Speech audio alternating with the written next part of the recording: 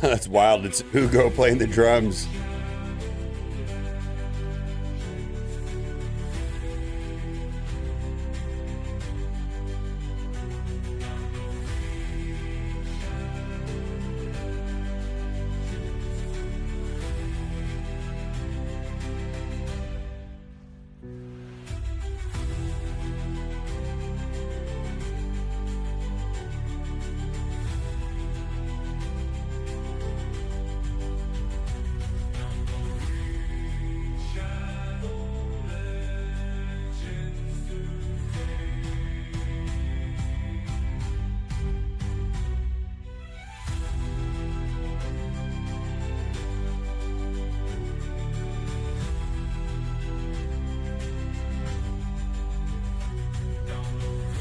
Alrighty then, we got some Raid Shadow Legends going on today. How are you all doing? We are kicking it, and we're just going to be chilling, get some of I did most of my daily stuff yesterday, but we're going to kind of go through it. Proving Grounds.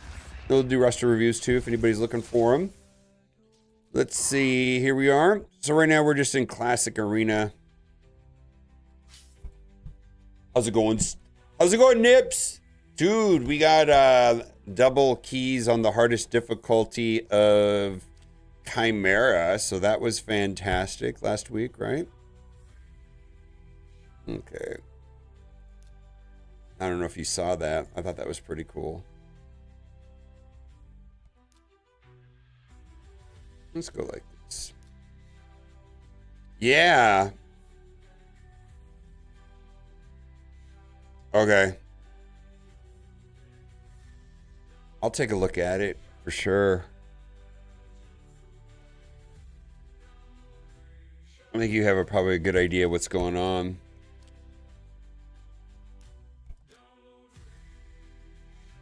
Let's see here.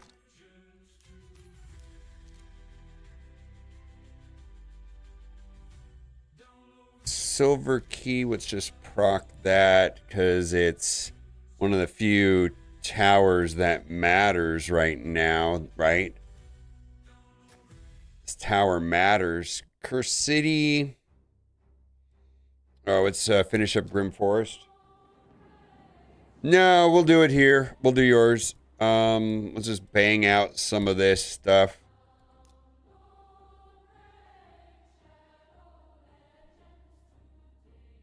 Yeah, send it over. Yeah, send it over, Sexy Beast.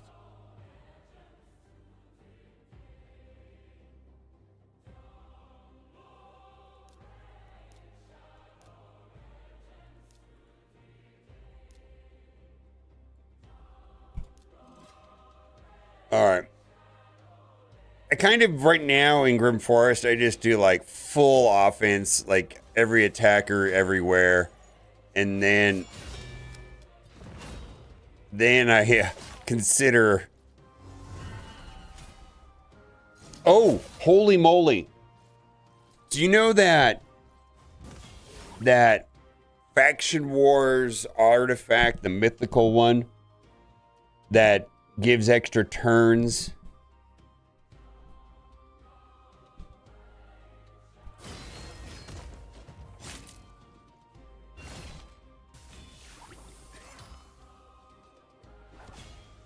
And it's like crit damage. It's the mythical... No. The mythical Forge Pass. I'm so sorry. The Forge Pass mythical. The one that gives an extra turn. And then the primary thing is crit damage and then speed. Globe something. Globe, what is it called?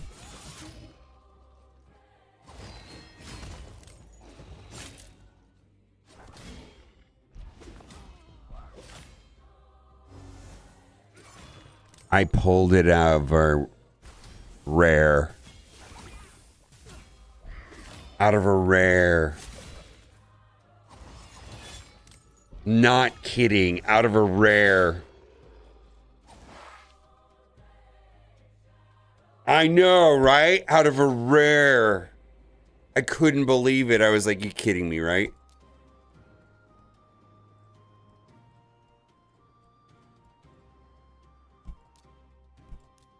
I was like, that never happens to me. That never happens to me.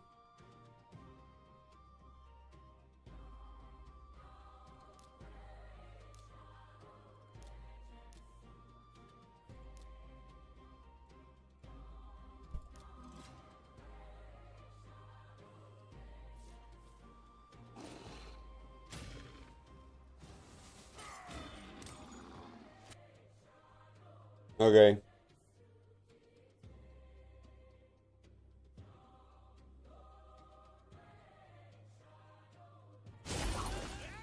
All right, I'm gonna keep playing this. I'm gonna pull this up on my tablet.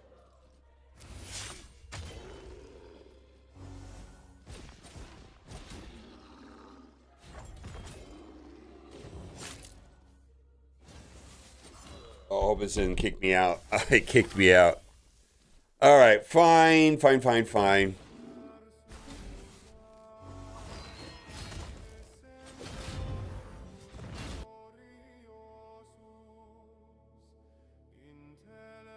Let's see, pull up phone link.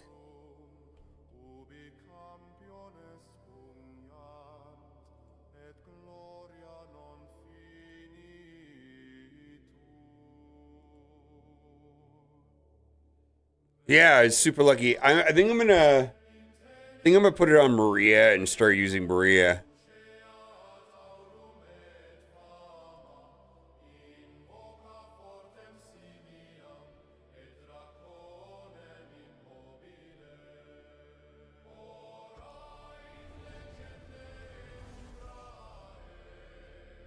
Gameplay source.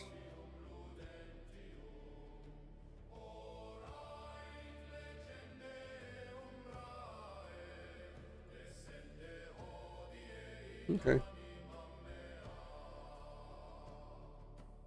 Oh yeah, this is always laggy when I run it this way. This is on for my tablet.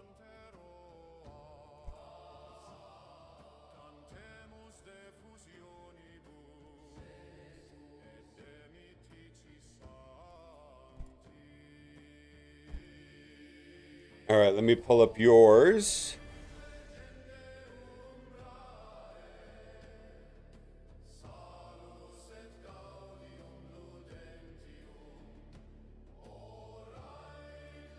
Let me pull up your account.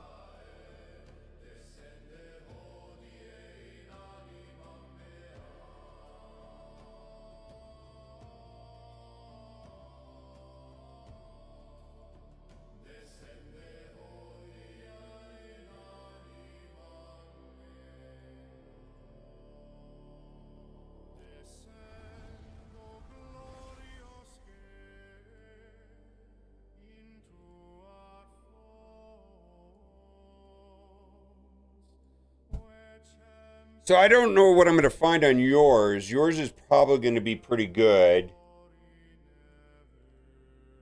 Be my guess. I'm going in. Nope, that didn't work.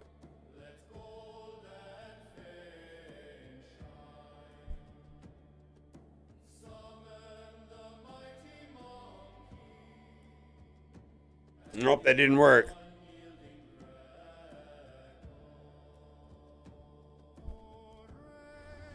All right, yeah, that didn't work.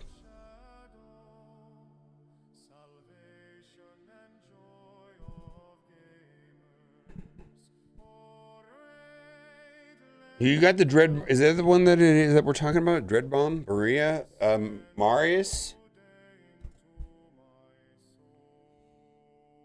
Pretty much any damage dealer, right?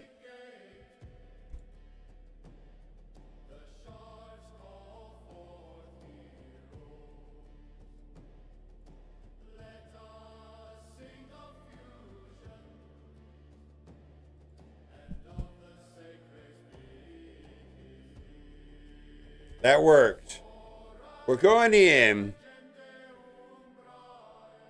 How do I I turn the tablet on and off? Hmm.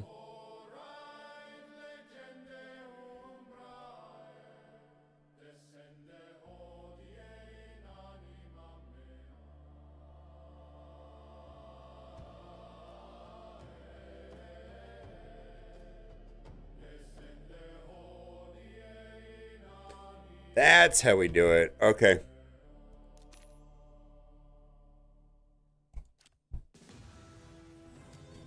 Ooh, you don't play this account much, do you?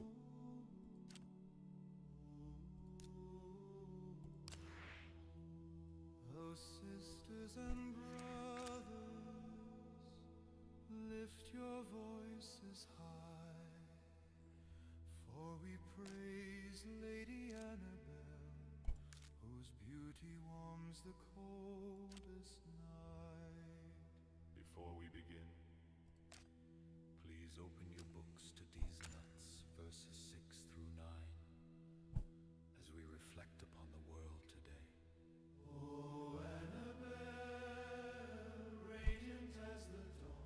So I have 200 wins, man. You have none.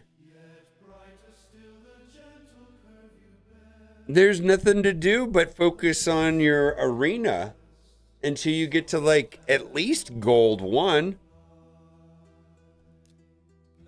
Well, it's tied together. Right now you're getting a 1% boost versus a 14% boost.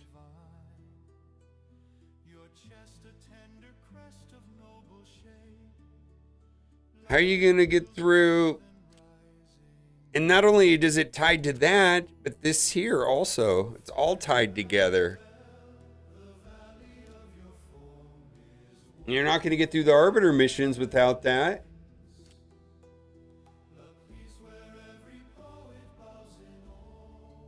Yeah, Classic Arena is not an optional experience for PvE.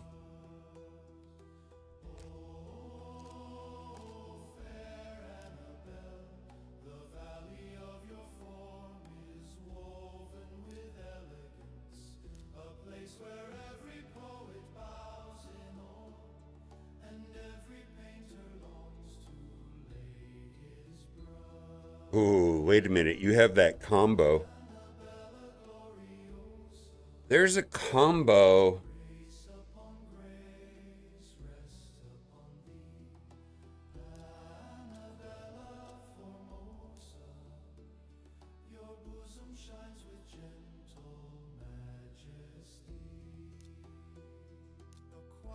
Strength dwells in your softest lines, a feminine grace, serene and bright.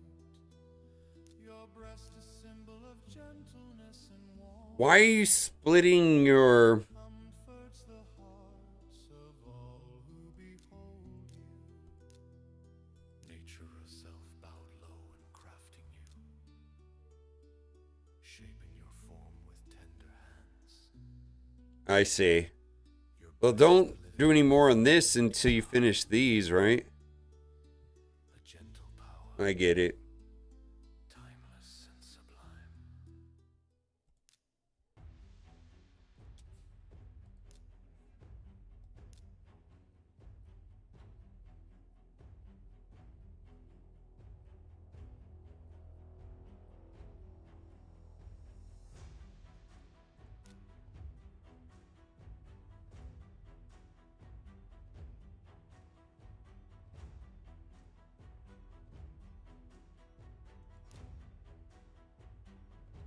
So you just need to do green potions. You have Lemonisi.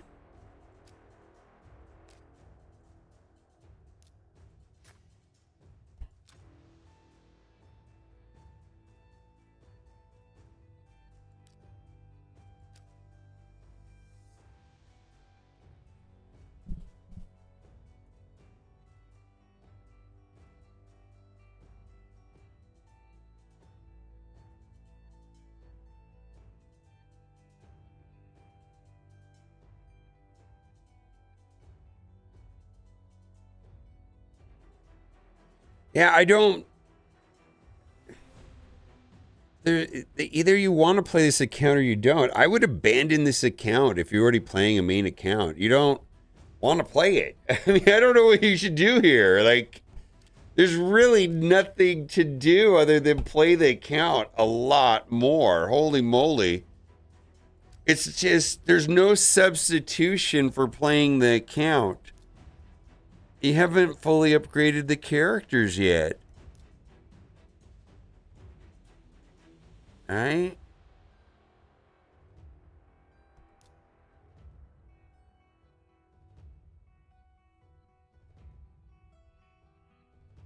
I mean, you're just logging in once a day and collecting the stuff and dipping out. I did not want to. I did not want to hear that. Yeah, I would. I would just not play this account. Yeah.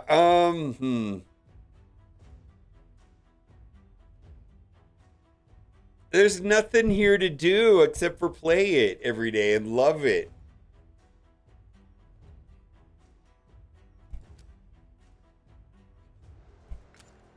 The first thing to do is go to Gold 1 and max out your arena team, which is not maxed out. You got to farm green potion dungeons. You have Lemonici, which can heal block. That makes that potion dungeon a little easier. Lemonici can help you with that dungeon because it's all about heal block.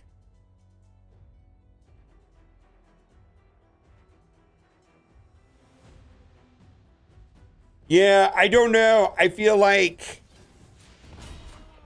given that this is not your main account,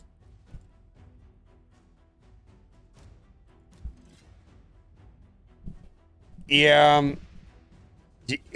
one of your kids. How old are your kids?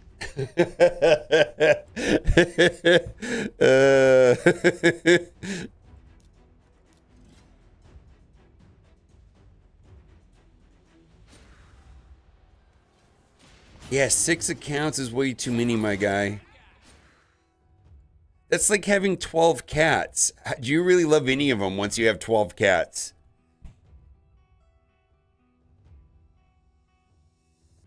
Yeah, the count actually, you have like a lot of the shell of a good account. I mean, these are all the login champions. They're all I mean, you have all the login champions, right? There you go. Login champion, login champion, login champion, login champion, login champion. What, Lemoniци's the oldest one on this?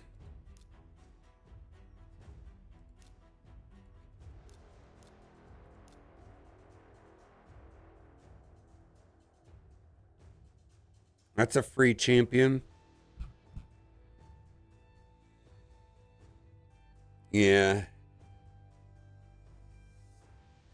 Yeah, the count is fine. It just, you know, like okay, so if I took over this account, yeah, I would only do arena. I mean, that's where you're going to get the most value in all game modes, right?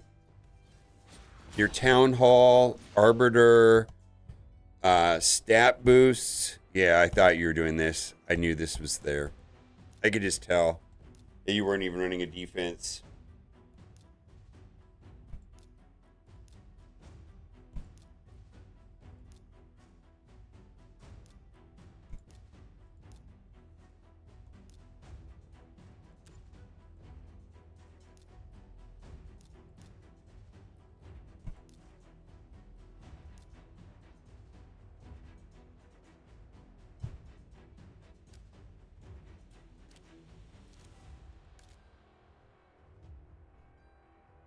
Yeah, it's just like, you know, if you won't be able to progress in PvE game modes until you upgrade your stats, and there's just too many stats that are dependent on classic arena between they, the tier bonuses and then the Great Hall. Yeah, there's just, how do you finish your daily activities without playing in the arena?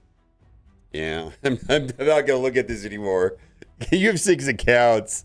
Yeah, you know how to play the game, man. It's either I would give this to one of your kids.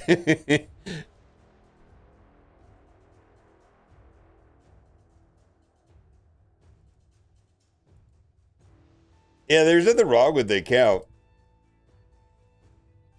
I mean, that's about level of interest, unfortunately.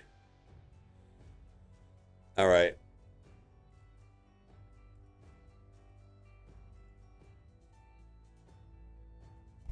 Unfortunately, there's no amount of money or skill that will make up for activity. Activity is, one of the most important things in the game.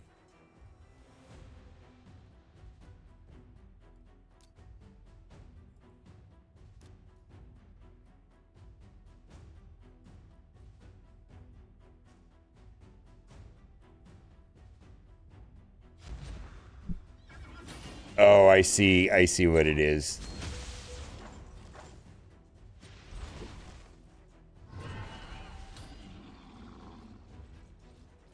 Yeah, but if you were serious about playing that account, I would focus on Classic Arena, Arbiter Missions, Demon Lord. And all of them are tied together, but starting with Classic Arena. And you're gonna have to max out your. You're gonna have to max out your Classic Arena characters. Looks like most of them were Spirit Affinity, so tomorrow, that's gonna open up. Yeah, well, is it tax? It's not tax season right now. It's always a season though if you've got a lot of corporate clients. It's not personal tax season yet.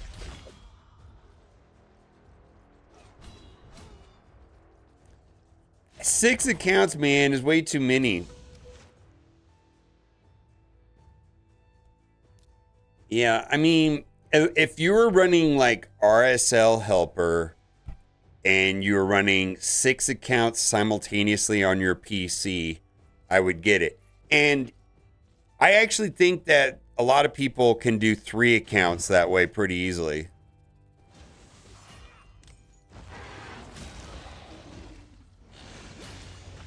Yeah, I mean, I would do, if you're gonna play that many accounts, I would RSL Helper them and have all of them running simultaneously. And then just like go to the first account, queue up the shit, go to the second count, queue up the shit, go to the third count, queue up the shit, and just keep doing that. You know what I mean? Just keep cycling through them.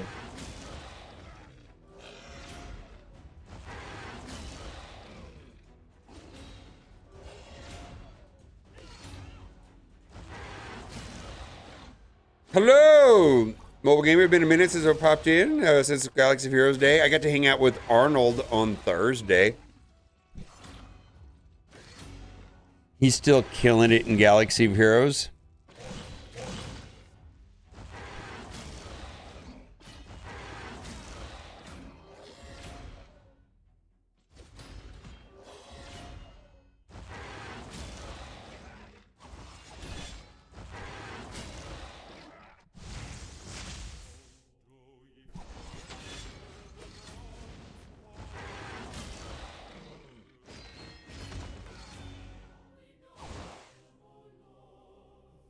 Woo! If you're playing Raid, you're in the right place. You're in the right place if you're playing Raid.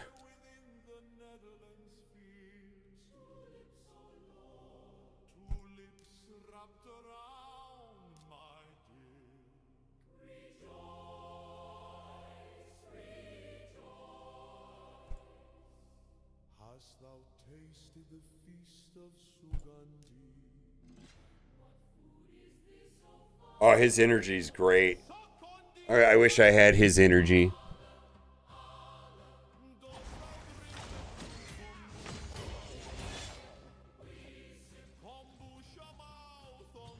Yeah, I was out of town for one day and I was like, oh my god, this got hard. I'm not gonna I'm no longer trying to go for first place. I'm gonna be happy with like fifth place or whatever I'm gonna get. I don't think I can be sweaty enough to get first place. I mean, you really have to like re-gear your account every time you want to play it. For example, there like Marius is the superstar, right, of Proving Grounds right now, and it's like, well, there's a PvP build and a PvE build. All right, PvE blessing and a PvP blessing, PvP relic and a PvE relic, and you know you don't want to run Stone Skin, you want damage, you probably want Slayer, and it's just like I don't want to switch all that shit around every day.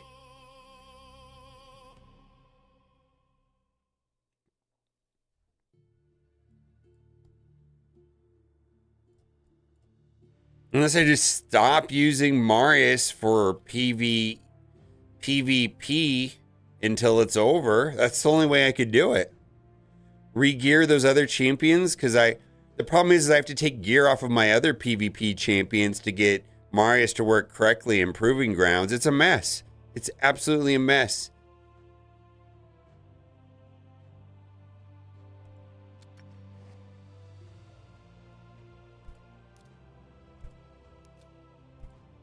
So do I just 3-star everything and leave it alone? Probably. Yeah. Yeah, I do have a Discord. Here you go.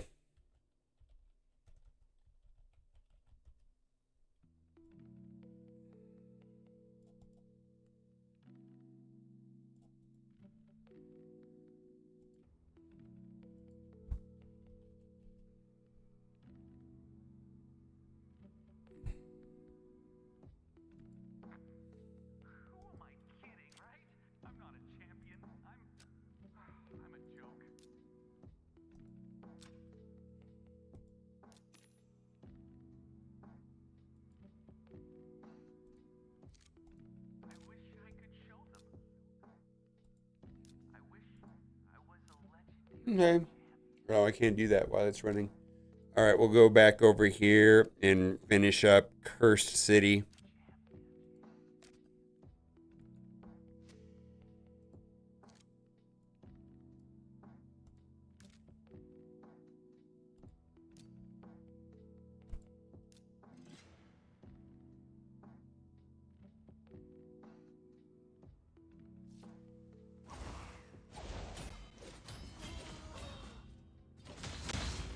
Well, the cookies, I mean, that is the point of Proving Grounds, is to force us to use the new champions. Not only acquire the new champions, but play with them, interact with them, upgrade them. I mean, that is the intent. It's solely its purpose. Because of those new champions, I had upgraded Masahiro and Rhea, and I had not, and Telena, and there were other three I hadn't messed with. I hadn't messed with Fallen, I hadn't messed with the login champion, and then I hadn't messed with the assist champion. It's like I didn't even bother playing them. And I had to upgrade, gear them, master them, all that, and because what happens at some point, and I know you know what I'm talking about, is you have everything set up. Okay, I can run through Ice Golem in 8 seconds. I'm exaggerating, but you know what I mean? It's just like, yeah, why do I have to play with that anymore? I got all my good champions set up. What's up, T-Depths?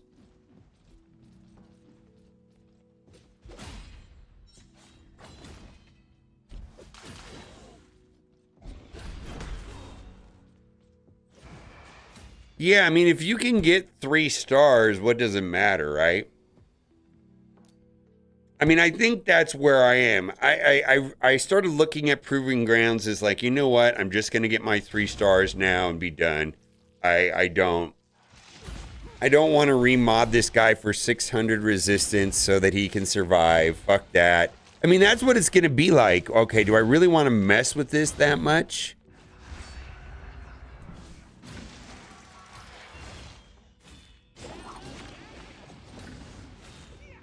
Well, they want people. Okay, but so what happens with players that have been? I'm in this. I'm in this category. Like, why do I need any of the new champions? Why do I need anything?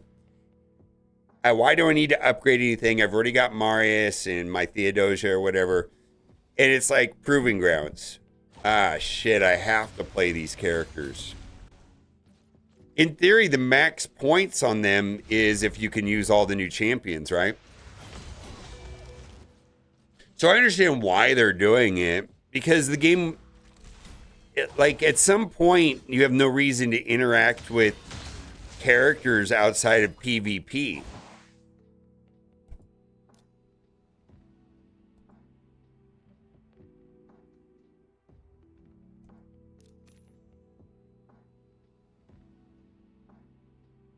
Yeah, I know, I get it. I agree with you, Cookies. I totally like.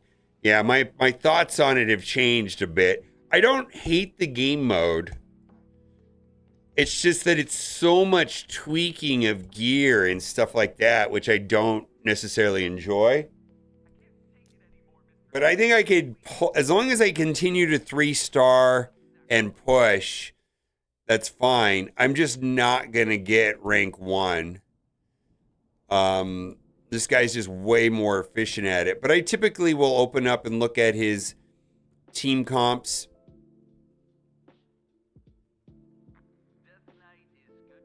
I see what he did. See, I also don't want to remod Empress. So I'm just going for 3 stars. You like a little tweaking? That has a different meaning to me. Tweaking is a drug thing. I'm just saying.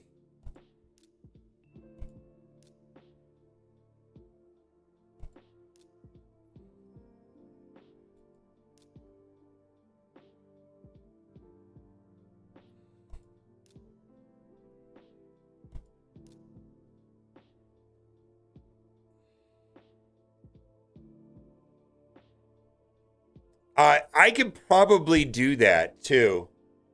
Masahiro is I could the most points I generally get is when I do that.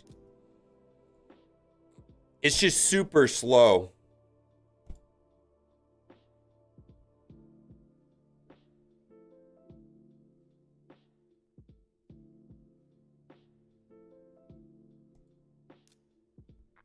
Well, I offer a 0.3% damage reduction, but only if I...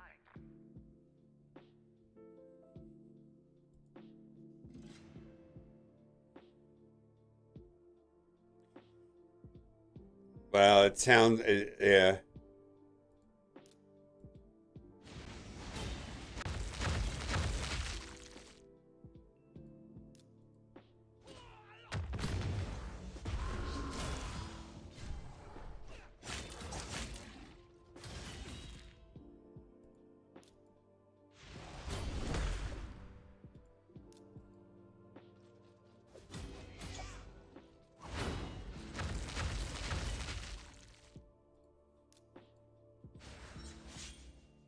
Okay, I can take a look at yours, Stitch. Yeah, I do have time. No, this is my old account, my main account. So Stitch, join the Discord server. At me, at Mobile Gamer on the server, and then I'll add you as a friend. putting the effort in. Starting to think maybe it's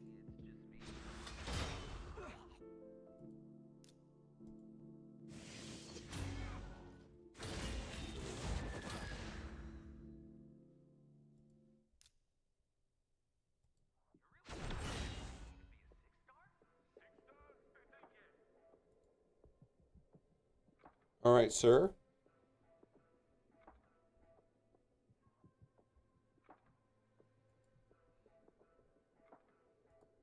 I've added you as a friend.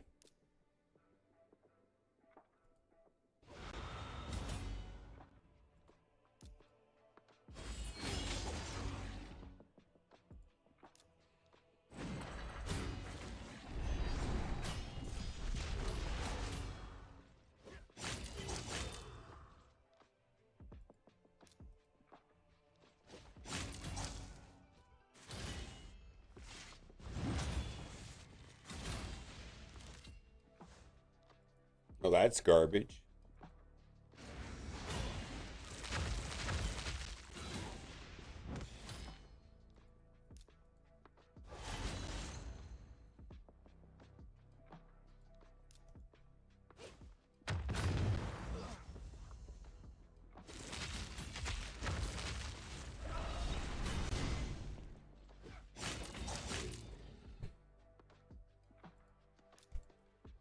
So I sent you a friend request.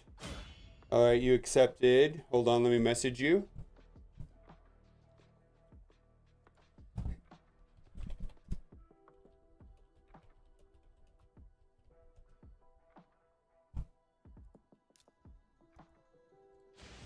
I think I could beat it with Masahiro +4.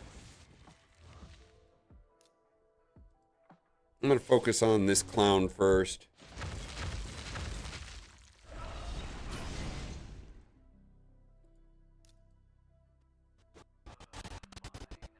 I'm playing on my tablet through a phone link, and so it's through like the internet.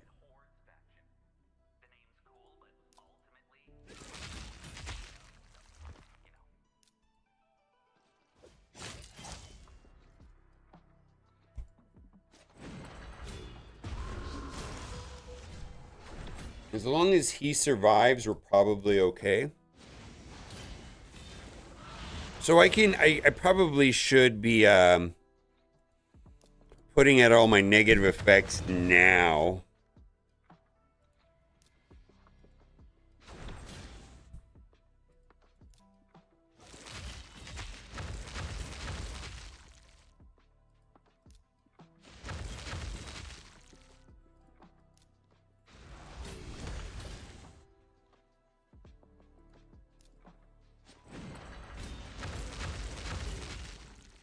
Let's see if I can get enough.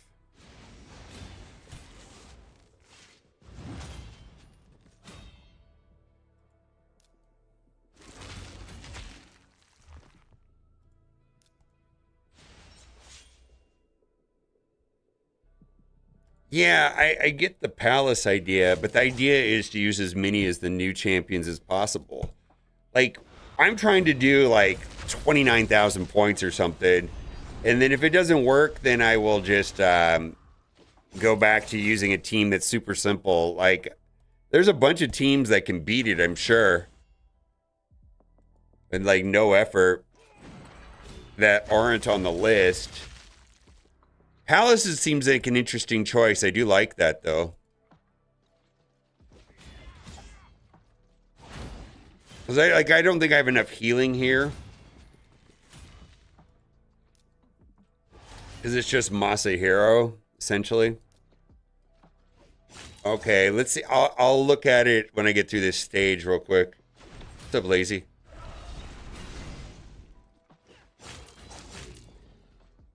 There we go. Like, I don't even know if I would have opened or played any of these champions, actually. Like, if it wasn't for this game mode. 394, that's a lot of points, man. I might see that. I have Palace.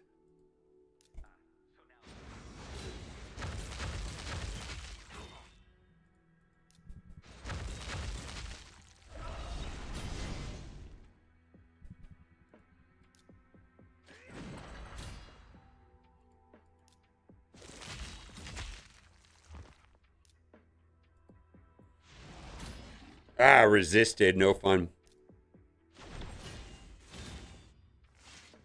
Rhea is... I don't like Rhea at all. I think Rhea is, like, very underwhelming for as hard as she was to get. Maybe I don't have her geared right, but I just feel like, oh, that's it? That's all you do? Come on, do something.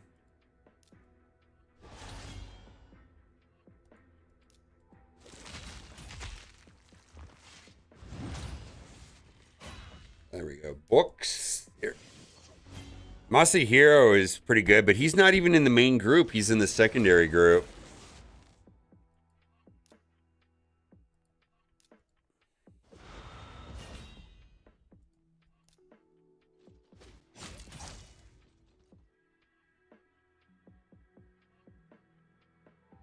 Yeah, he's all you know, especially if you have him at 5 red. Pretty much any 5 red, all the login champions that were at 5 red have been over the top, amazing, generous, whatever word you want to use, for new accounts. Really good.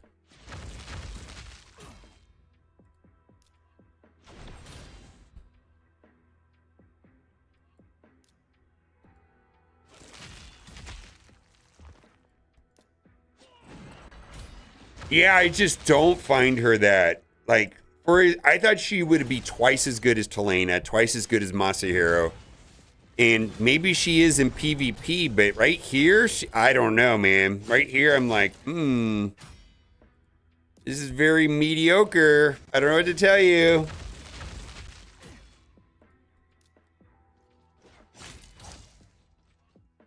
Yeah, 5-star Brimstone is like, yes, please, right?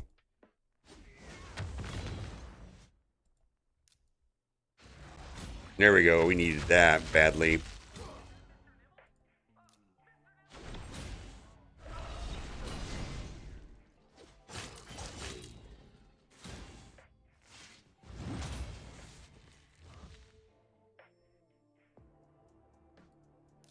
All right, that'll get rid of him.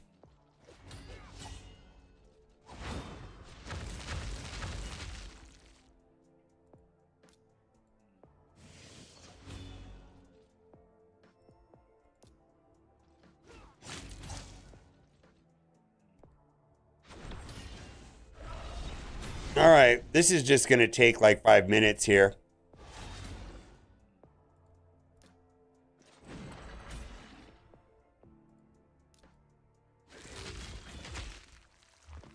Guess I got to save that. Rip. Okay, well, let's see here. So I need to save the kickback right here. Oh, I don't have it. All right. Let's put out that.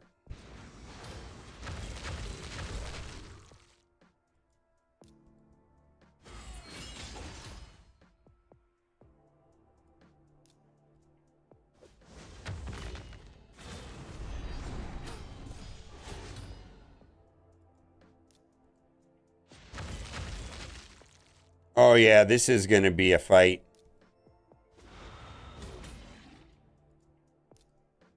See, then if I really wanted to beat this, I could just use, I need the heals. If I really wanted just to beat this, like not even think about it, I would just use Empress, right? Because Empress can solo this guy. If I had to, you know what I mean?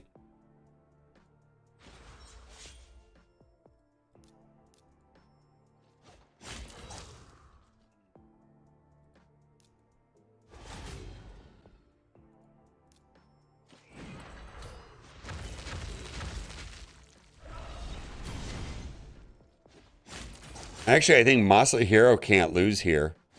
I've noticed that Golden Elixir is super good here. Like, way better than I thought.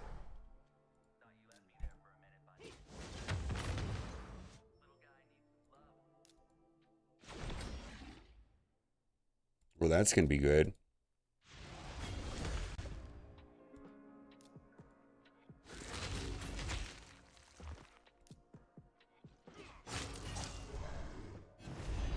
Oh, you get way more points doing it this way. Here, I'll show you. You get a lot more points the way I do it. See, the point of this is not just to beat it. The point of this is to beat it with the champions that get the multipliers. And you know, if I use something that's not a part of the 9x or the 1 point whatever it is, 1 point something x, then I'm just, yeah, then it's pretty hard to get 3 stars.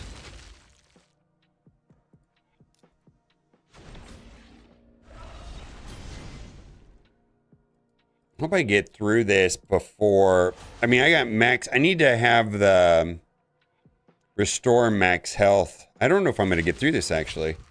I might not make it. It's, yeah, for the leaderboard, yeah.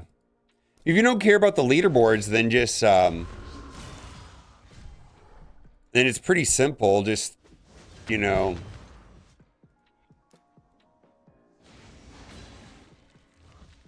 probably can, what, what is it, 2 new champions and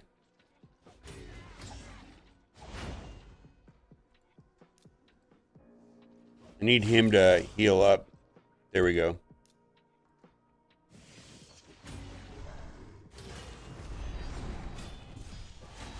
The problem is that my HP is getting destroyed. Yeah, when do you max out the stars though? That's all I want to do is max out the stars.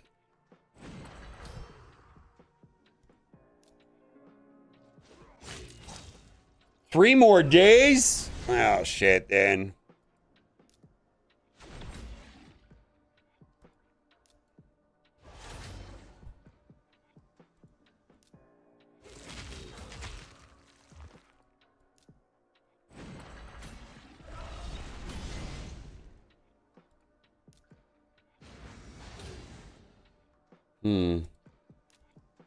I might play this differently now that I know that.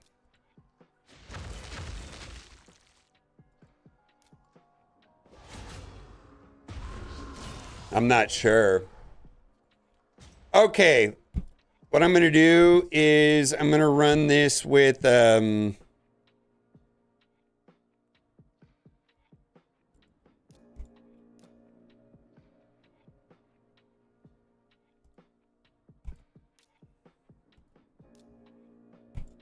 the background to probably run this on auto. All right, and then I'm going to open up Stitch account real quick. I'm just going to run this on auto.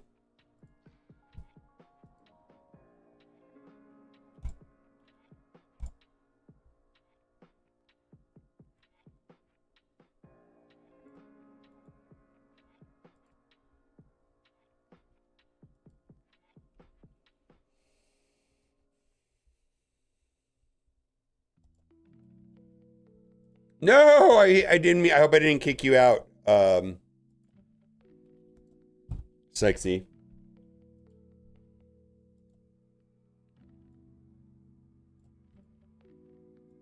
Who am I kidding, right? I'm not a champion. That didn't work.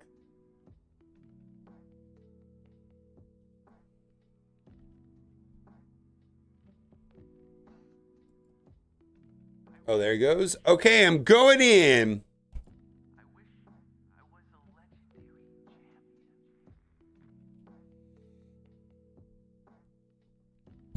The legendary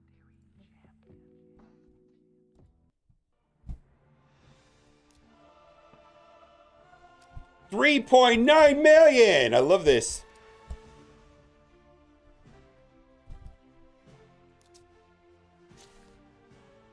$3.9 million playing the game since 2025. Fantastic.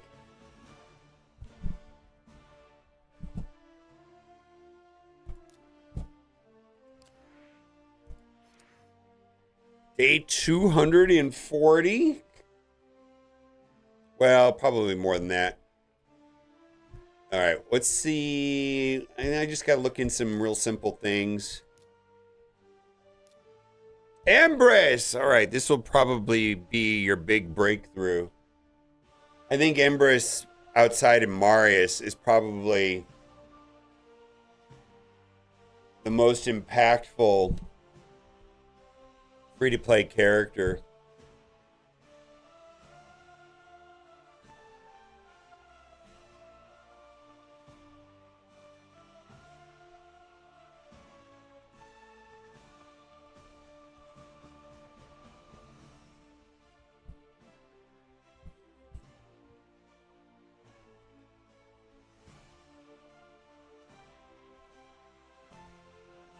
Oh my God.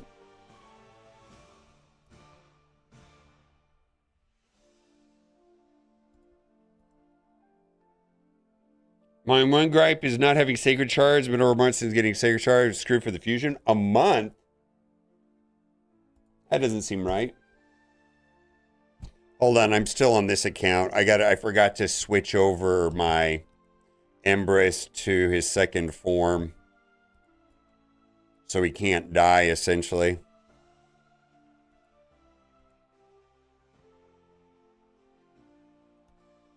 And I had fear, and then it went to stupid.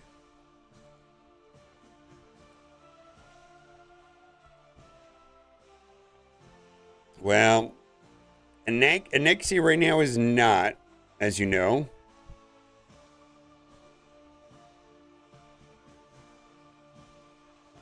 Someday, probably. All right. Woo! Blow him up.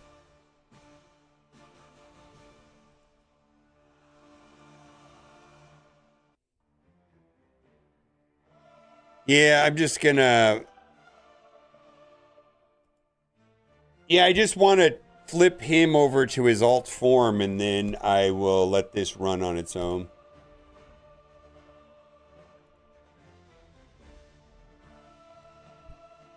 Okay, now I'm done with that. All right, so Empress is going to be the character that will change your account the most. Well, there's some common problems that I see. Beautiful, right? There's some common problems that I see until people get Empress, and there's not much you can do about it. You mentioned not having any sacred shards. All right, you can one... That's interesting. No sacred shards out of that? Surprises me, actually.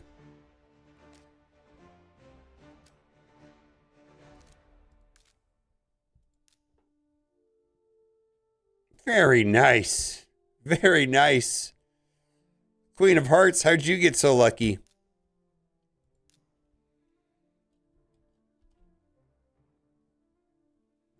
Are you going to go for the...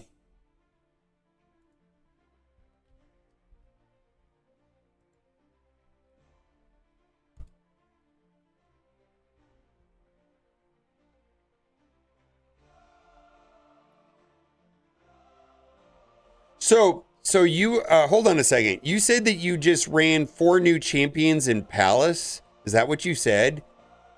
Somebody just said that, right? You just ran, and can you put it on auto and walk away from it?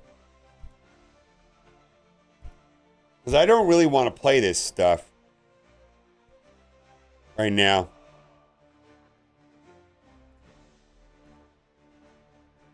Yeah, I have Palace. Why not? All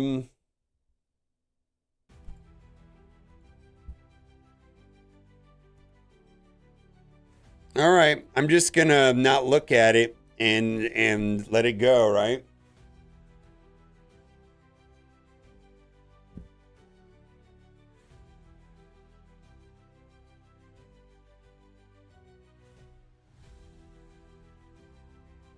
Oh, well, that's not what I want to do then.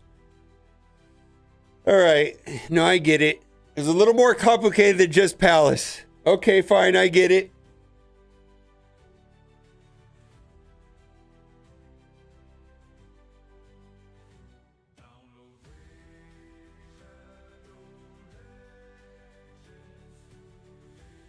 Well, you got lucky there.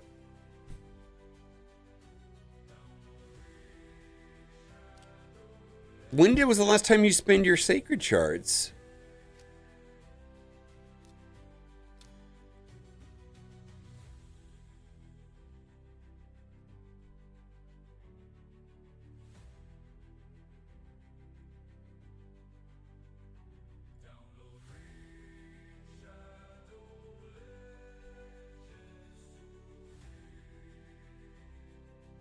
When was the last time you spent your sacred shards?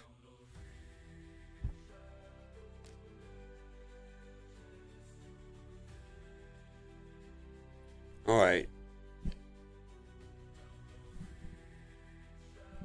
That was like 12 sacred shards, right?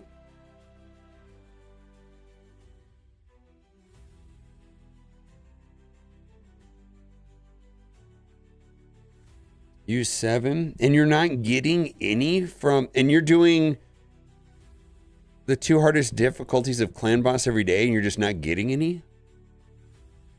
What's up, Dart?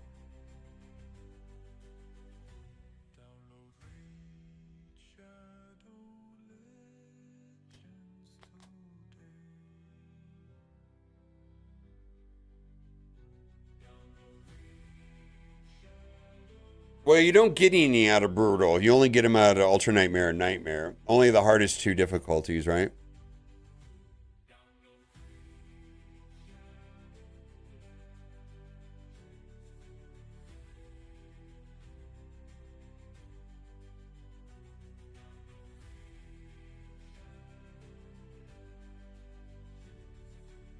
Yeah, my palace just died.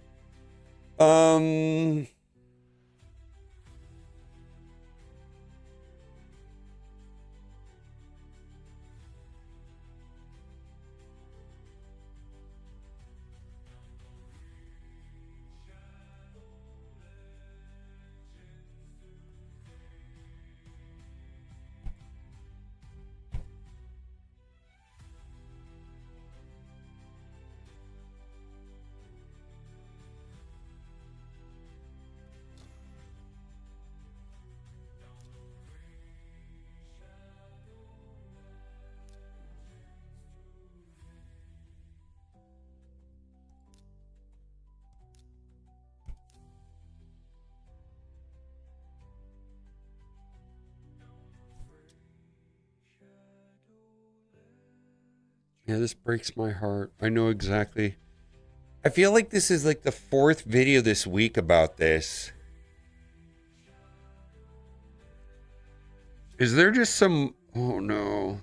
There's some disconnect going on.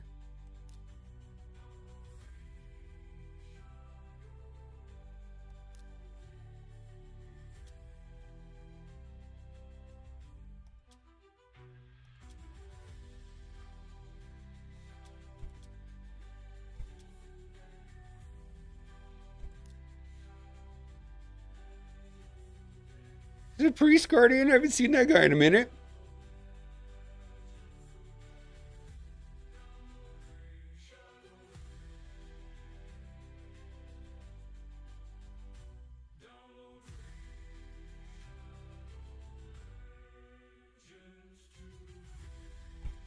I'm gonna lose my mind here. I promise you here in a second. Actually, this is pretty good.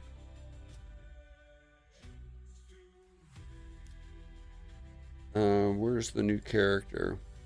Maybe not.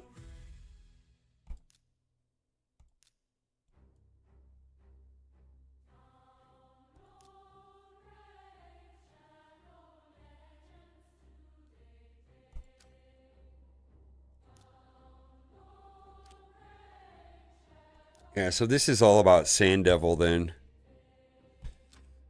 And Sand Devil's just really awful until you get Empress.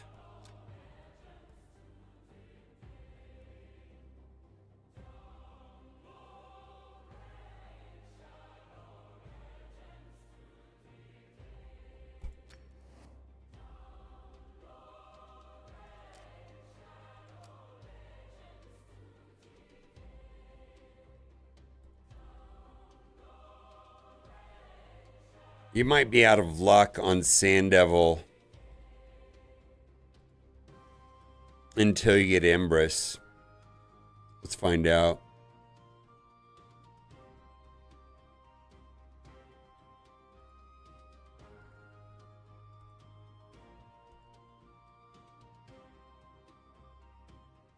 What? Torture Helm has a team? Is that true?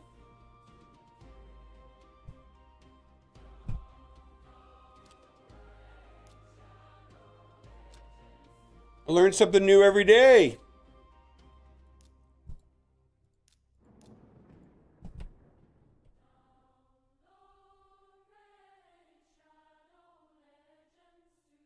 I did not know there was like a long version of this. Let's take a look at his kit and why that works. That's why. So it's the same thing as Empress. It's the same thing as Empress.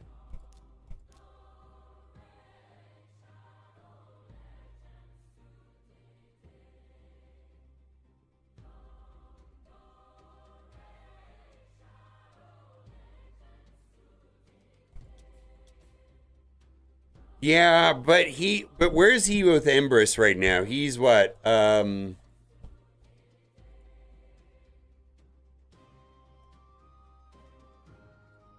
far is away from Empress is he? That's probably like 2 months, right? 2 months on Empress?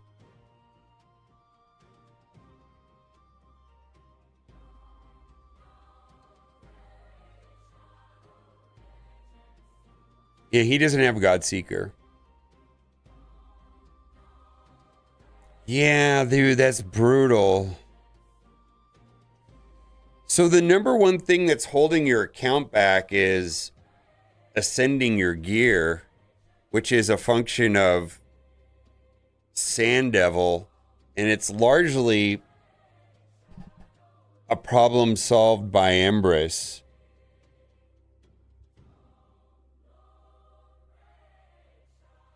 Yeah.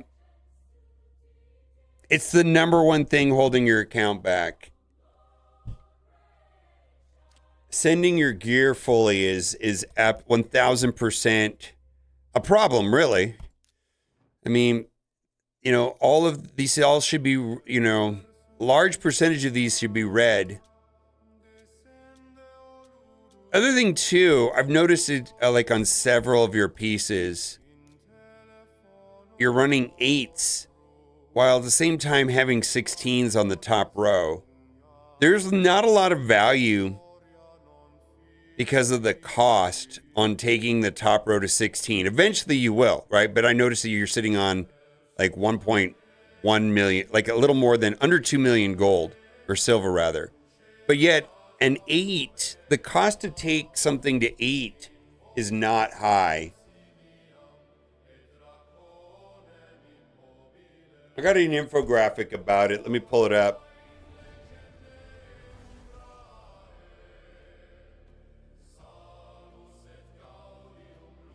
Oh, it's not that one. See if I can find the infographic about. Yeah.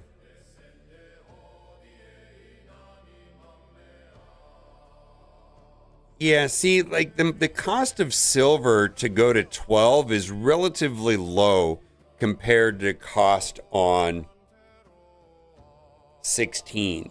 I'm going to say that if you're playing a piece of gear, it should go to 12. And be very, very, very selective on 5 slots on going to 16. Largely want to avoid going to 16 unless it makes sense. Here, here, here, here. Those 4 for sure. 1, 2, 3, 4. Here, you're going to want to do it if it's a damage dealer with crit damage. Here, you're going to want to do it if it's accuracy on a character that needs accuracy, and who doesn't need more accuracy. But it's like, but going to 16 here, or here, or here, or here, but not taking this to 8, it just doesn't really make sense given the cost on how steep it is going to 16 and the value on going to 12.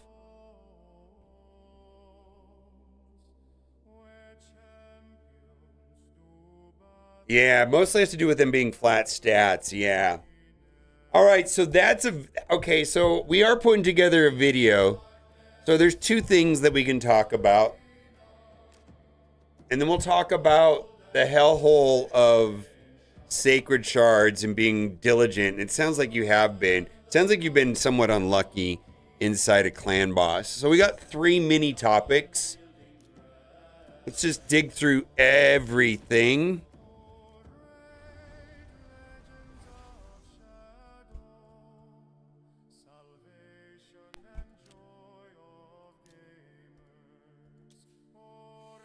Nice.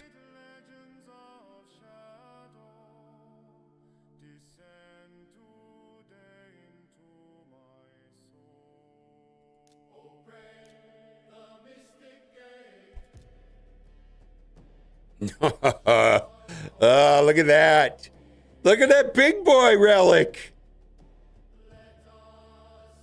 Look at that big boy relic. Oh.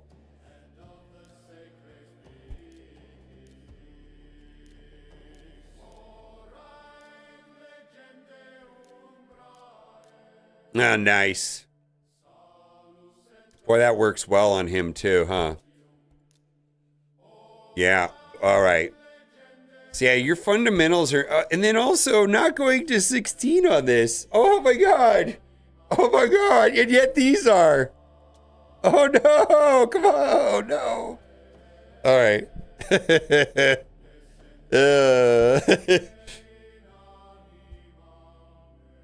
Oh no.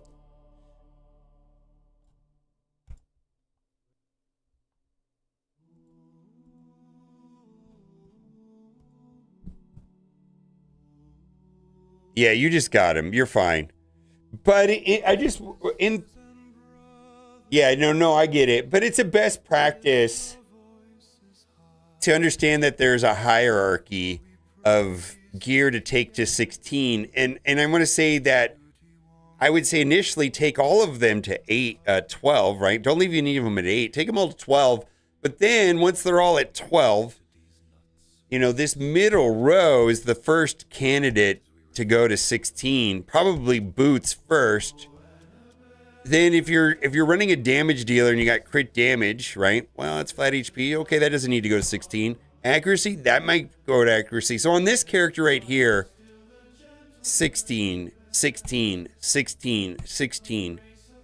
Doesn't really need it, doesn't really need it, doesn't really need it, doesn't really need it, doesn't really need it. 12s are fine on these 5 slots. For eventually everything goes to, I mean, there's a billion exceptions to this, I guess. Yeah, well, you may want to take them to 8 initially just to see if they're worth using. But if you're going to use a piece of gear, probably going to 12. It's just not, it's not super expensive to go to 12. 8 is 4 and 8, not very costly. You take them to 4 and 8 just to see if you roll up and if it's a good roll up. Like if you get speed rolls, whatever you're trying to do, crit chance, crit damage, whatever.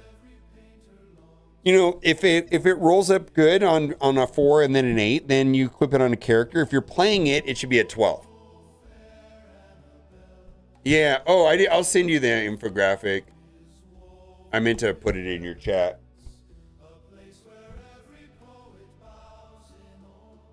Yeah, I put it in the chat. I'm going to use the restroom. I'll be right back. What? Yes, I do. Yes. I don't know Gestal. I know H2 from Gestal very well.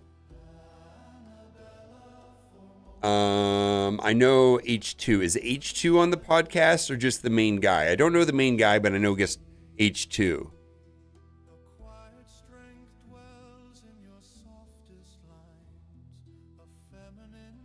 Woof. Thank you for the $50 Canadian. Thank you. I gotta use the restroom. I'll be right back. Nature herself bowed low in crafting you, shaping your form with tender hands. Your breast the living emblem of beauty's art,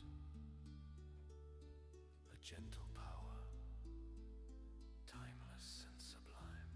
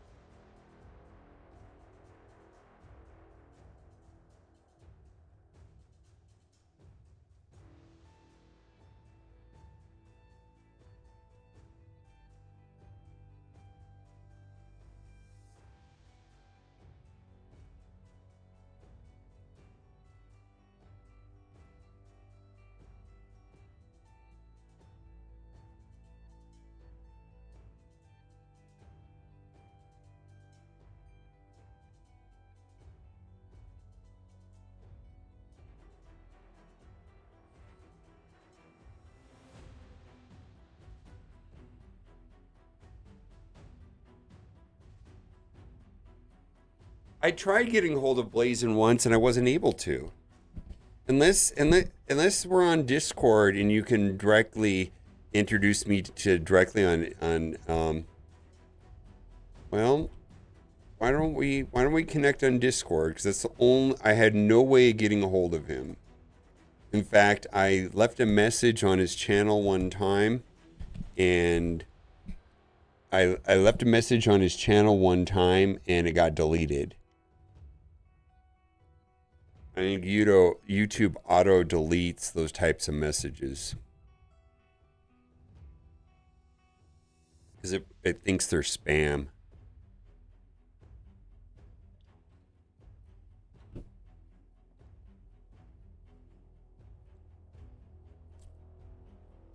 All right, let's find out.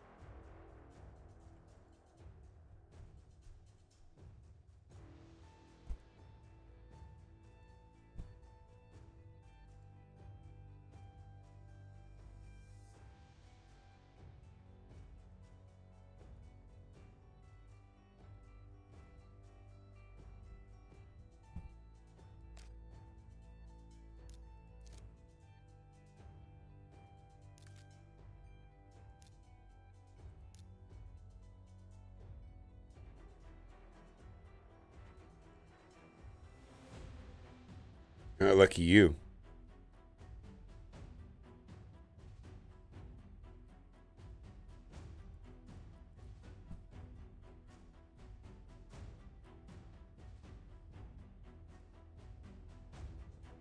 Okay. I've never. There is no direct message on YouTube. I've never received or sent a message directly on YouTube. Is that a thing that I don't know about?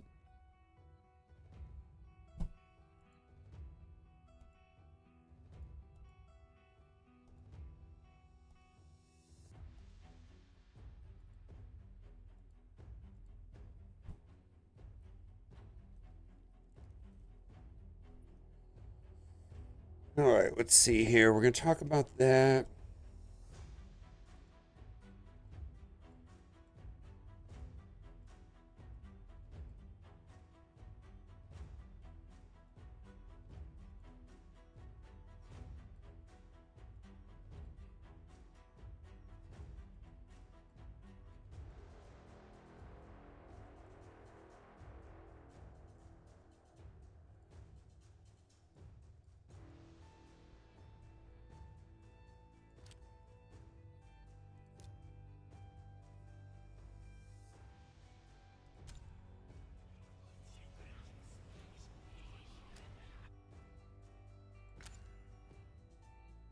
Excellent. Marius? How long have you had the Alice unlock, or not Alice, Arbiter?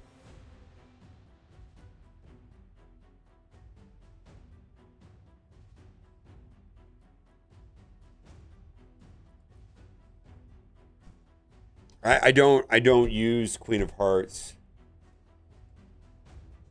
And I don't think a lot of people have her. And the information I try to provide in the videos is kind of more generic information rather than character specific, roster specific. Yeah, I don't know.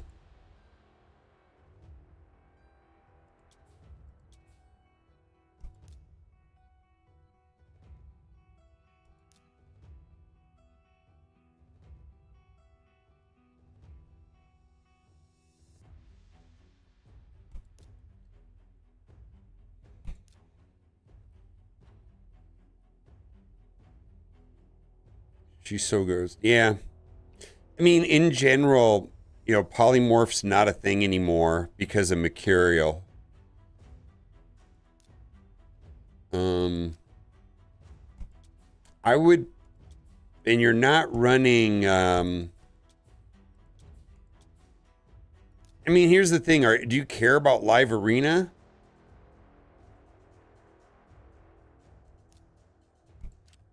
It's more of a live arena thing too. Yeah, it's more about a live arena thing. If you really care about live arena,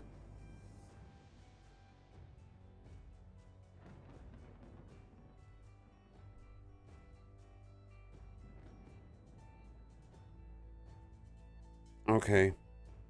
Yeah, outside of communication on Discord, I don't really know how to get a hold of anybody.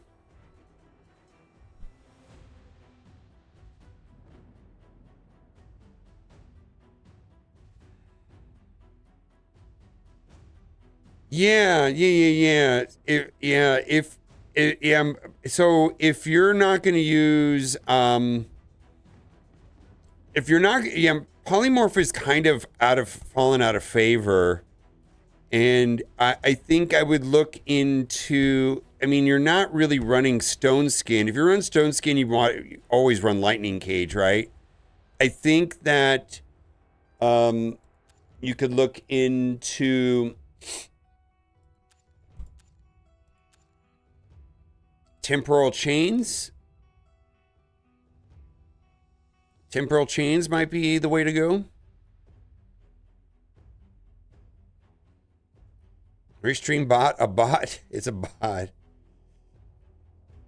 No, the people are okay. Oh, I see. Is Restream a bot or a person? They are people on YouTube. So there's people. So there's this right now. We've got 40 people on Twitch, 23 people on YouTube, and so that everybody can see each other's chat. Restream republishes there.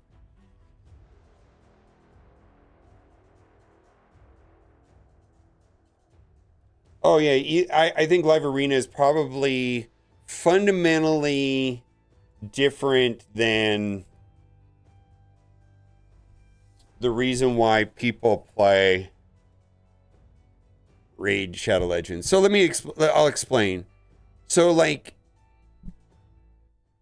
not always, but in general, like if you play a card game, like Marvel Snap or something like that, or whatever, you are going to get crushed 50% of the time. Like it's just one person wins, one person loses. And that's the way it works, right?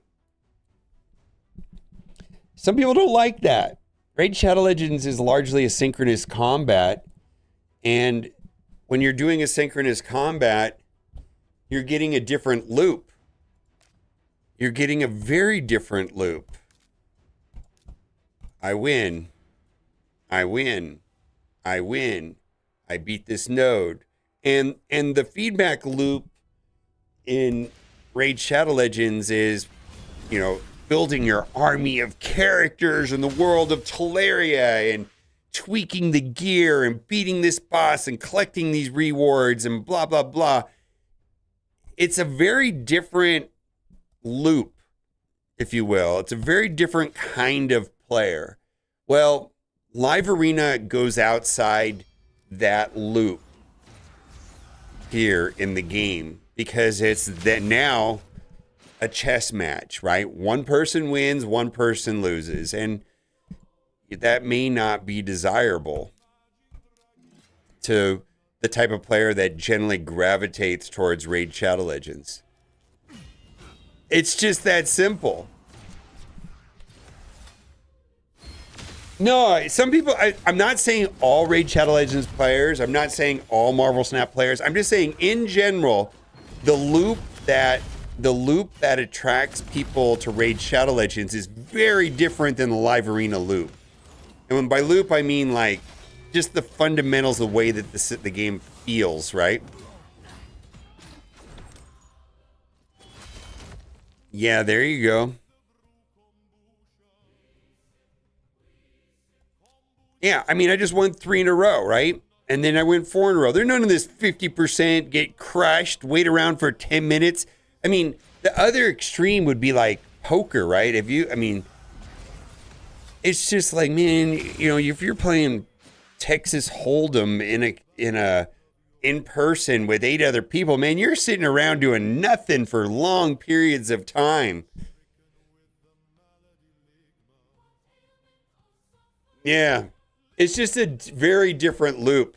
Yeah, it's a very different, like, and then, you know, you could go over to, you know, a slot machine and you're getting a continuous cycle very quickly, right? Very quickly. It's like different spectrums of gameplay and preferences, really.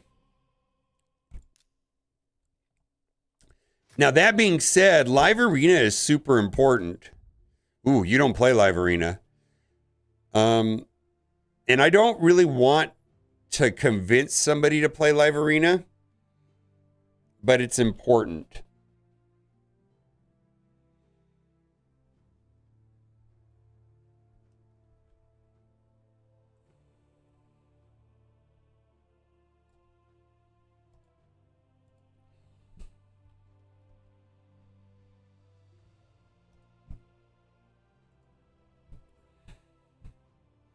Yeah,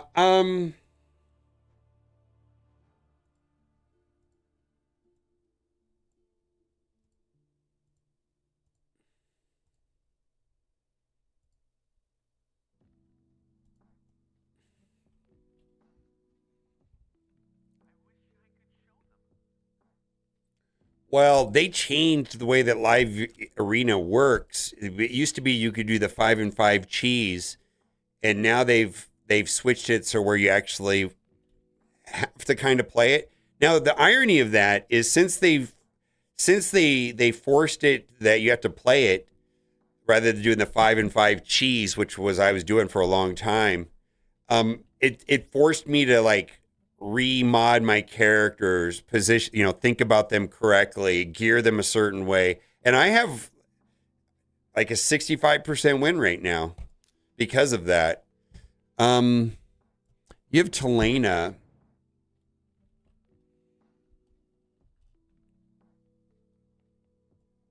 It's just a different.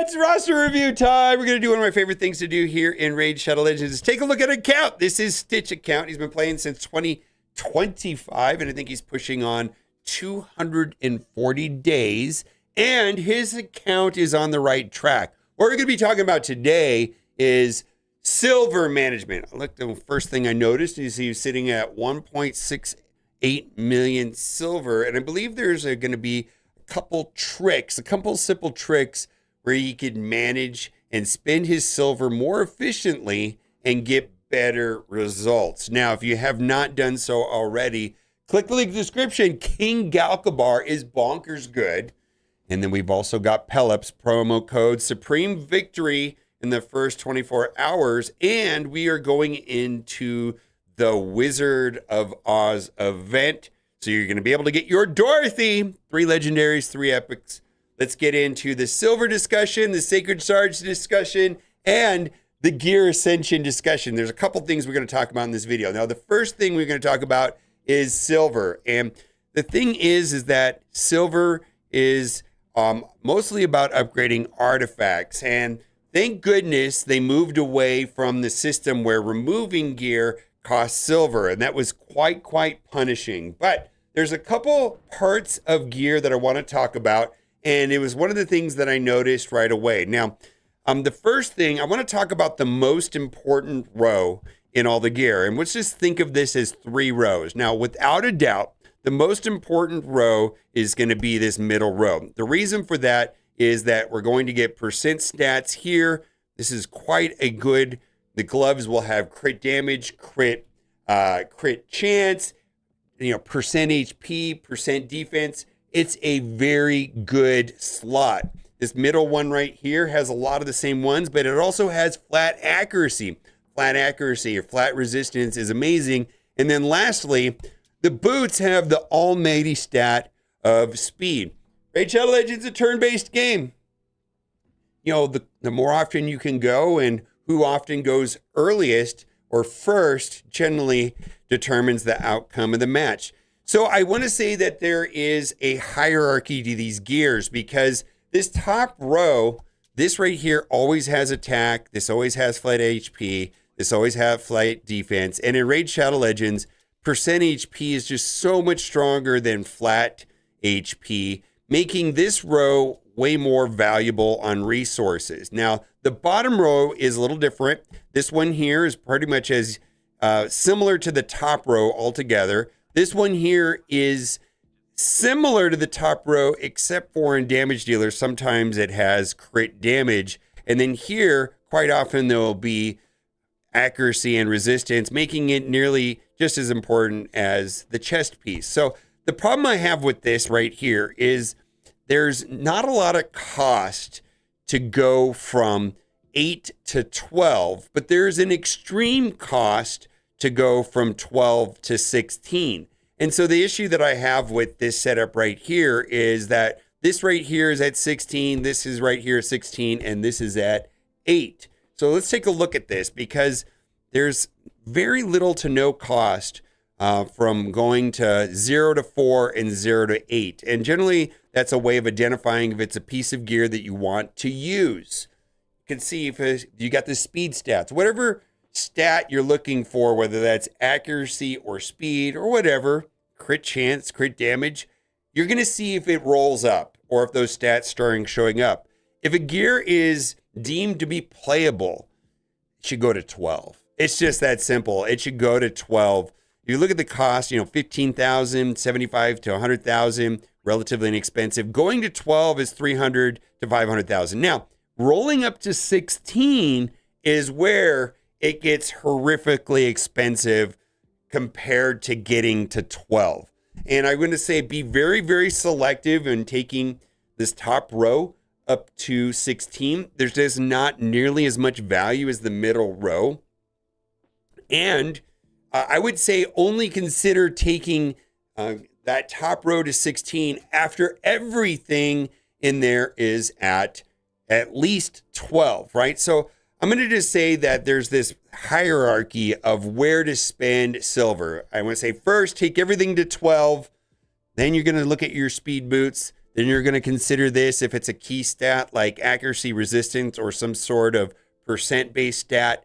Then right here is also going to be, these two here are of equal importance in my opinion, especially if you're looking for damage dealers and you get crit damage and so on. And then over here, if you have crit damage, and then over here for accuracy. And then I would last look here, here, here, and here. And what we're looking for in this top row mostly is secondary stats. These are some amazing secondary stats right here. We got a triple roll speed, crit rate. Here we got speed roll, percent defense, and accuracy, fantastic. And some of the stats here, other than this flat HP, are very good. The thing about this slot down here, which is probably the most useless slot as far as gear, is that it doesn't have speed.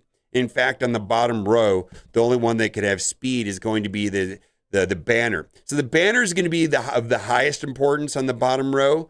This right here is of pretty good importance because you can get crit damage up on the very top primary stat. And quite often there will be resistance and accuracy, which are also insanely important stats, where not so much. Not so much. This is probably, as far as stats go, probably the least likely one. If you look at my roster, quite a lot of them are at 12. And this is probably the last spot where I go from 12 to 16. And generally what I'm looking for in this slot here is it a certain type of gear like Mercurial and getting set bonuses. That's going to be a way of saving a ton of silver. You know, take everything to 12 if it's playable, and then be selective on going to 16 and go in that order, focusing on the middle row. Now, yeah, like right here, it just drove me insane. It's like, he didn't take this here to 16. And I would say generally only go up in those multiples of 4s, because you get a stat increase, a stat roll up on those multiples of 4. And I was like, why would you take these two here to 16, but not this? Anyways, he's got a limited amount of silver. It's a finite amount of resources. Absolutely got to be careful. Also, farming silver generally is done in Spider Den. So that's where I would say a lot of that's done. Now, the next thing that's going to be a resource that requires tremendous amount of management is going to be sacred shards. And I was talking to him about it. And in general, he was just unlucky.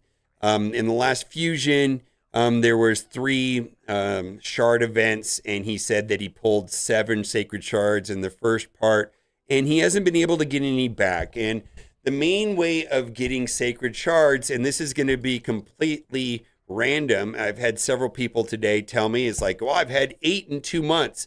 Well, Ultra Nightmare and Nightmare will randomly give sacred shards, and the amount that it puts out for you, I don't know if that's the right word, put out, but the amount that you get varies, and some people are lucky and some people are unlucky. On average, that number is about 10. And for legendary books, it's a similar number.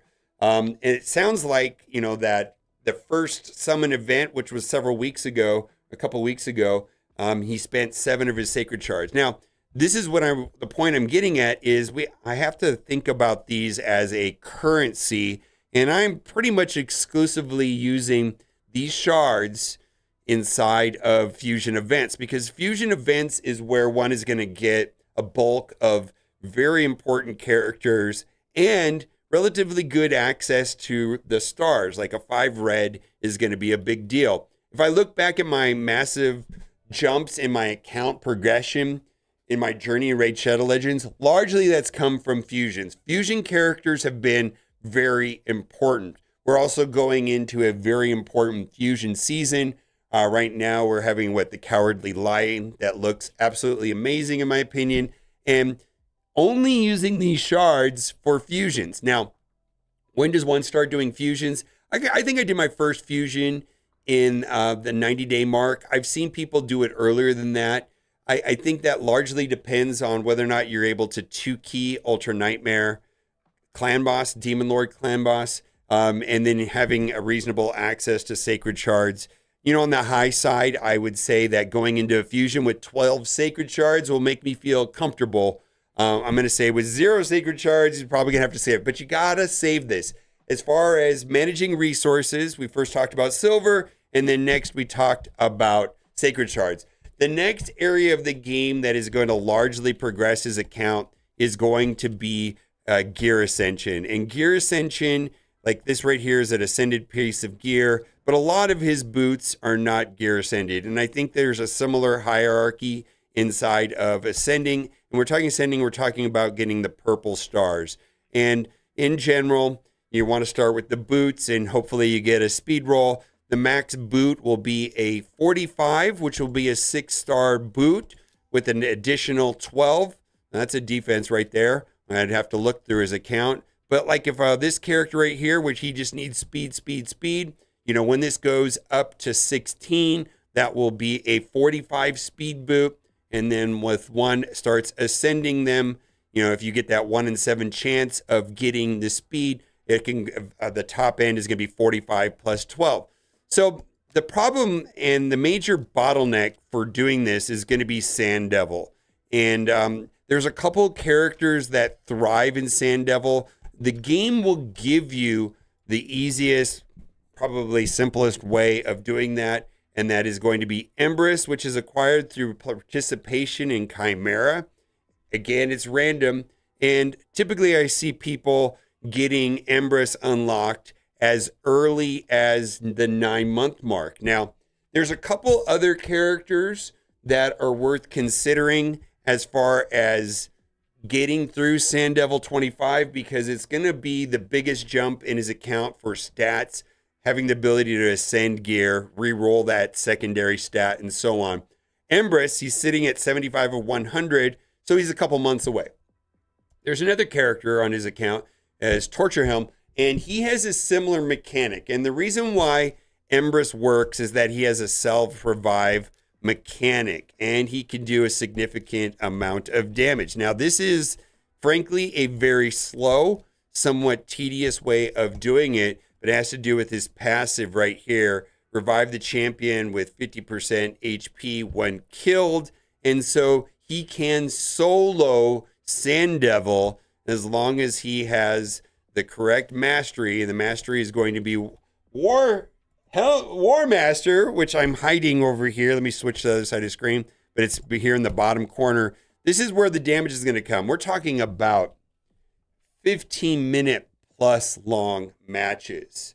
Something worth thinking about. It's a huge hassle. The people that use Torture Helm typically start their Sand Devils before they go to bed, and then they wake up in the morning and hopefully it's done. They load up with energy. Seems like a hassle. Now, and I'm not even sure if it's worth doing this or if it's better to wait for Embrys. But Sand Devil is going to be the key to getting amazing stats on gear, and it's probably going to be one of the biggest choke points. Now, the other thing, too, I wanted to talk about is the Marius missions. Marius is my second best character in my account. I feel like Theodosia is just as important. She's a mythical, and I have a bunch of mythicals, but Marius, for me, is more useful in more game modes. Easily the best legendary in the game, but this guy will not accidentally, magically show up in your account without being super diligent. And I've heard of players acquiring Marius at about the 9-month mark free to play. It took me about 18 months. My wife, Kat, has a 2-year-old account that does not have Marius. Marius will not just happen. This requires dedication and planning and being super deliberate about making this a top priority. He is bonkers, absolutely bonkers. Ridiculous, stupid amounts of damage. He largely defines whether you have crossed into end game. Do you have Marius? And I'm not going to go into details. All the stuff you have to do. You have to do everything. It's almost like you beat Raid Shadow Legends.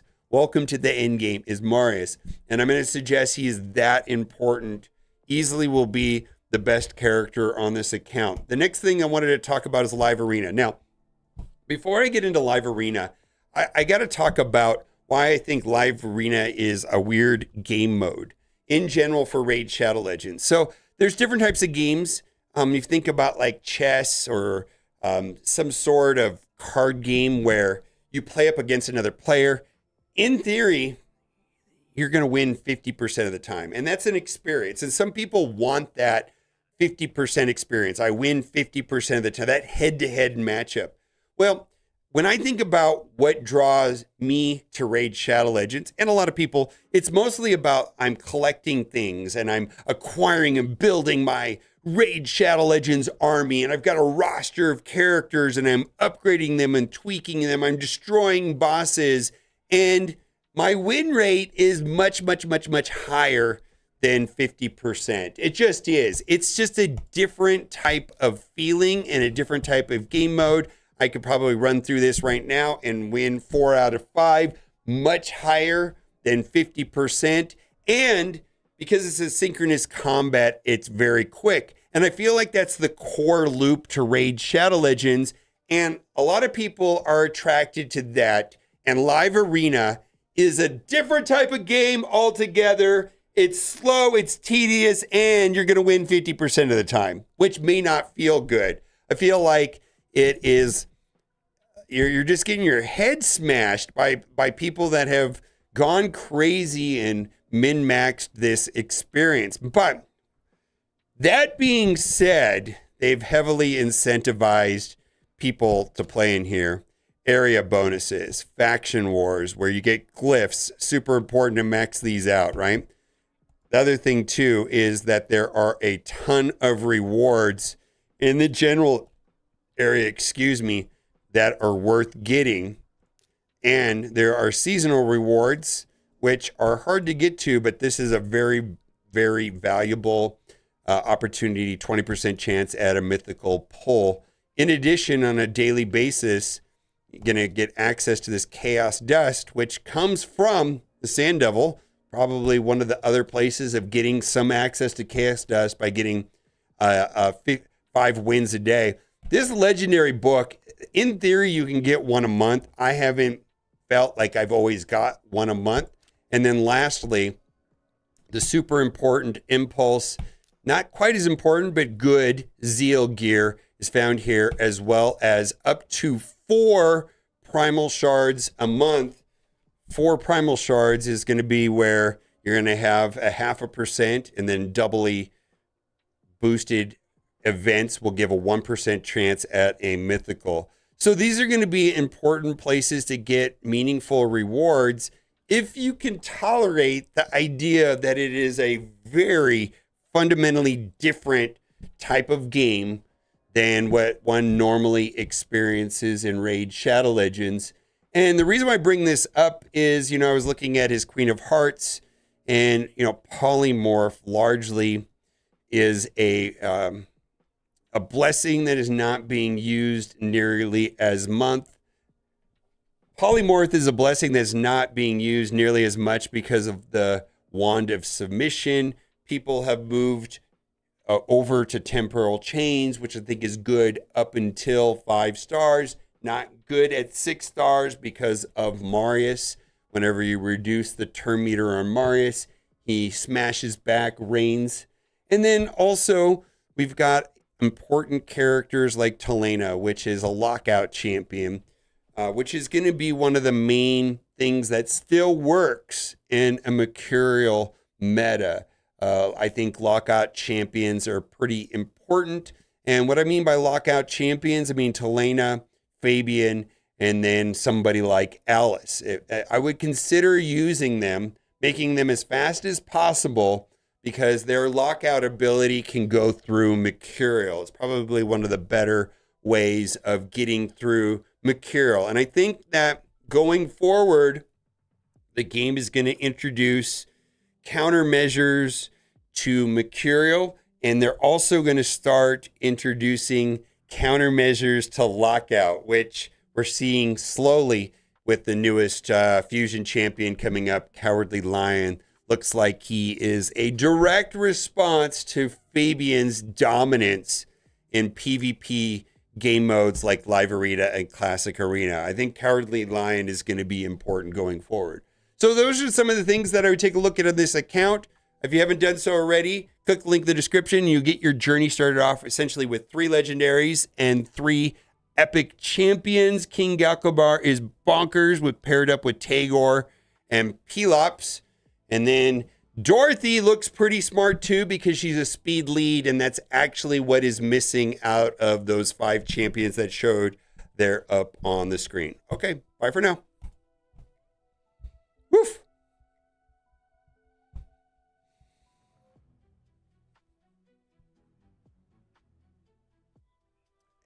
Rhea cost me $100. Actually, I've been kind of disappointed by her. Is that really weird? That I really think she's kind of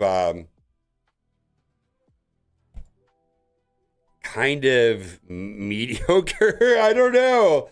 Maybe I don't understand how to use her. I'm just like, ugh.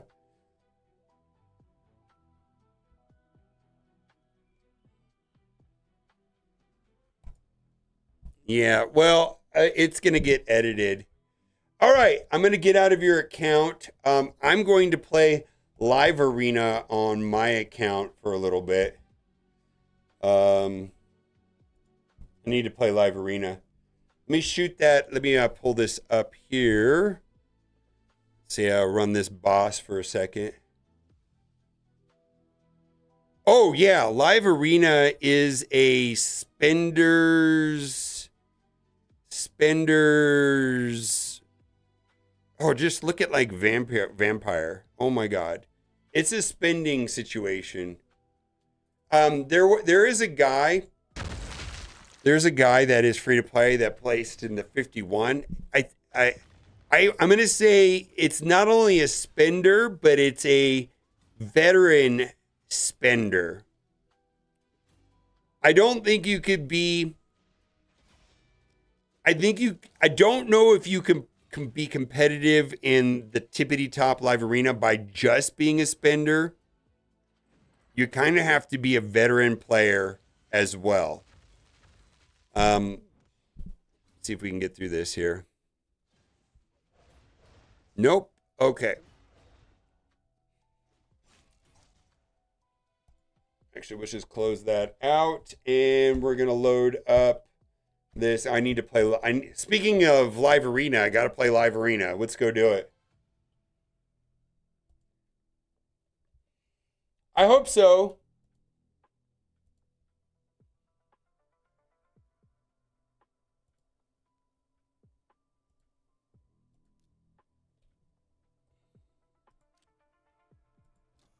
All right, we got to do, let's see here. Let's do this first. I just got to. Yes. Yes, that's exactly what I'm trying to say. Well,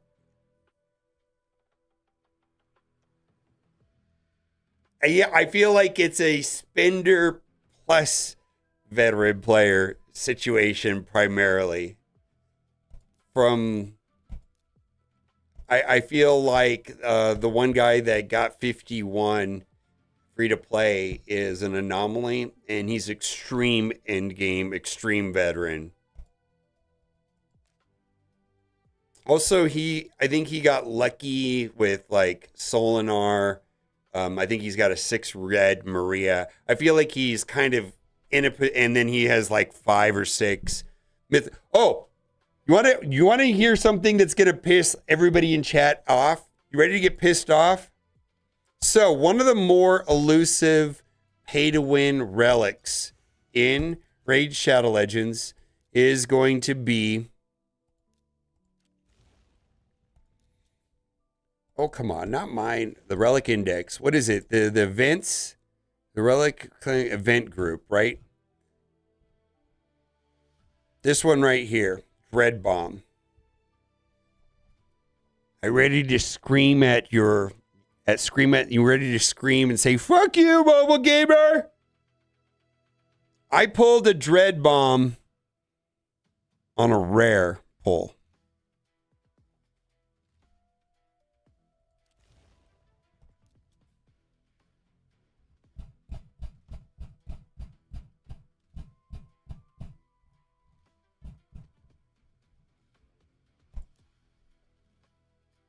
Ah, on a rare pull.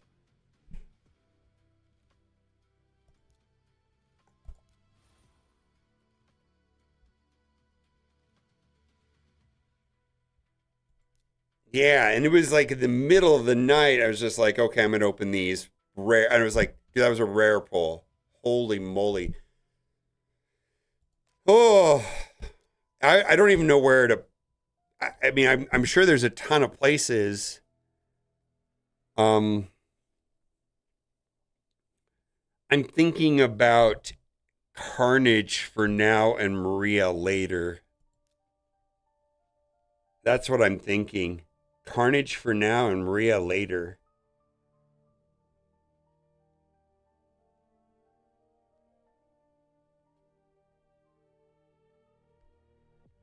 Congrats. Congrats also, yeah. Something I want to do before I start doing live arena.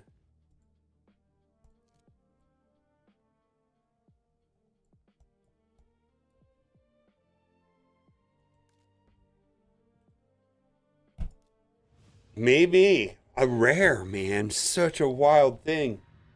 Such a wild thing. What do I want to do here? I need to send this off to be edited.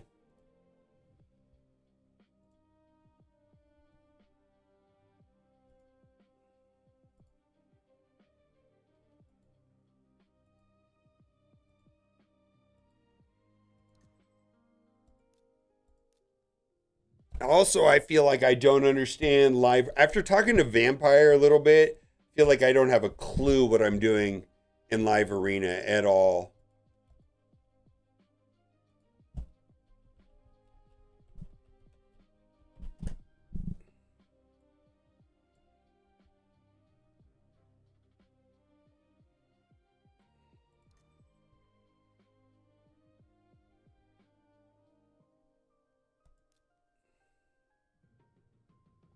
Yeah, I think I should put that gear on Carnage.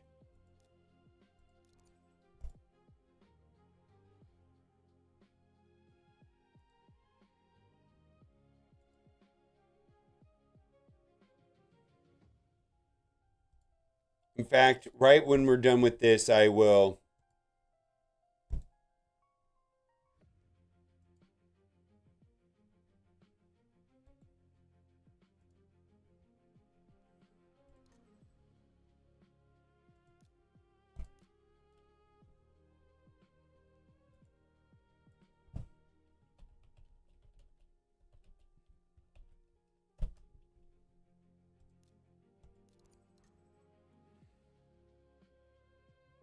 Oh yeah, Cruisen gave me some suggestions on gearing that I was not able to mirror. Like he is operating on a different level with gear, strategies, resources, all of it, right?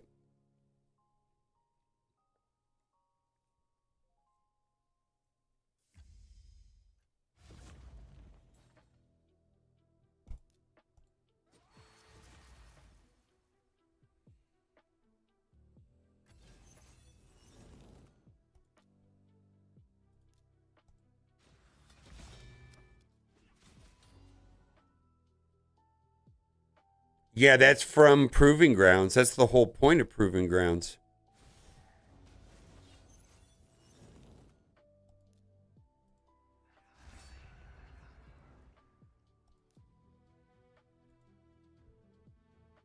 What am I running my snookers about? Uh, right, pushing 300.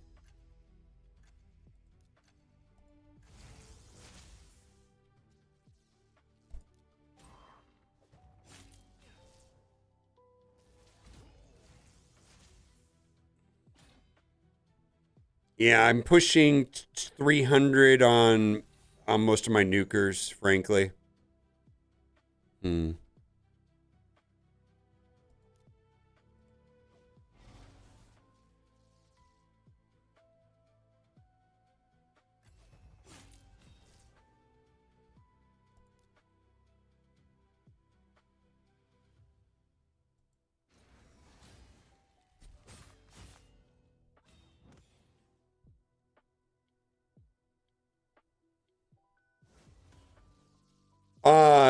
Immediately, 3 stars in the passives are bonkers. The problem you're gonna have on Pella, and they change their They change. It's almost like change those characters when you get the.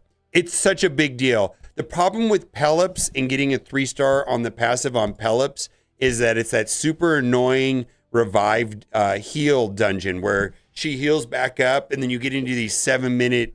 Oh my god, it's so annoying. Yeah, you want to do it pretty quickly, especially on Pelops, because then he starts doing the petrification thing. And King Galkabar has the thing where it expends they're very good. Yeah.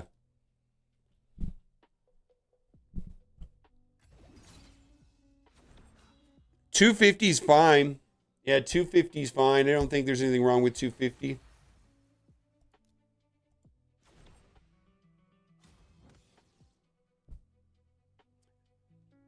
Yeah, there, but I know Empress is about 290, and I think my Marius is over 300. How am I gonna do this?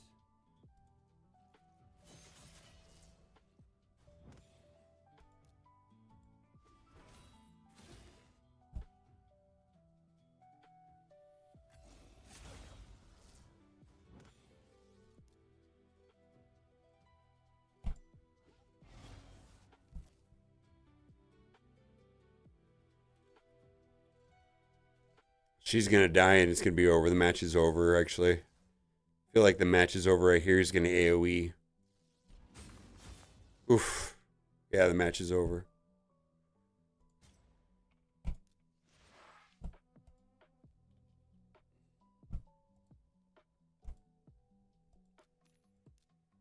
Okay, I can run that in the background, right? We can run Spider in the background.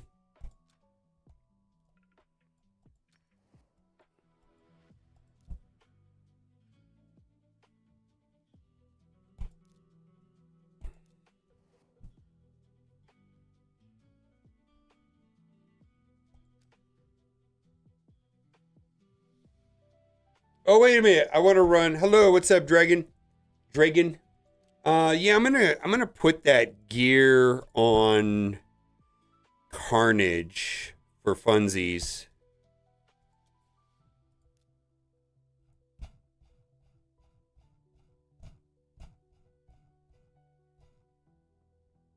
Maybe this will help me like Carnage more.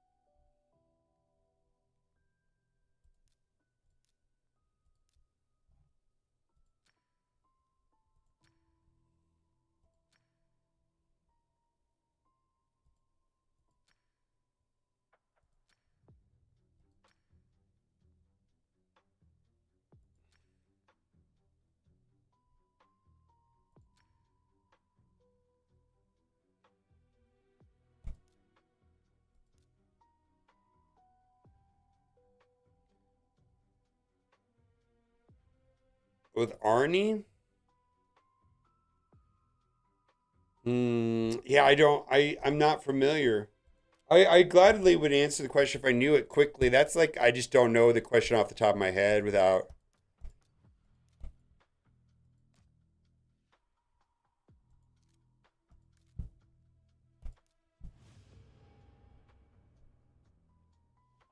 Yeah.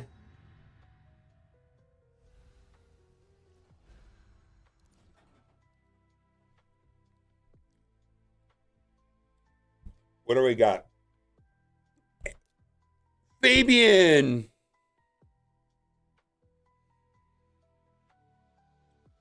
You should be saving your you should be saving your mythical tomes for the secondary form on Embrys. I'm sorry. I do know the answer to your question. You should be saving your mythical tomes for the secondary form on Embrys so that you can successfully do the Sand Devil strategy. I do know the answer. That is the answer. I'm so sorry.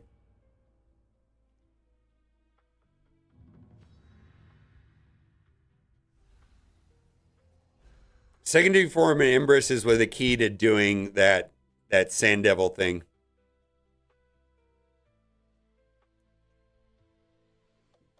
Is Talena over the top with the cleavage there? Yeah. Yeah.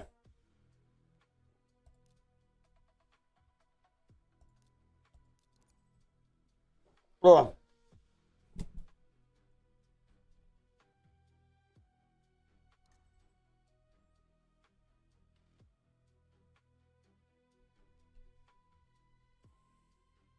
There's Talena right there. Let's bring out the good. Oh, we should try out Carnage for funsies, right? Let's try out Carnage for funsies here.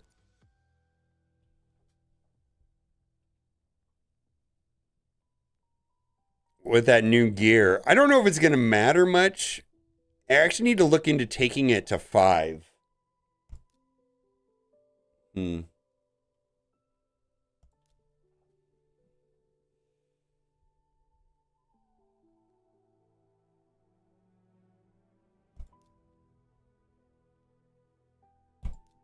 try it. Boy, that's a tough one. Let's go over here.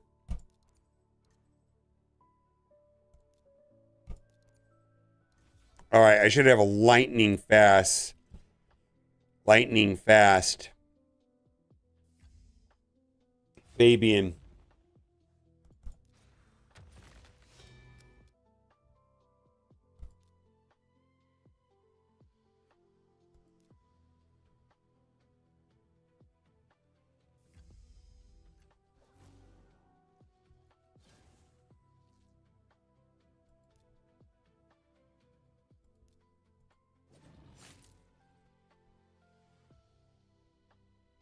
Um,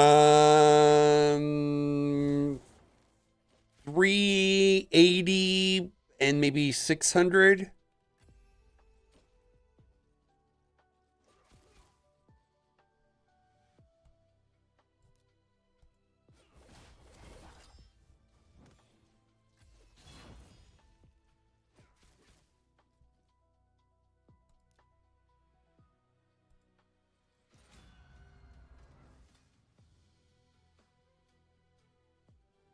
Yeah, 380 and 600. Yeah, I think you're fine with that. That is. Oh God, wow, we got wrecked.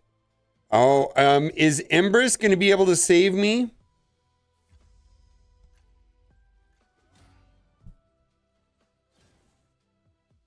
Perch Shadow for the win.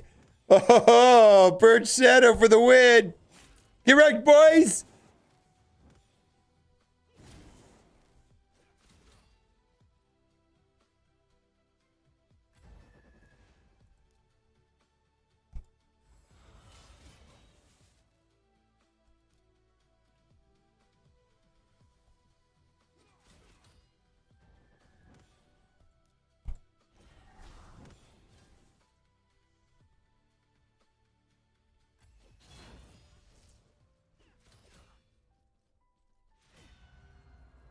Oh my God.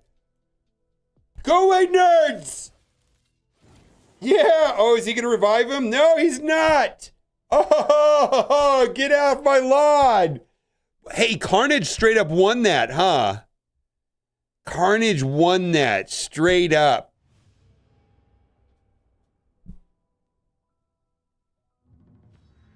Woo!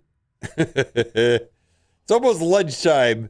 I'd like to do one more review before I eat lunch, though, if anybody needs one. I kind of want to do Carnage again. That was fun. That was fun.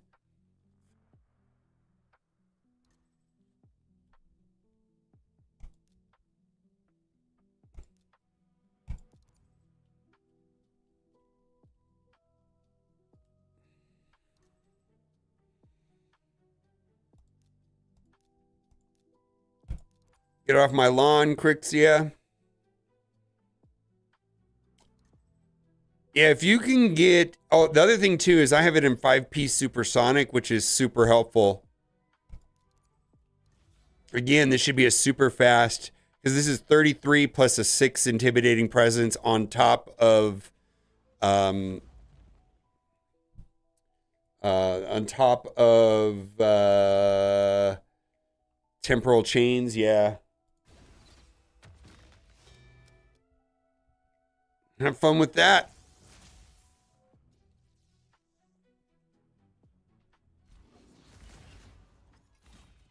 Yikes! That's bad. No, it's not. Go away, Marius.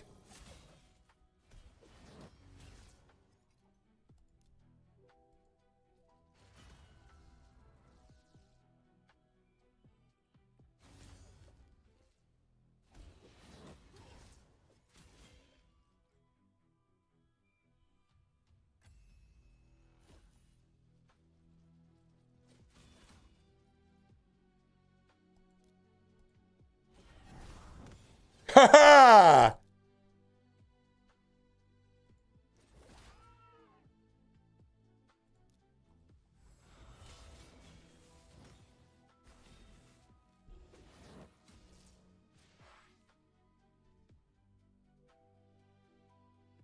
Speed, impulse, and parent. But yeah, that's great. That's great. I think that's really good, actually. The only reason why I do supersonic on Fabian and Talena is so they can cut in against Sifi. It just makes them, like, specifically Sifi. I don't know if you come across her very often. I don't see my Fabian.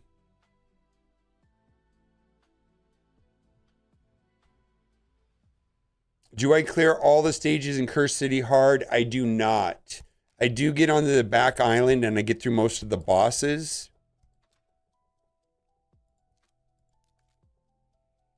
So I got through all the bosses. I just don't have the right characters for, so I missed 1, 2, 3, 4, 5, but I got through the important ones, the bosses.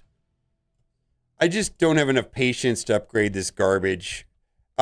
So where I'm at with this now is I'm going to be focusing on getting Ramatu, and so I have to upgrade a bunch of garbage rares.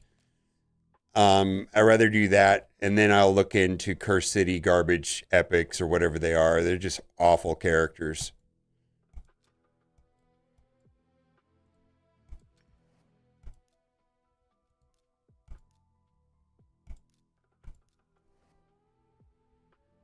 I didn't look. I was supposed to watch it earlier, but I forgot to. I didn't watch all of it yet.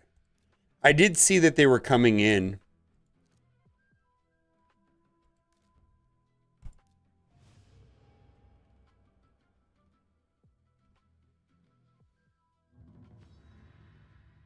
Oh, I'm talking about cutting in immediate. So Sifi buffs the team and gives them turn meter, and then you lose because the whole team goes.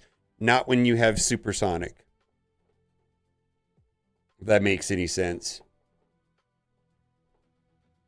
She goes, and then your Fabian goes right after that, and then you knock down all their cooldowns, and it was all a waste.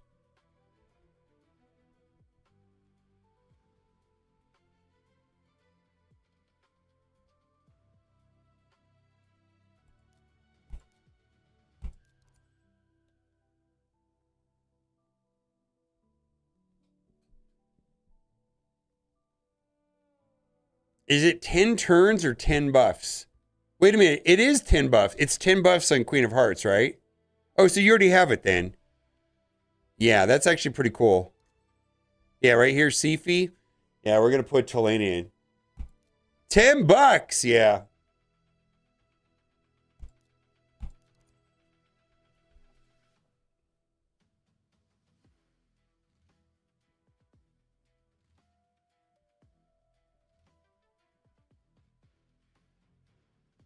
Yeah, so Queen of Hearts will do the same thing. Yeah, you don't have to worry about that then. Yeah. You're that's perfect. Yeah, that's essentially that is the supersonic ability, more or less. Very similar. All right, who do I hate the most? Marius, get off my lawn.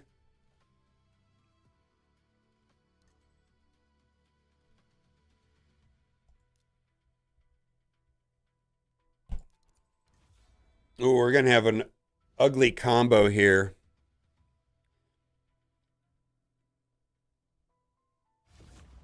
Yeah, Mavara is also. See, like we should cut in here, watch, right? Yeah, we cut in. Because it's supersonic.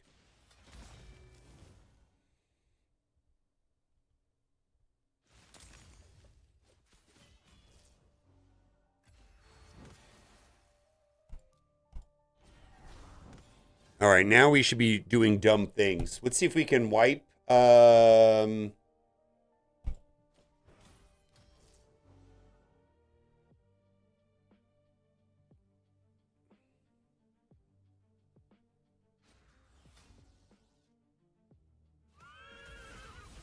Yikes!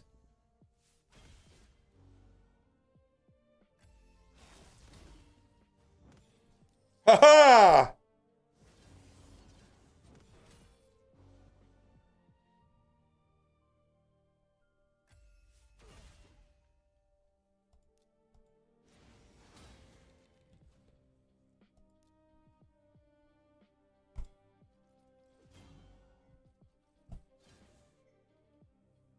Hmm. Let's see. Ah. My goodness. All right. Come on, Mavar. I need. Oh, we lose. I think we lose here.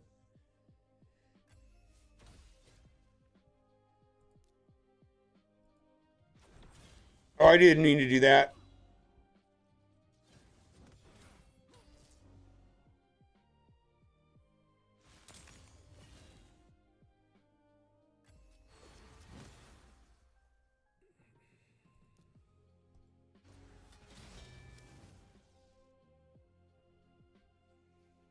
All right, we need to get a revives. Come on, get some revives. All right, that'll cleanse. What happened?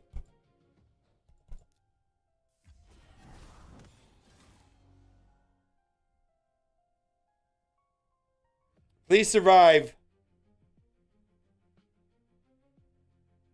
Woof. I'm glad you're here, Stitch. All right, we got a little problem. Ah, welcome back.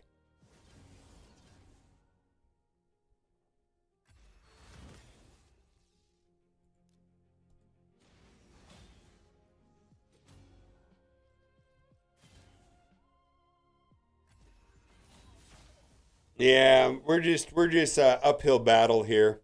Perch Shadow might save me. I mean, yeah, if she could take a turn, maybe we'll win.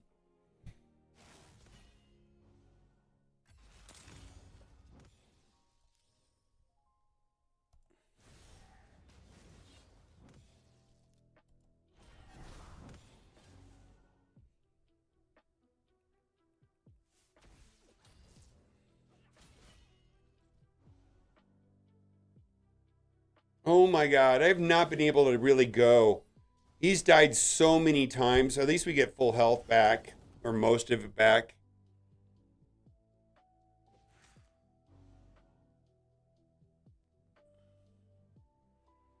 Well, we're gonna run into a timer here pretty soon, right?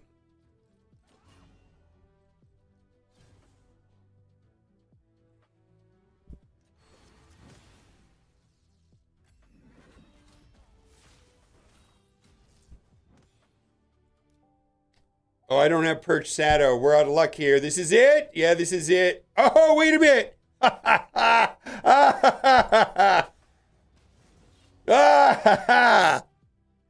I'm never gonna die. Oh, please survive. Please survive. Please survive. Please survive. Ah, balls. Uh-oh, here it comes. All right.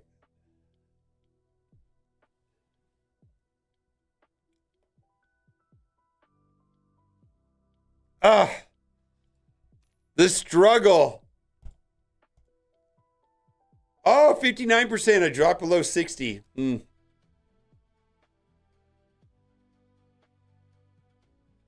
The struggle with Live Arena. I wanted to do this real quick. 0%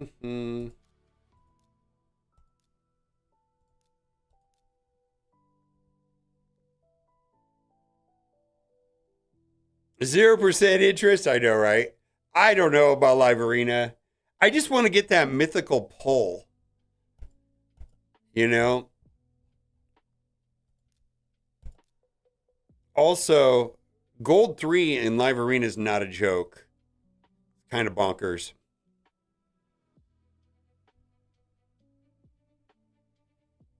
Oh, God, you're doing it? Oh, my God, that sounds awful. It's not fun.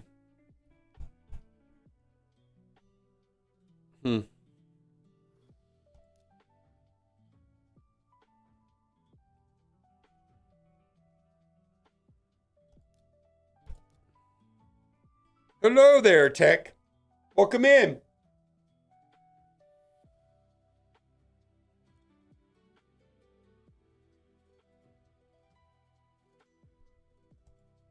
Okay.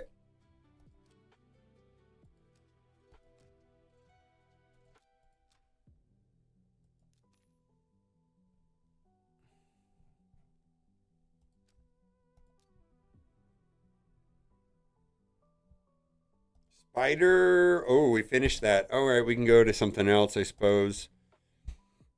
Anybody going for any of the Perfect Souls and the Gloom Eater path? I think I'm going to just get the 3 and then call it.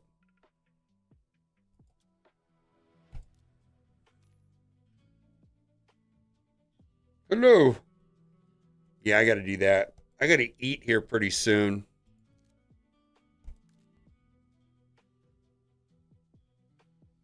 And now, well, I do roster reviews. If you want me to take a look at your account, we can see if we can help in getting you past that. Might be something super simple.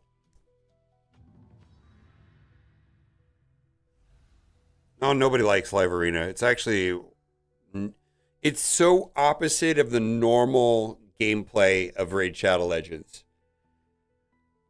I kind of have a love-hate. Like last season, I kind of liked it. This season, I haven't, for whatever reason.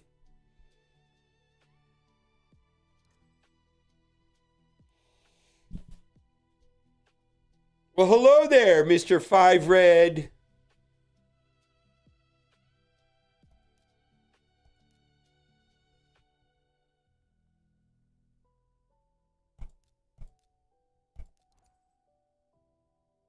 How do you sign up for that? We have to connect on Discord. Now, I don't have a way of receiving invites. I have to add you as a friend manually myself. The best way to do that is to join my Discord server and at me, just at Mobile Gamer.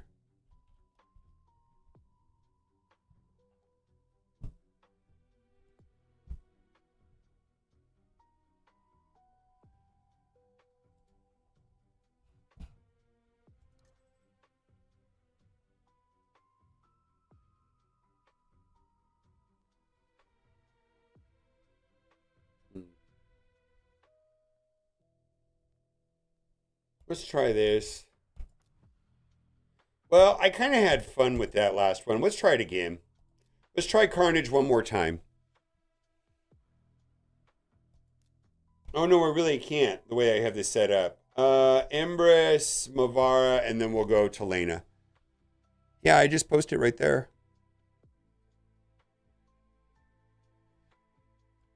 I'll repost it, I guess. There's the link to the Discord right there. Yeah, I mean, I have enough time to do one. It's kind of like first come, first serve. I might be able to do 2. I got to eat at some point. I was hoping maybe if I can get 2 more done today, that'd be great.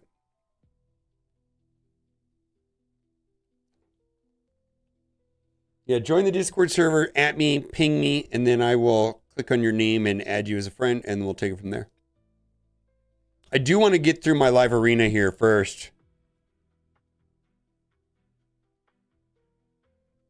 Is it imperative? It's super helpful. Do you have your Carl? Carl's a free legendary.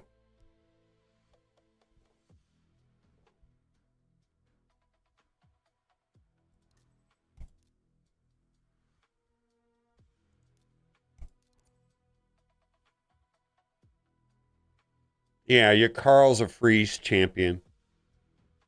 A free freeze champion.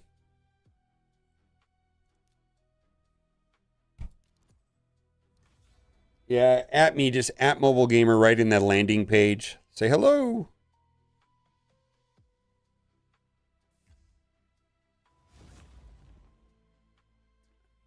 The other 2 are going to be epics, which would be Cryodin and or Neldor. Super helpful too. Your Carl, yeah.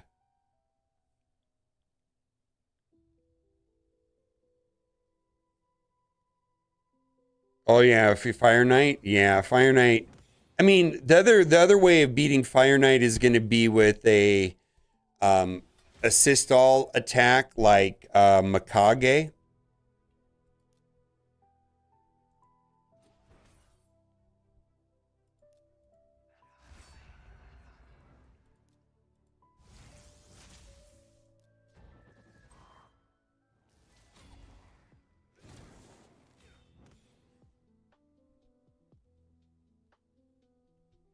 Yeah, you're typically the way to beat Fire Knight is going to be like Mikage for Rack in the Fat, and then some sort of um, freeze champions, which could be Yakarl, Neldor, Cryodan. Neldor, Cryodan are going to be epics, and then Yakarl is a legendary that you get from Clan Shop. I think it's Clan Shop. I don't really remember. Clan Shop or Tag Arena Shop. I'm not sure.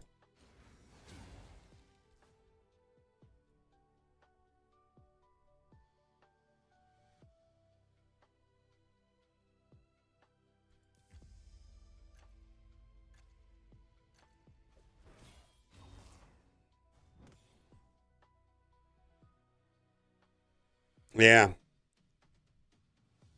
No, but you could still at me without having to wait. Just at me. Right in that landing area.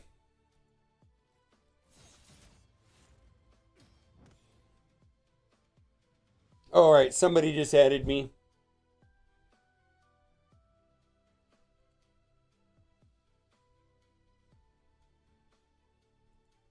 I got Jan.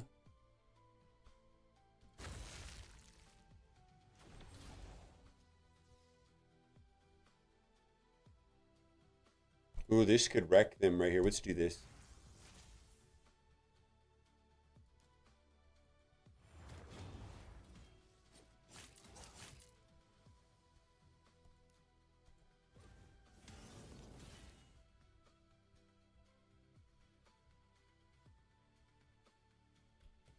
Sent you a friend request, Jan. All right, I see that you added me back. Hold on, I'll send you a message directly. Hello.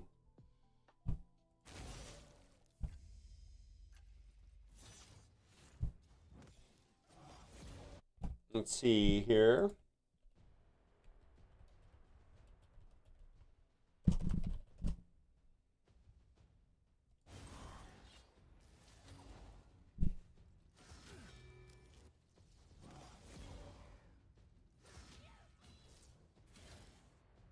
Wow, 3.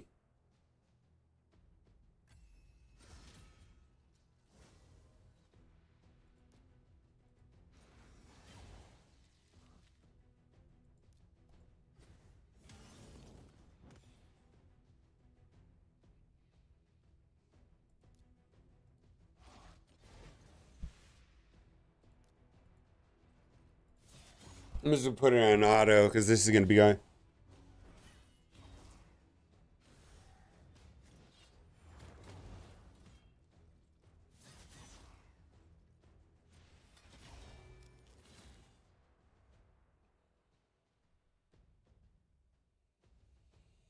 I don't know why this guy's playing. I mean, it's gonna take forever, right?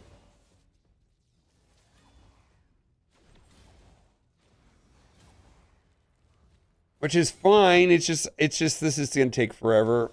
Is he just trying to like bait me or whatever?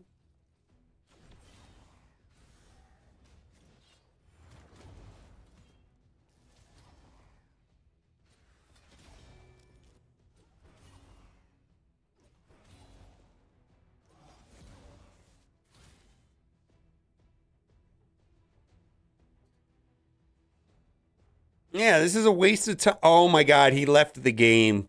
What a jerk off. What a jerk off.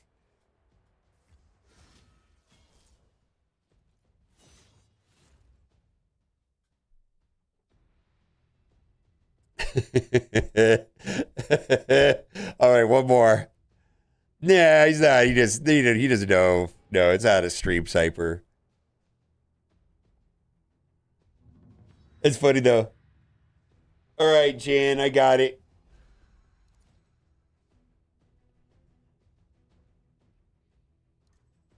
Okay, we'll get it done. Well, 0 stars. Okay, my guy. Let's do this.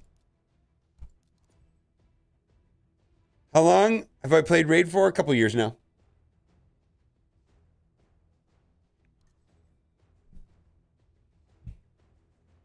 What do we got? Mm-mm-mm-mm-mm-mm-mm-mm.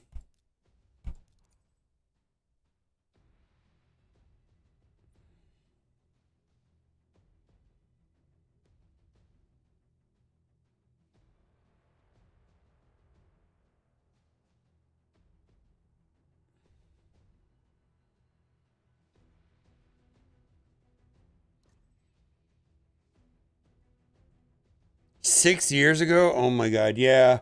I've been sponsored them by them like dozens of times up until recently.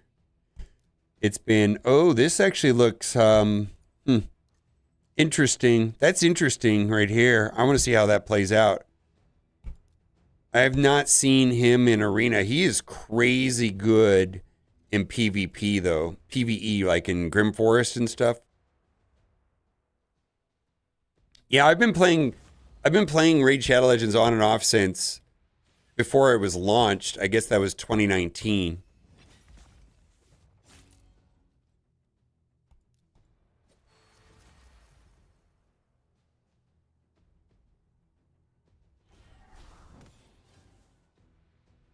This is an interesting choice. This is only going to hit like half of my champions.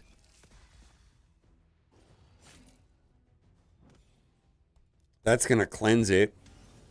No, it doesn't. Oh, wait a minute. That's Mavara, not Palace.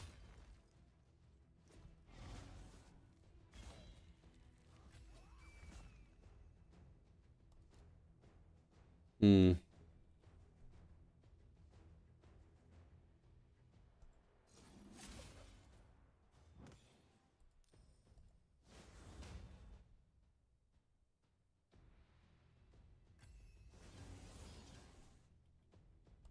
I'm okay with that.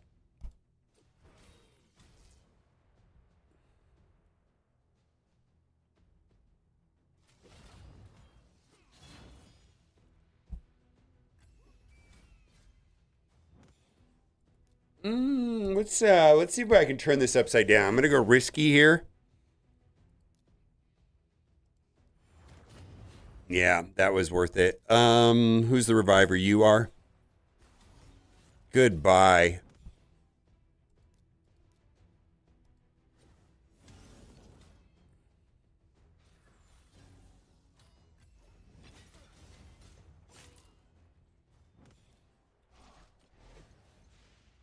I don't know why people are well, I don't know. Thick boy, oh my God.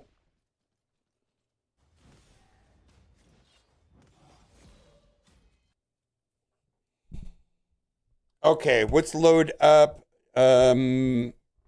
mangoes. Let's see.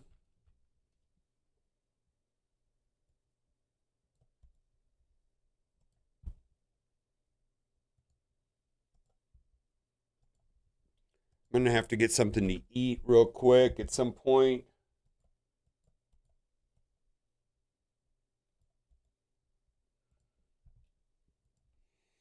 All right, I'm going in. Well, no, I'm not.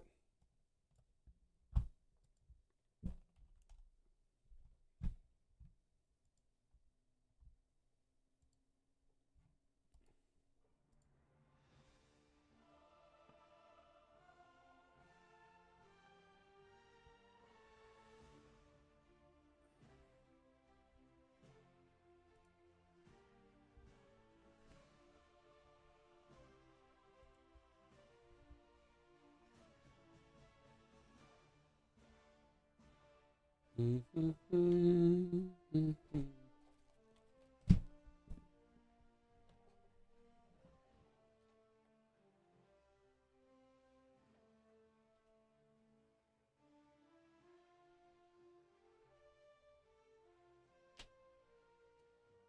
sent you a message, Mango.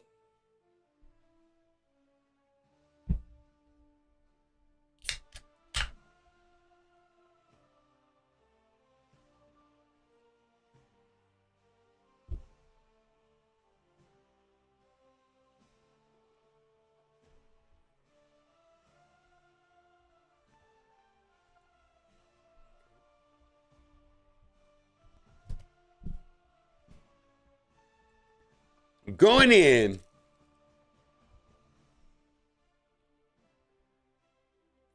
Let's see here. Let's do this one real quick. I'm gonna have to need to eat in between. All right, 7.7 million. Fantastic. Level 87. See how long you've been playing the game for.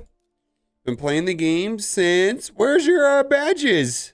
I can't see what year you started playing the game. All right. Okay, you've been playing the game for a while. 23, okay. Fantastic. Let's just go over. That's great. You're playing the game a bunch. You have high levels of activities.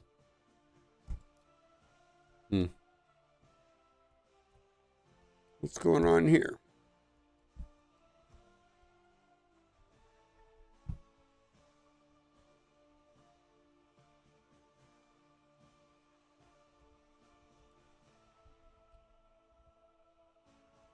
Were you the one that was asking me about Clan Boss?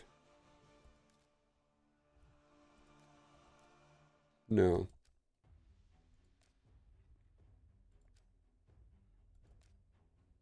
No, you have. Yeah, I didn't think so. I was like, I have Clan Boss by now. Okay, fantastic.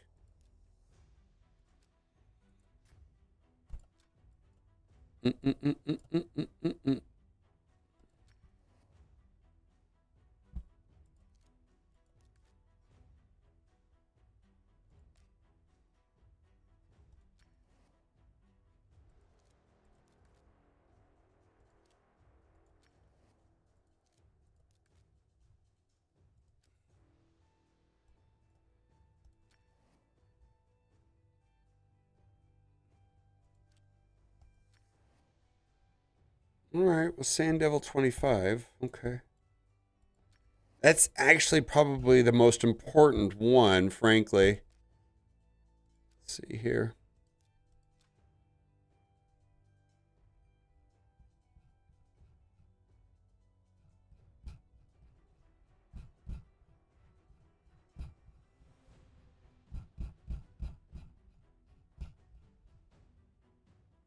Okay.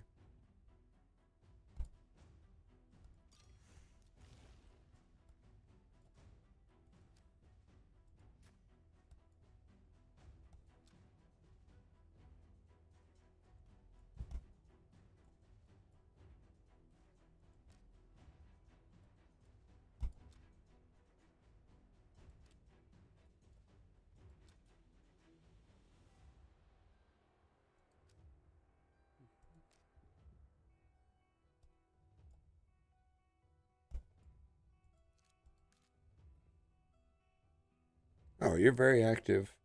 This is great. Interesting.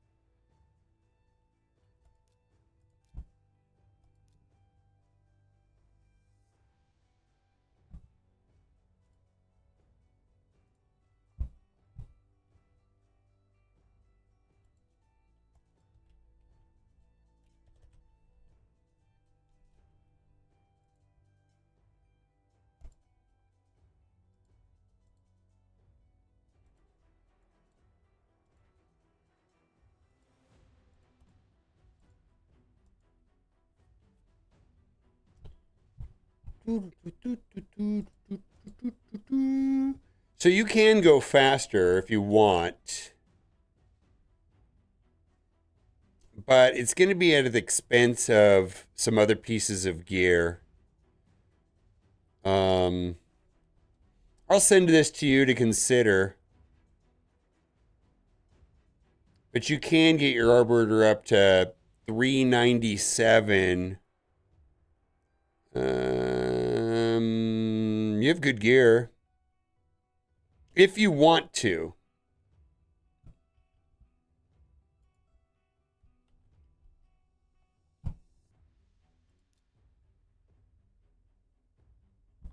Let's do this real quick.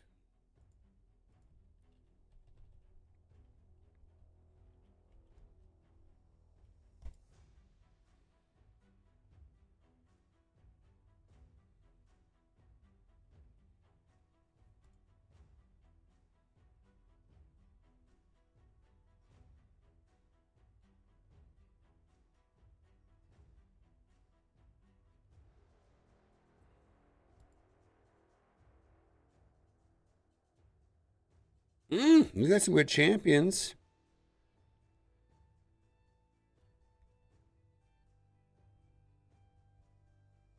All right, so you have enough. So, what I don't understand is what you're doing with your dungeons. Like,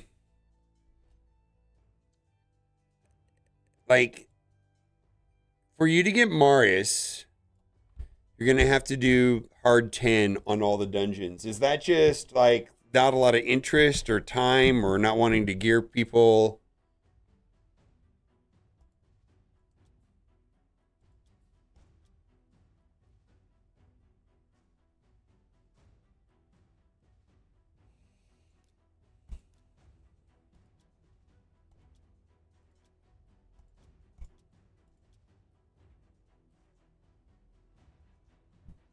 Yeah, I think because there's nothing wrong with that, Edward Kennedy.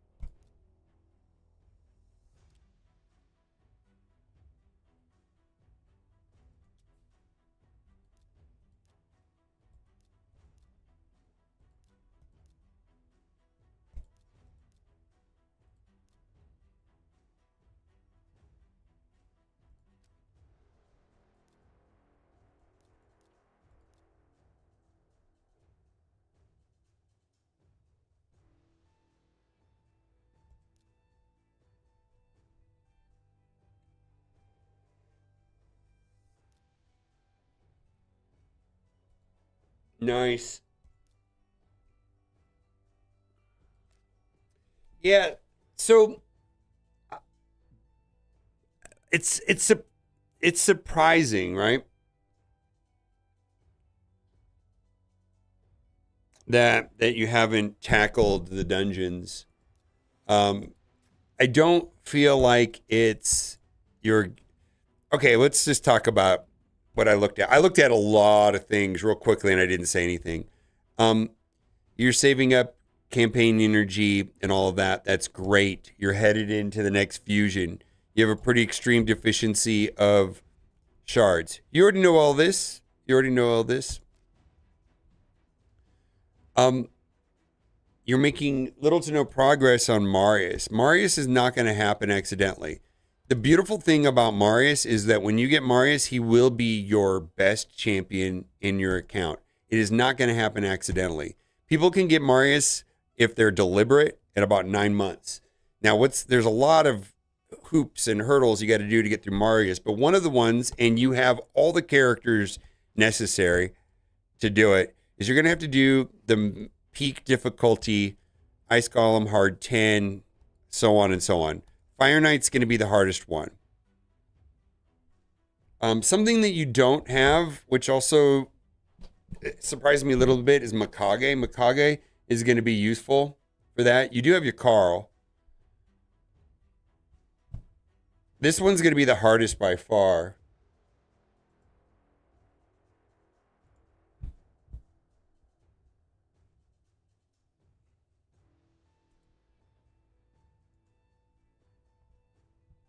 Yeah, okay, so you're getting Mikage soon. Okay. Yeah, Mikage is going to be helpful here. Um,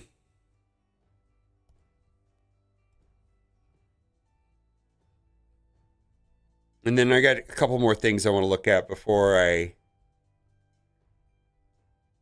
Are you able to beat Amius on hard? That's the other thing too. Amius is going to be a pretty significant roadblock.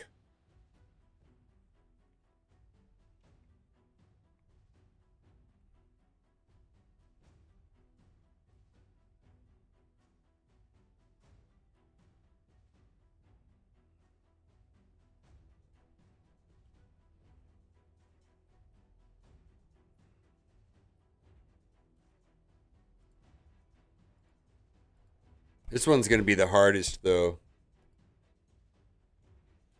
Yeah, so you have Farakin, Elva, Thor. This is pretty much the team that I did right here. You have your Carl. This is brute force and speed right here. This right here is going to be a freeze game.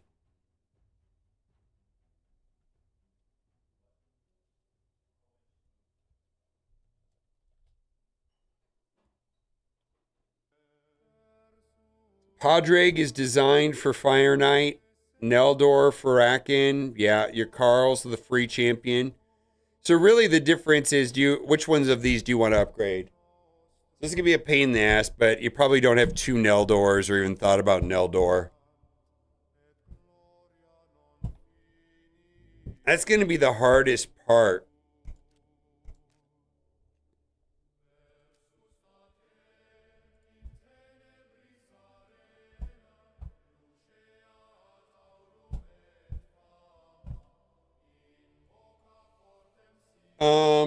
Let's see here.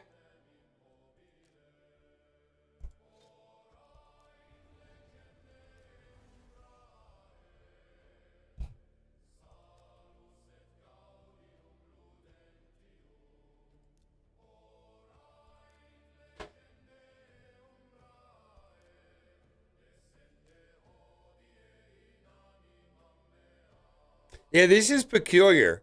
Um, I feel like I'll be direct. I don't feel like I don't like okay. Your count is fine. Structurally, it's fine. You understand gear. You have the relics in the correct places. You're equipping your gear. You don't have wasted resources. You're hoarding. The only one thing that you have extreme deficiency is sacred shards. You already know this. You already know this. Oh, that's what I was going to check. But so this whole thing with I want to stress to you how important Marius is. Not Ramen 2. This is awful. Ramen 2 missions are harder and it's not fun. Marius is doable. You're probably 6 months away from finishing it. Maybe more. 6 months. But it's going to require being deliberate. Now, clear hard mode stage 1, it's going to ramp up to 10. You're going to have to get to 10. You have all the characters. So this is just more of like every day I think you're logging in, you're doing your daily activities, which is fine. This is going to have to be a part of your routine. Not only doing and finishing these, you have enough, like start spending this energy, right? You have 1800, you're sitting on a bunch over here. You know, this is going to be like to start doing them. It doesn't matter if there's an event running. Completely ignore the Ramen 2 ones. Well, I don't know if that's correct, but they're not near. Marius is important. Marius, when you get Marius, he'll be your best champion in your roster. The best champion. He's so good. Yeah. And I think you know all of this. Like I can tell you know all of this. Like I'm not telling you anything new. I feel like this is just a matter of like, putting some time in. I mean, I'll give you an example. I was in a tournament, and on day 8, I was on Ice Golem 25. of a brand new account, 8 days old, was doing stage 25 voice call. This is just a matter of like, oh, okay, I'm gonna get it done. I feel like this is just a hassle, or just like you probably could run. I'm gonna guess that you could probably do hard 10 on everything. Fire Knight's gonna require some planning and some upgrading. Yeah, I think you know this. Sand Devil 25 is way more important anyways, and you're already doing that. This becomes important later, but I don't think it's a top priority. And then I would suggest, it's possible that the gear that you get from Fire Knight 10, there's some important pieces of gear in here, regeneration and savage, right? So that's going to be helpful.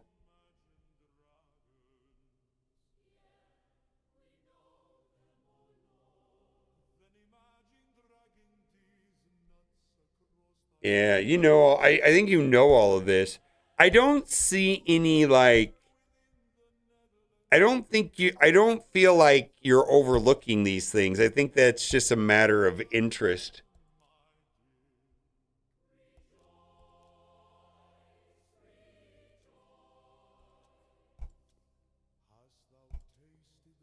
Yeah, because this is all fine. It's fine.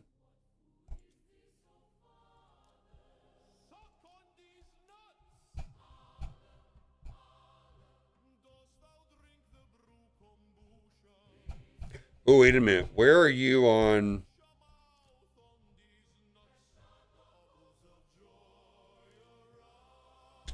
Oh. Hmm. See, this right here is the same thing. A couple things about this.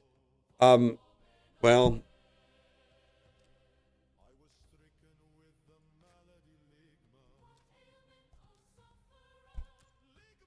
we already did that. Interesting. I'm going to say the same thing about this. Faction Wars, unfortunately, finishing Faction Wars normal is mostly about moving gear around and upgrading champions you don't like. Yeah. I would focus on this. I wanted to check your Hydra. Are you doing the 1.2 billion in Hydra?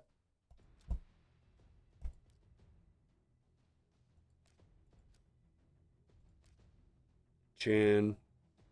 No. Let's take a look at that then.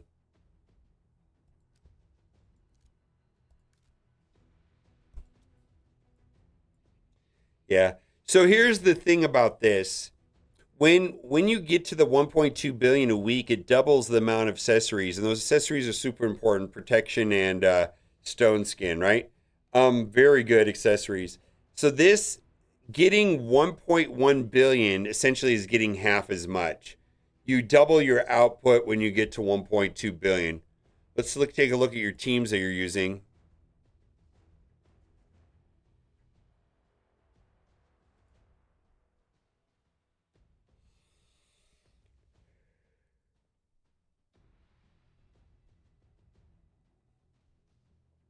Marius will help you with that. Oh, you're using new champions. This is great.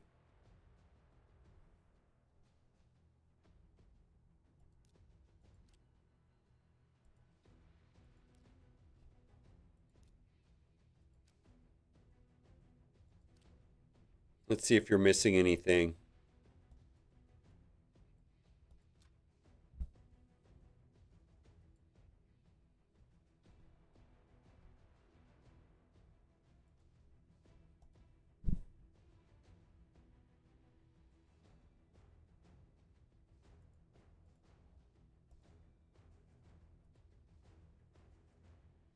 No, you're doing fine.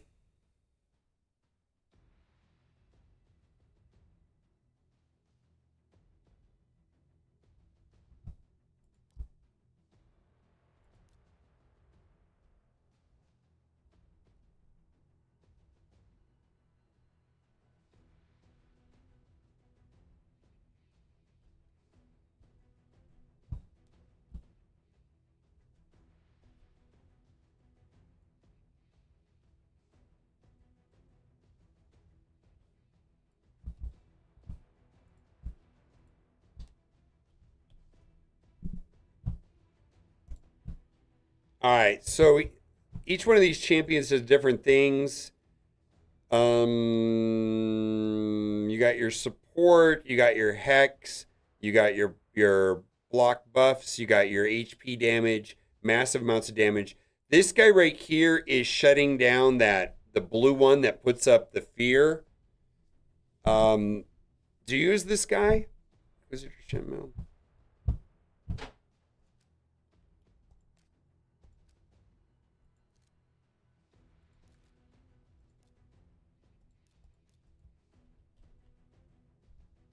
Looks like you're working on him. He's pretty important. This right here is really good. Whenever an ally receives fear or true fear debuff from an enemy, this skill instantly remove a buff and fill the team's turn meter by 15%. That's not awful. That's pretty good.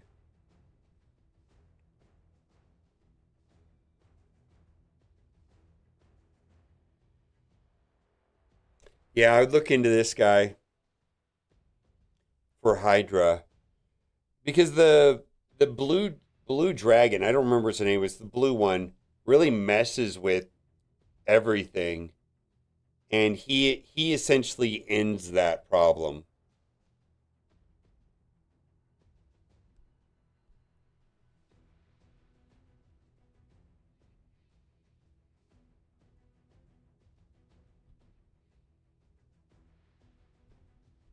Yeah, he's pretty good.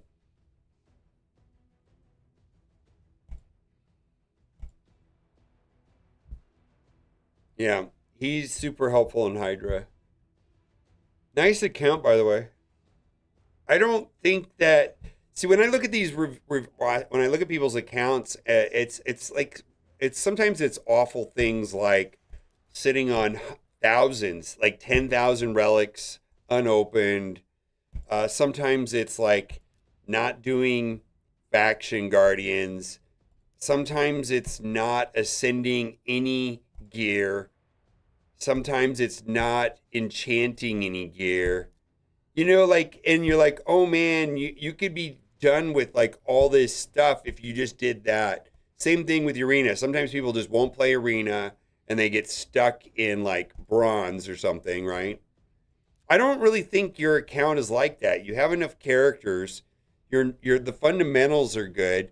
So it's just like laser focus on um,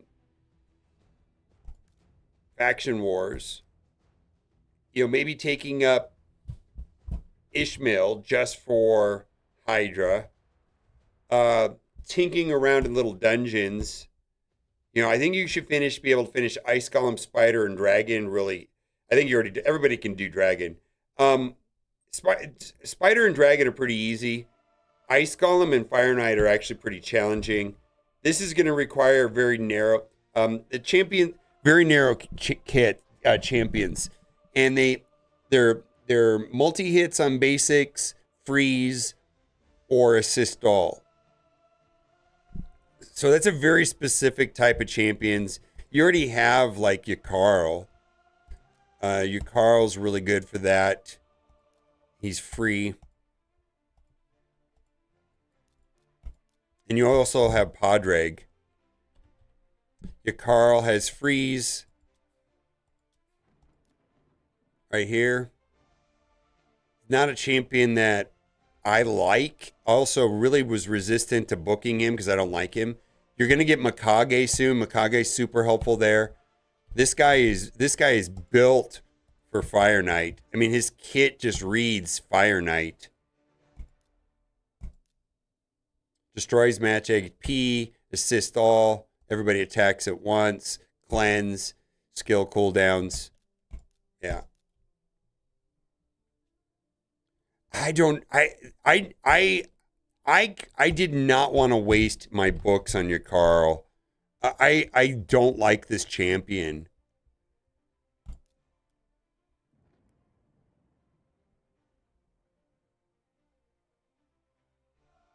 Yeah, he just freezing all of his team. I don't know if you have extra books. I mean, I wouldn't book him unless you have to. He's specifically for Fire Knight. So epics are a little bit more palatable to me. Like books are more valuable than, taking Neldor, right? Neldor. Like I upgraded 2 Neldors. Now the problem with Neldors is they have the same affinity, so they struggle in 9, Fire Knight 9. So if you do 2 Neldors, they're not going to work in Fire Knight 9 because it's the wrong affinity. But they're super cool. Look at this. 3 hits with freeze, 4 hits, 2 hits with slow. Yeah, this is great. And then his passive basically says when your Carl hits a freeze, 30% of the time they're going to hit with another freeze, and then that's going to knock down the turn meter in Fire Knight when he's through the shields. So like let's see, do you have Cryoden?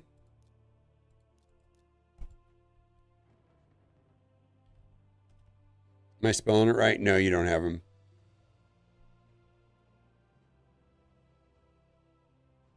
Yeah, you can use him with him. Yes, you can use Infinity Breaker gear, but they're gonna get stuck in 9. And then you have Mikage coming online. But when you get Mikage, you may be able to replace Farak. I think Mikage is better than Farakin. I think Padraig is still going to be the best. Like I could see a Padraig, 2 Neldors, Mikage, and your Carl.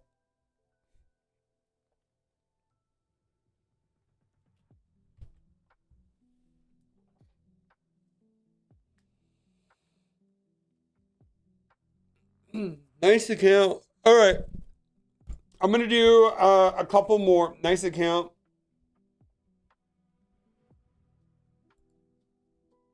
I added T. Some of the names starts with a T and Burton. I'm going to go grab food. I'll be right back. Yeah, I just nice account. I just messaged 2 people.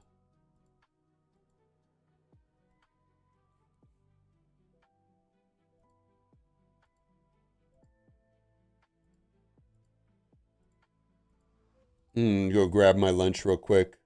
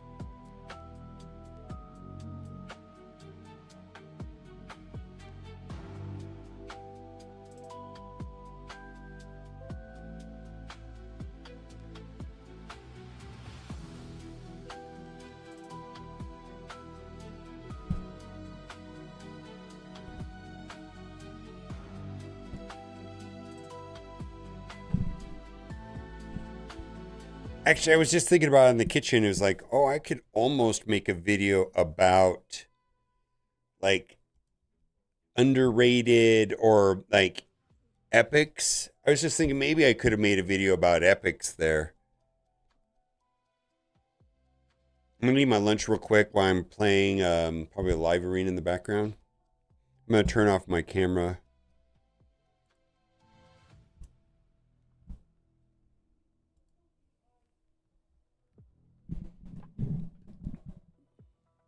And then I got some other roster reviews.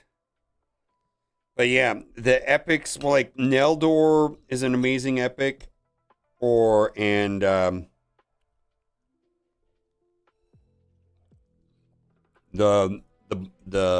Ishmael, whatever the guy's name is, he's pretty good.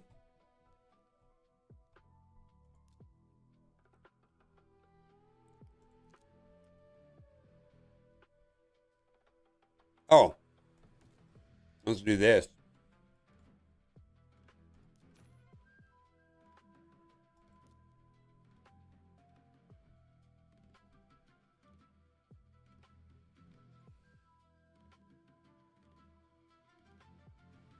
All right, let's try. Let's try this.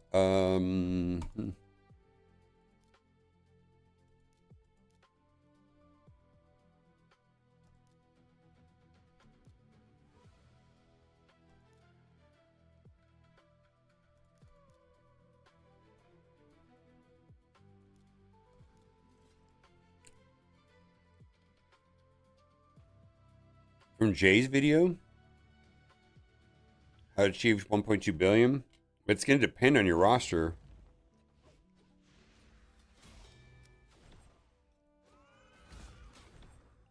We're in the same alliance, right, Popeye?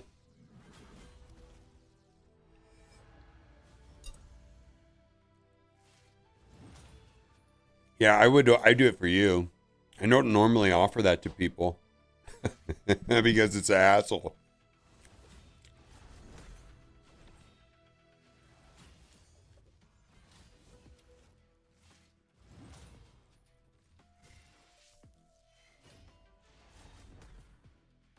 Can't build a shield on Titus. What who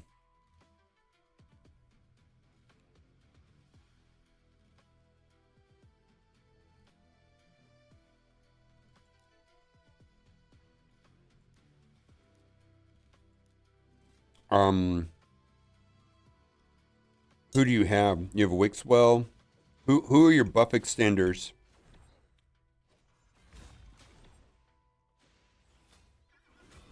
Wixwell,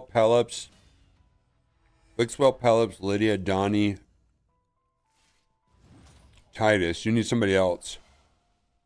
You have like Mad Hatter or Mad Hatter and Feral. Actually, I would drop Pelops. Or I would run Feral, Lead, Wixel, Lydia, Donatello, Titus, and I would drop Pelix.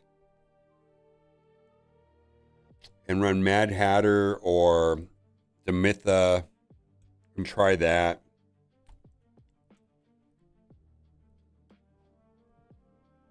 All right, how am I going to beat this? I got a couple roster views queued up. We'll get to them for sure. I just need to eat my lunch real quick.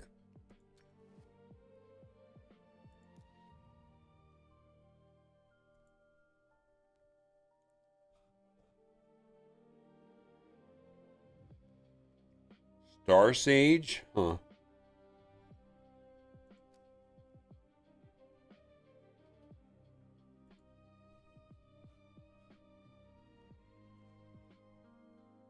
Theodosia?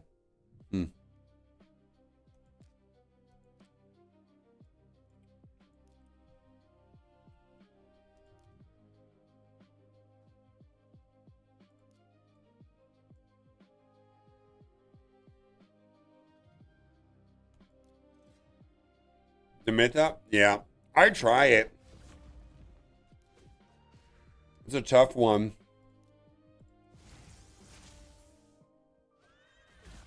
Ouch. Well.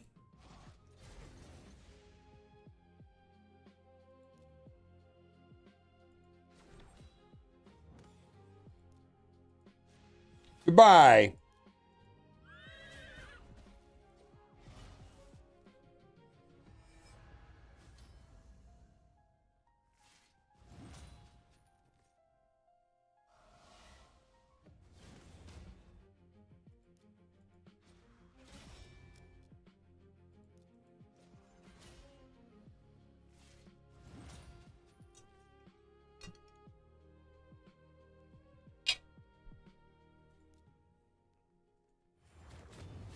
Nice.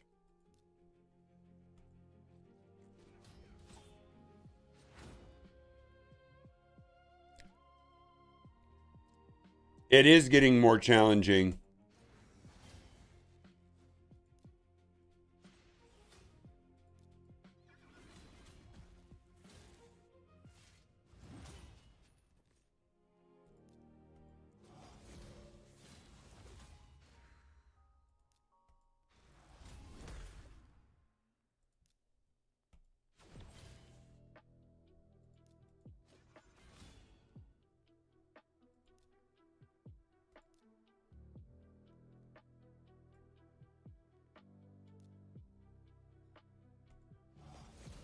There we go. Well, that sucks. Well, we got to revive now. Yikes!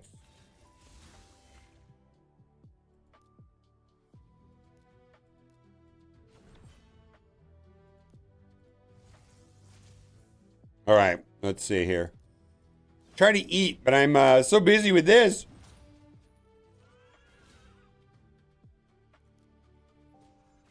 All right, health rebalance, please.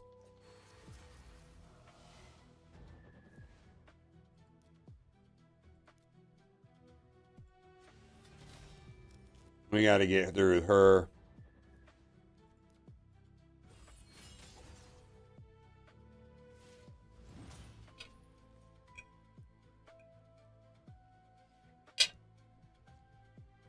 %50 chance. Come on. Thank God. All right, there we go.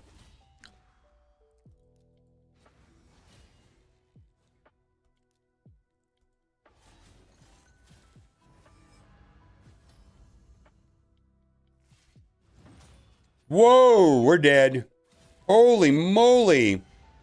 Why do you suck so much, sir? Oh my God.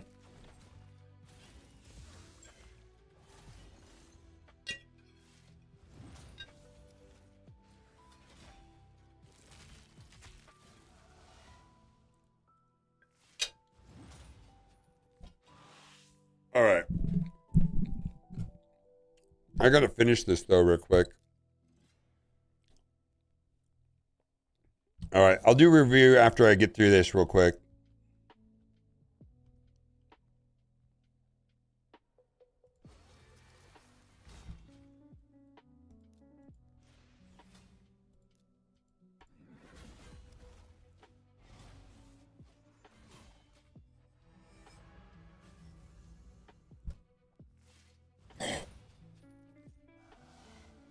Oh, you suck.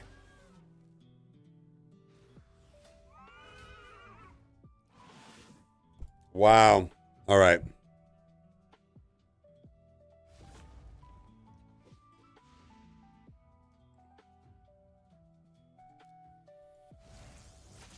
Let's try this.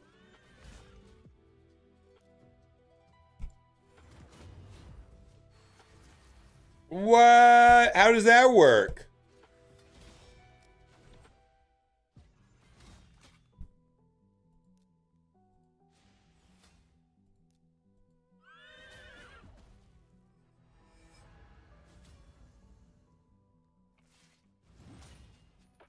Well, fuck you, sir.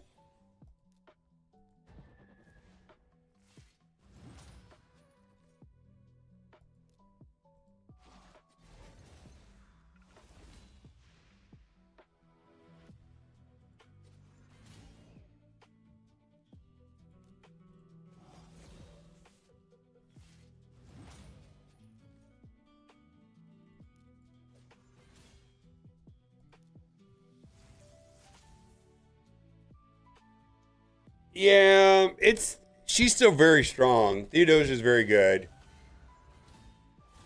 She's very good.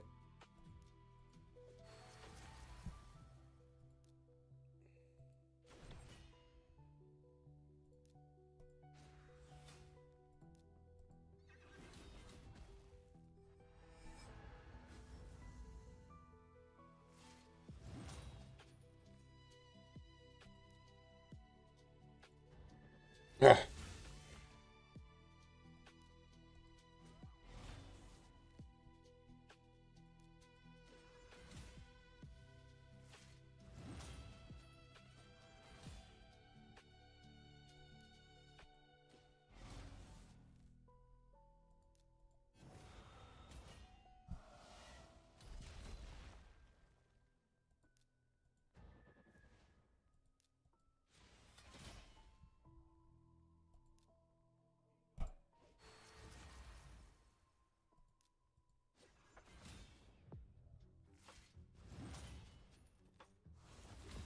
Hmm.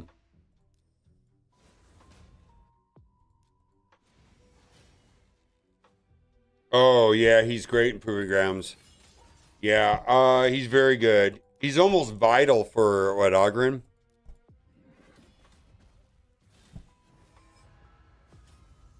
Yikes. Holy moly, that's garbage.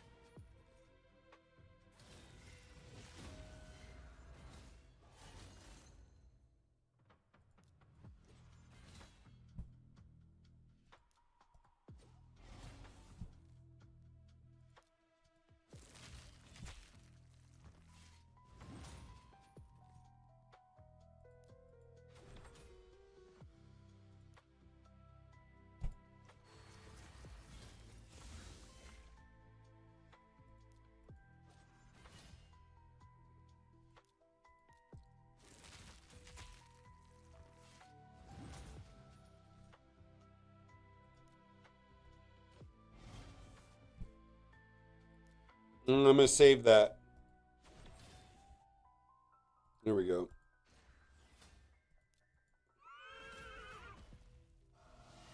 Oh my god, you're so annoying!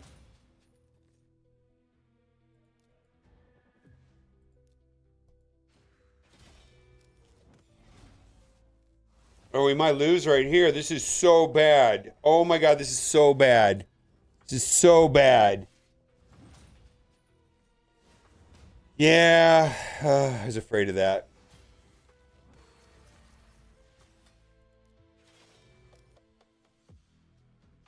Khmer is the new, the last fusion, the Ogren lead. Very good character.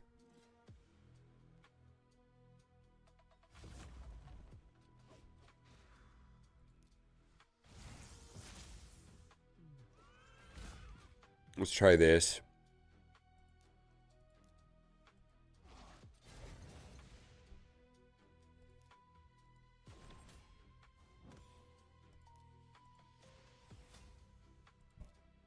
Go away, nerds. Oh yeah, Marius is very good.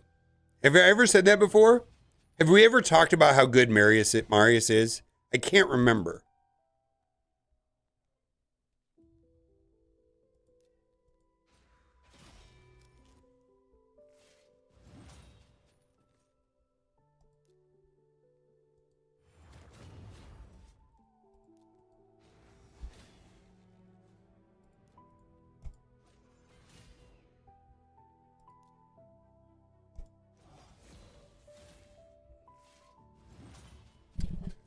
Fuck! Oh my god! Oh my god! That's some hot garbage! Holy moly!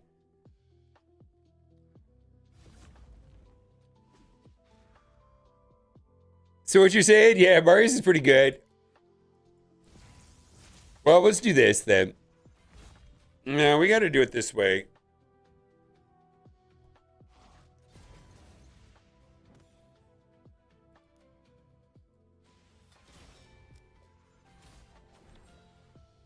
Well, yeah, look what he just did to me. I did it wrong, but...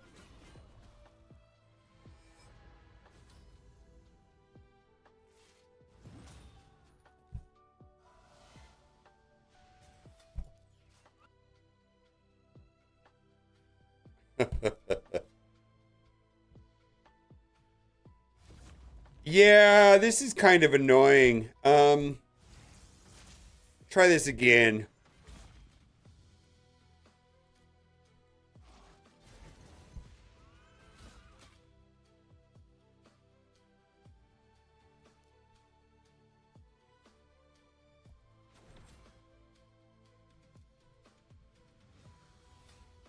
Here we go.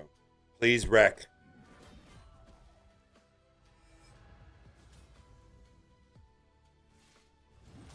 Just don't target. Just leave my Theodosia alone. Holy moly.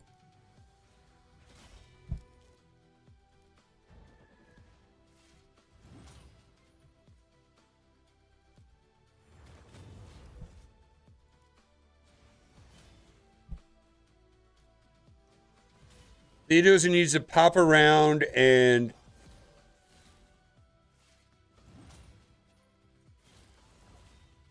revive everybody.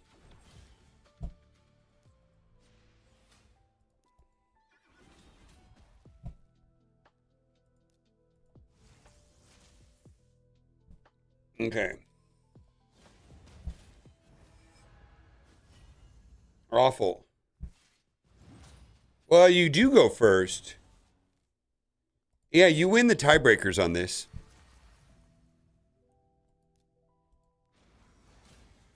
Yeah, you get to go first. And that's why you have to use Theodosia to drop down the turn meter on the other side.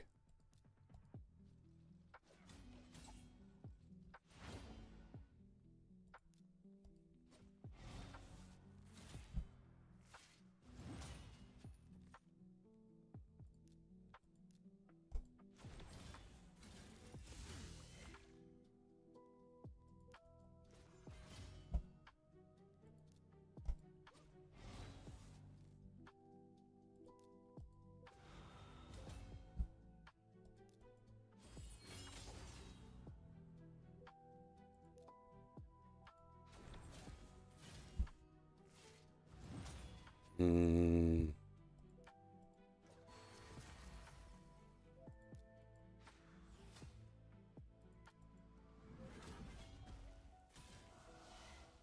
Oh, this could be bad. This could be bad. I'm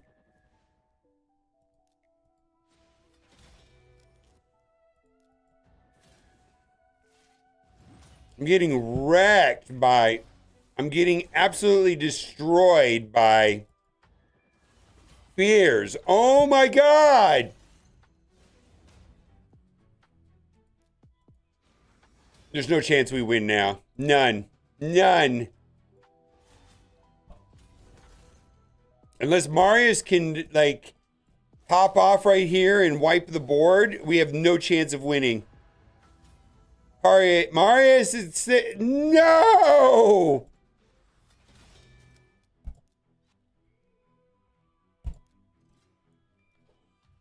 No!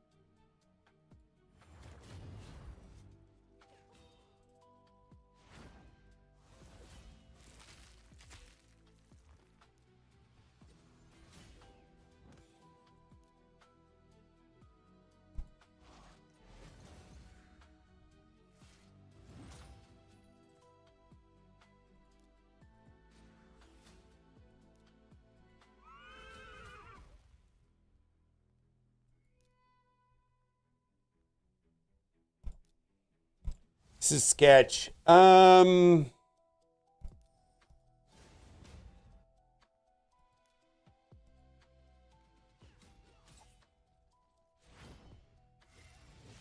Actually, I should have saved that. I think I need high resistance on Theodosia for this to work. 50%, nope, fail.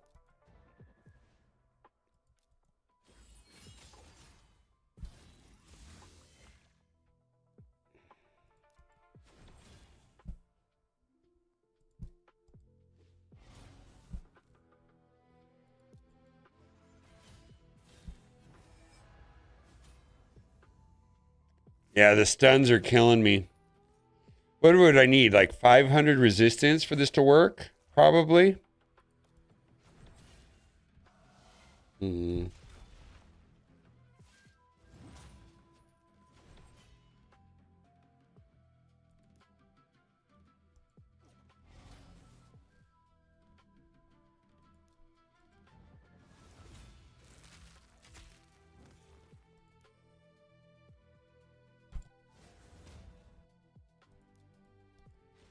Here we go.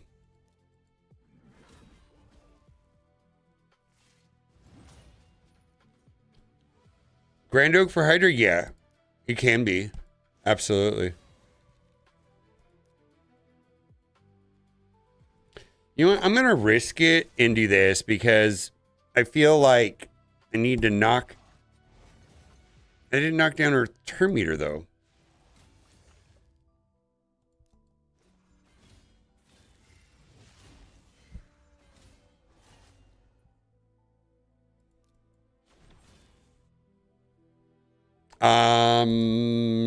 A lot.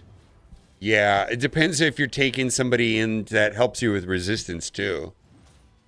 Holy shit, this fucker.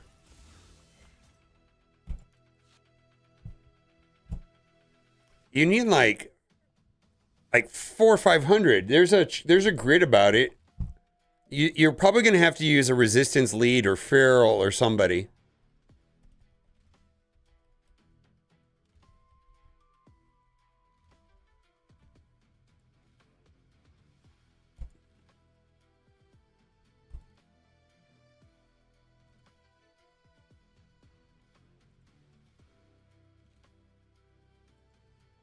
That's too high. You're gonna need 500 on Nightmare.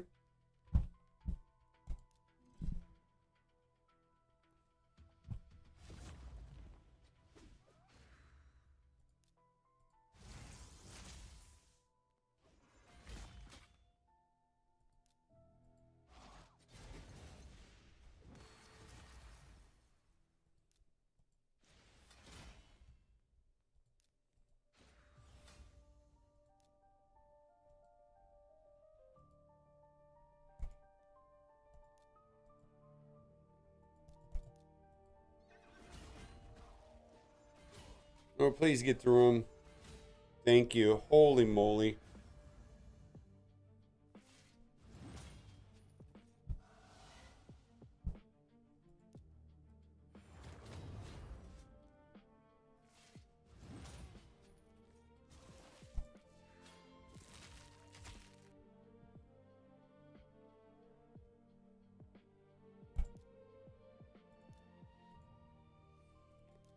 I just want to get my 3 stars and be done with this. Oh my god.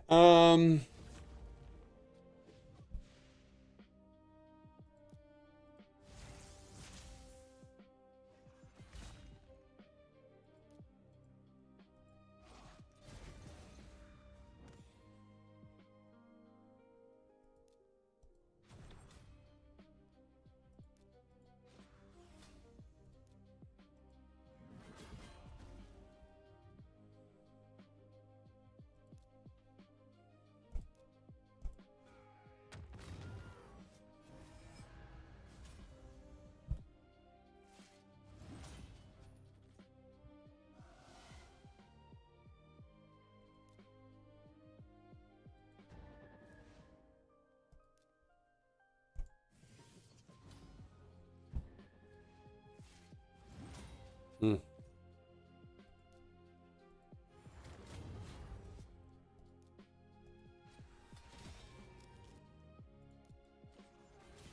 I've gotten some good pieces out of this already, so you can't say that it's completely dead.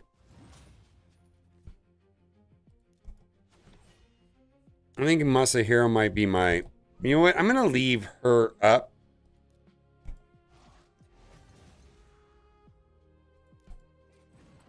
Until he dies.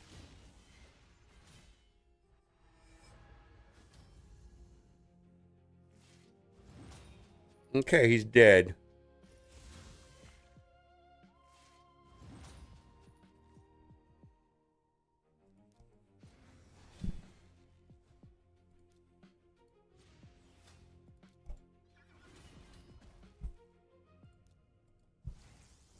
All right, welcome back. Ah, they're just getting wrecked regardless. All right, well. Well, let's throw that over there.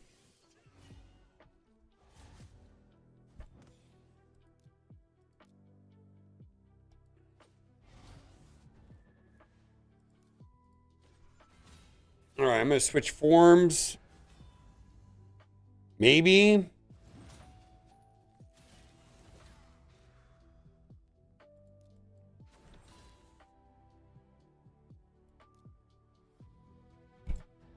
Oh my God.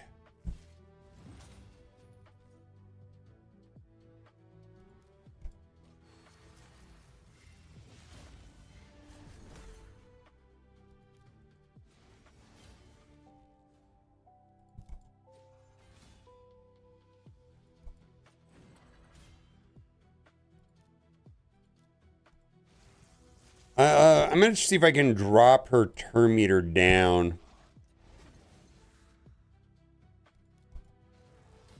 There we go. Oh, please don't die. Well, here's the thing.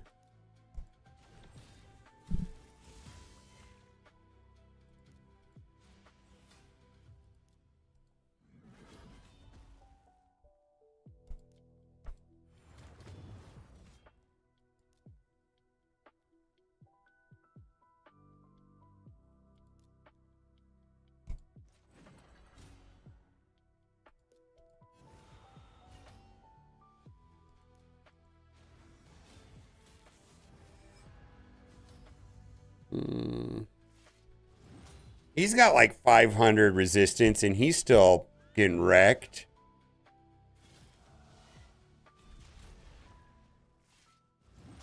Yeah, it sucks.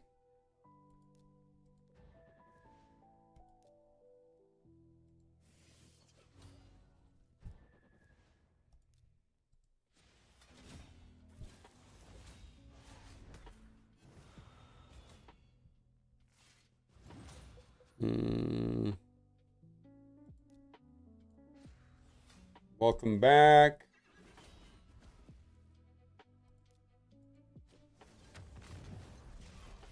Almost got you.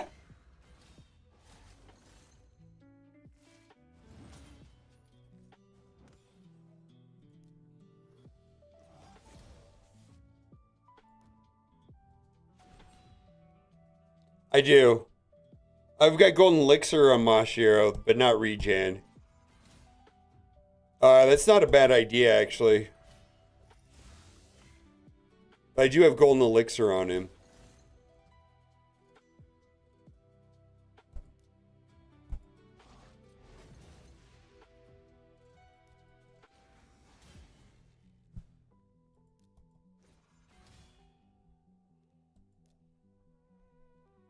Well, this will heal.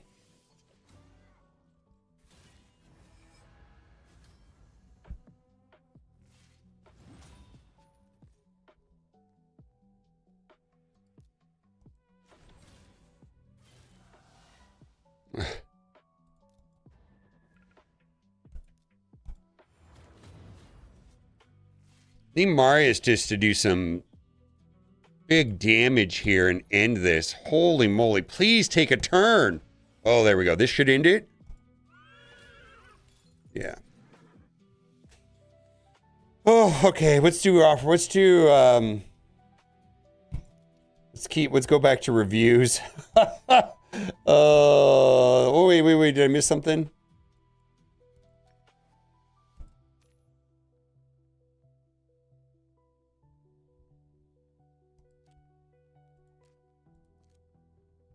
I mean, I meant to check this too.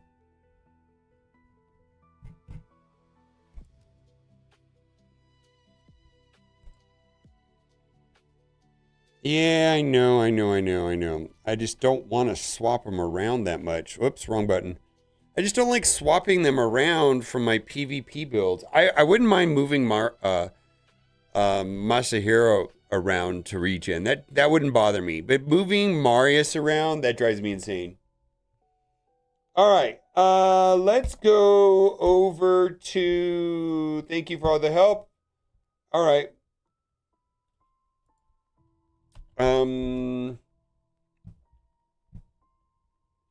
I know, it's awful. I can't see your name. How come I can't see your name? What is your name in chat?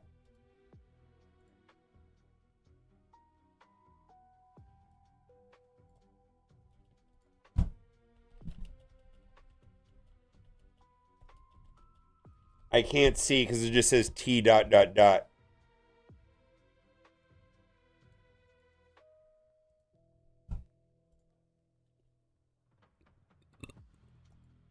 Tech Nerd, are you still here in chat? There you go. Okay.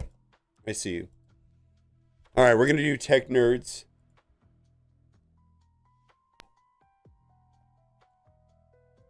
Tell me again what you were thinking about. Was yours the one about Nightmare?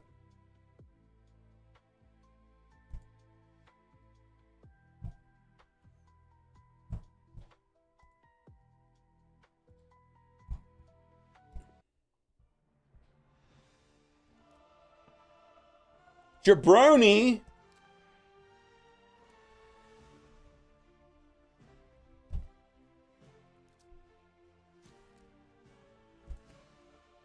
Been playing the game since 23.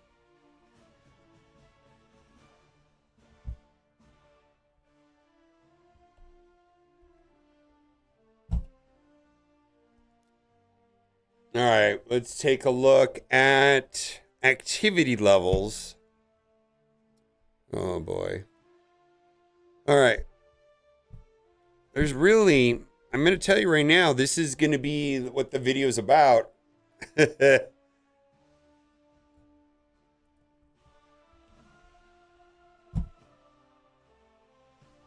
Yeah, well, okay, before you do anything in the game, you're going to have to advance in Classic Arena to probably 4 or 5. At a minimum, gold 1, but really the goal is to get to 5.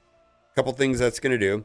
3%, 3%, 3% every single game mode versus 22%. You're not going to have success in other game modes until you're up here. Also, this is where you're going to be able to, you're not going to be able to finish the Marius mission or the Arbiter missions without progressing these. And these are going to be very slow to progress until you get to gold 4. Gold 4 is where you actually can make some progress on that. Oh, the count is neglected? Yeah. Well, here's the thing. There's no amount of money or intellect that is going to supersede activity levels.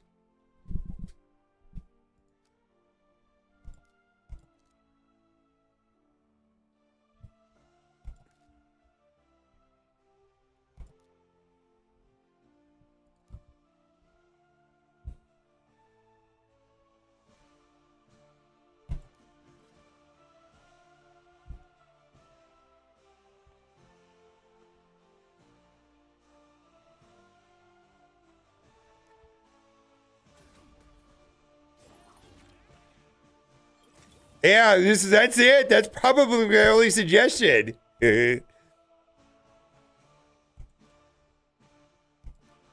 the thing about Arena, this is just about logging in and taking the low-hanging fruits. Like, not even fighting the hard battles. Just go for the easy battles. You don't have to play that much. You just take these little easy ones and you'll be in gold 1 without even having a good team.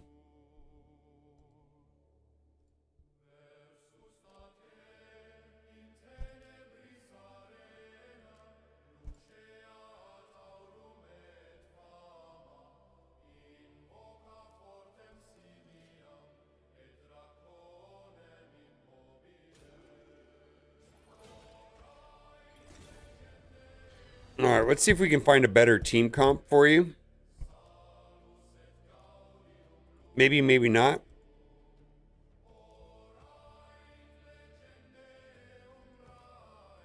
Oh my god. Oh my god, you have Sun Wukong. You have Alice. You have He-Man.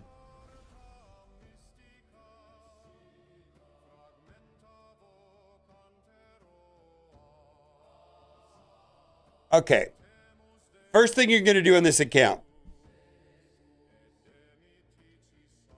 You have all of these 6 stars right here. All of these 6 stars.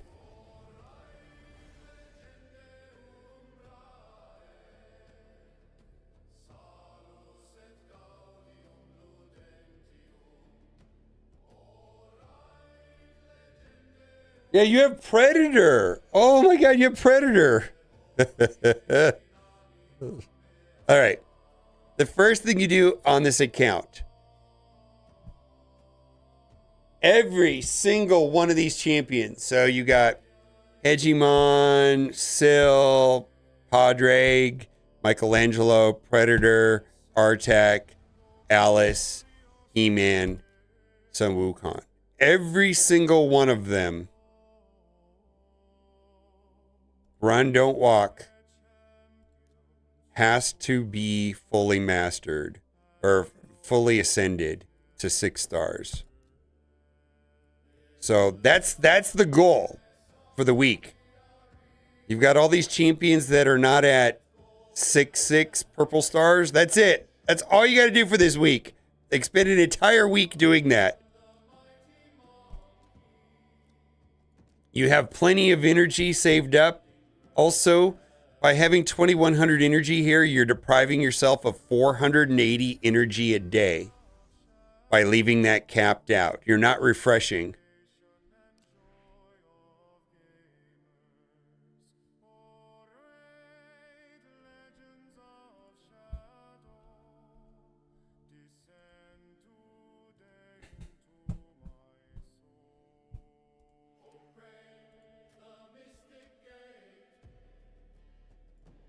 So today is blue, right? Let's see what blue champions you have that are in that category. You have 1, 2, 3, 4. Look at that. You have 1, 2, 3, 4. So let's just focus on Alice. Alice is going to need 18. So for the rest of the day, I'm going to come to this dungeon. Oh, you got to go to 20.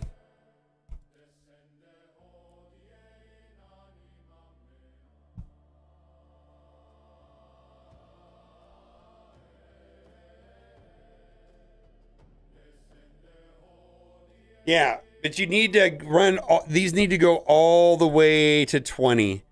And then you need to farm these until you have every, like today, for the next 3 hours. Today, like right now,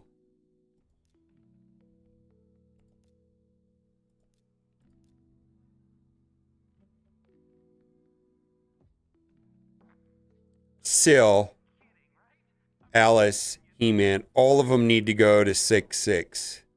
All of your 60s. I mean, just spend the entire afternoon doing that. You're going to have to farm not only a bunch of these, probably like 50. You're probably going to have to farm, let's see, 18 times 1, 2, 3. 1, 2, 3. Like if you're going to take a character to 60, you got to finish that. And the reason why you have to finish it is you're not going to be able to get the 5 and the 6 star accessories. And then also you have to do your masteries.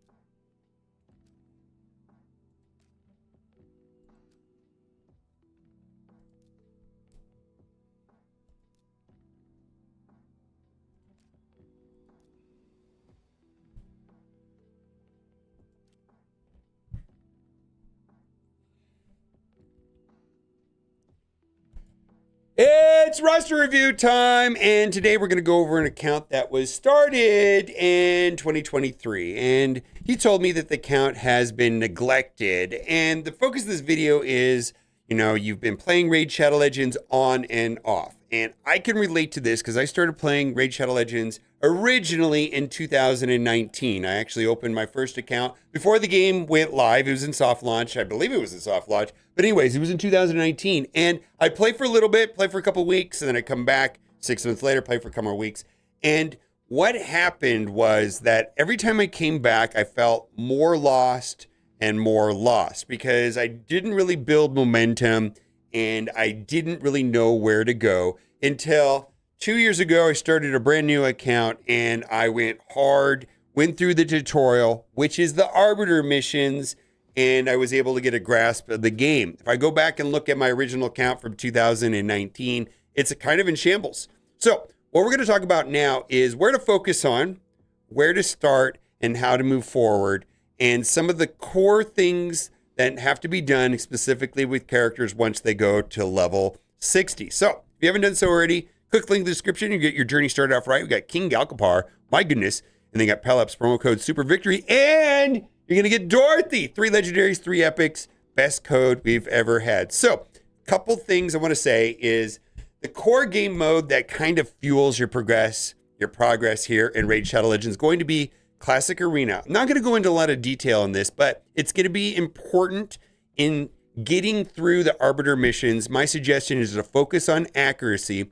The tier right here is going to determine your bonuses in every single game mode. So when I started playing this, 2%, 2%, 2%, this runs all the way up to, and the end goal, like when you have beaten Classic Arena, is when you can function and exist inside of Gold 5. 3,200, 22%. I'm going to start this video over.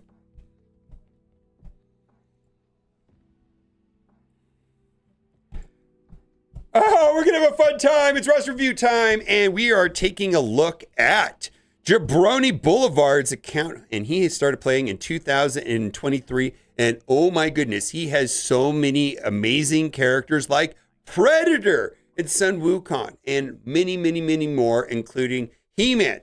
But here's the situation which I was in myself. I opened my first account in 2019. I would take time off. I'd play for a little bit, be very confused, take some time off, come back, be even more confused, because the game stacks on information, and taking large segments of time off makes coming back to the game kind of confusing. And I wasn't able to get a grasp on what was going on until I was able to play daily 2 years ago. And I went through the Arbiter missions, which are essentially the tutorial to Raid Shadow Legends. So we're going to start with, what does this account need to do first to get up to speed and thrive playing in Raid Shadow Legends? Wow. If you want us to do a new account, King Galkapar, and then we also got Pelops, promo code Super Victory in the first 24 hours. And there should be an event starting here any day now for the Wizard of Oz. Get Dorothy, 3 legendaries and 3 epic champions. Best code we've ever had here in the game. So there's a couple things that I want to say is that the main way to learn how to play Raid Shadow Legends is to focus on the Arbiter missions. just be deliberate about this when you log in. Do the Arbiter missions. They're going to guide you through the game, force you to interact with various places of the game in various game modes. I think it's absolutely vital. Now, this account's sitting on 2100 energy, so there's a lot of room for him to do that. Also, by keeping energy maxed out, you're missing out and depriving yourself of over 400 energy a day. I believe the number is 480 energy a day is not accruing because this is above the 129 max. So there's a lot of room. Like, you could start right now and do this stuff right here. Could do this, do this. This is going to help one go through and get the most out of the game. The Arbiter missions is going to help you learn what to do in Raid Shadow Legends. Now, the primary game mode for getting through the Arbiter missions is going to be the Classic Arena, which is tied to the Great Hall. And a couple things here. The reason why Classic Arena is important is that there's going to be these bonuses right here. HP, attack, defense. This is every single game mode. And it's relatively easy just by picking off the low-hanging fruit to get to Gold 1. The end goal, in my opinion, is to get to Gold 5 and be able to exist and hang out in Gold 5, which is going to do two important things. Firstly, is instead of getting a 3% bonus in every single game mode, these bonuses are going to go to 22%. The other thing is the materials awarded, which go through this hall, basically ramp up and become very helpful once one hits Gold 4 in the arena. So Gold 4, you're going to see that this number right here jumps up. Here you got 2 gold, 3 gold and Gold 3, and then 4 gold and Gold 4. So getting through the Arbiter missions quickly is going to be dependent on being in Gold 4. Now, I've seen people be in Gold 4 within playing the game for 30 days. So it is possible to do all of this. Believe me, very possibly. Now, what I'm talking about is low-hanging fruit. What I mean by low-hanging fruit is that you can log into the Classic Arena, and then when you do that, you're going to see these really, really easy teams. And you can come in and just hit these really easy teams, and then this will reset every 15 minutes. So the first thing you do when you log in is hit some easy teams. The first thing you do when you log out, hit some easy teams. If you're playing for an hour, maybe go check every 15 minutes and do that. That should carry you all the way to Gold 1. So there's two other things I want to talk about in this account, which was a little bit alarming. And that is, if you are willing to take a character to level 60, and I'm going to say that this is kind of an important thing right here. If you're willing to take a character to level 60, which requires some dedication and resources to do it, I'm going to say that they need to be fully ascended, meaning they have 6 purple stars, and the masteries have got to be done. The masteries are over here. Now, the masteries, there's 2 ways of doing the masteries. You could spend 800 gems, or you can farm in Minotaur. Now, today is the Blue Magic Day, and he's sitting on a bunch of these champions right here that are not fully ascended. Well, that's not what we want right there. We want that blue right there, right? We got Syl, we got Alice, we got He-Man, we got our friend Artak. And so if I was starting to play this account, that's what I would do initially, is I would come into this dungeon. Now, these dungeons rotate. We got a dungeon here, and basically the Void Purple Dungeon is open only on Sundays, but then the other 3 dungeons, which is the Spirit, Magic, and the Force, they're open twice a week. So today the Magic Keep is open.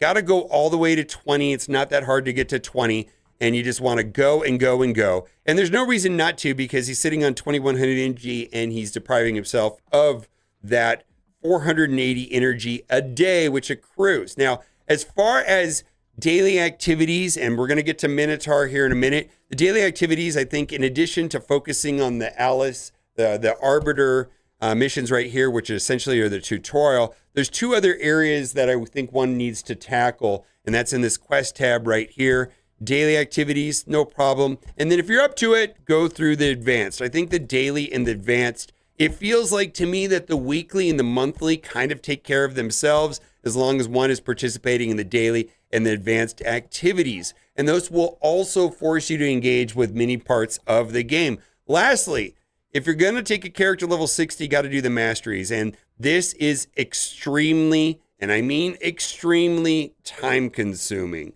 Very time consuming. And this is just something that one has to load up. And maybe when you go to bed, just get loaded up with all your energy and run Minotaur for extended periods of time. Just go right there, load it up with all the champions that they're not done, and go. And I would definitely start off with the more important champions. And as far as what to upgrade, there's a lot of different websites that provide suggestions on what to upgrade. But I'm going to say this. If you're willing to take a character to level 60, gotta fully ascend them. You gotta get the purples on them, and you gotta do the masteries. And then from there becomes a game of how do you equip them, which one receives priority, and then you pretty much move from there into the artifact part of the game. And artifacts are a vital part of Raid Shadow Legends, and there's a ton of things to learn there. My main suggestion is make sure to have speed boots. And then if that is not an accuracy or resistance stat here, it needs to be a percent based. Attack on Xenomorph is amazing.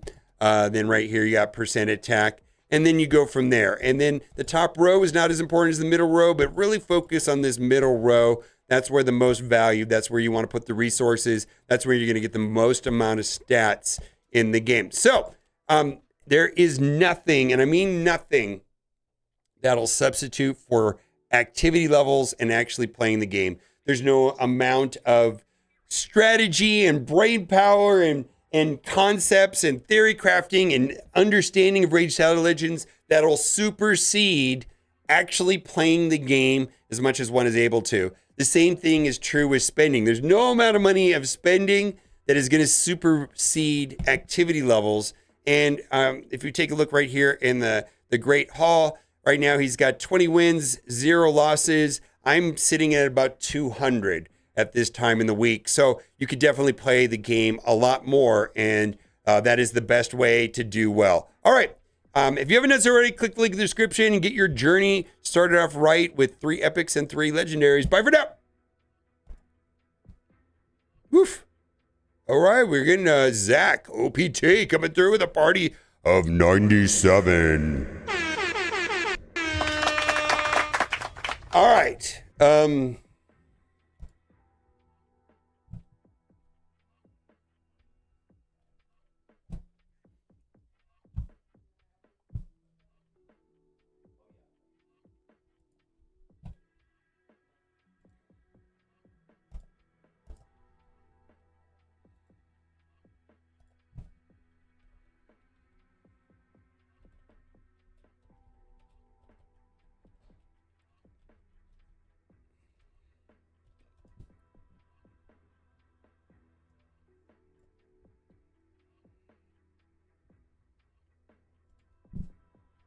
All right.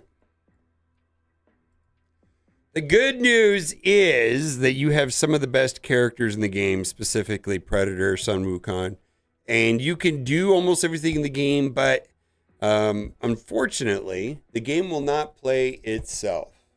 But your account is positioned to thrive and do amazing things. Oof. It'll be a video. It has to be edited, and then it'll be put up. Yeah, so I send it off to an editor. He sends it back to me, I don't know, whenever.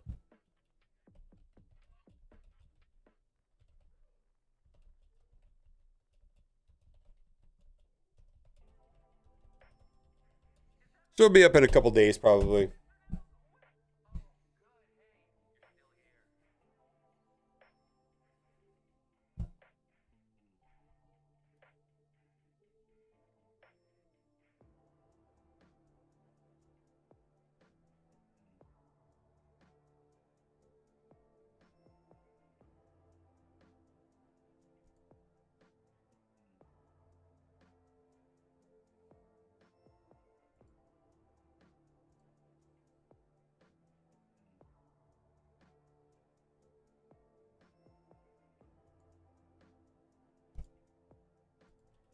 Martin. Hello. Are you here, Brittany? Oh, I book one champ at a time and try not to do the basic abilities. I stop booking them if I get the cooldowns done.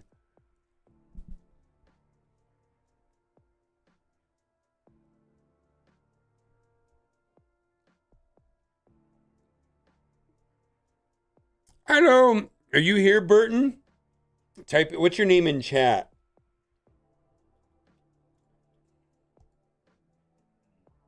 All right. Be sure to type in chat so that way everybody can not have to guess on what we're talking about.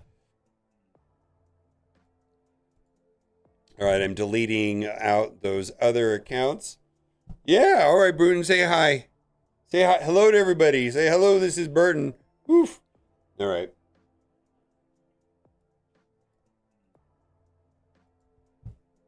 All right. Let's see. I'm getting you loaded up here.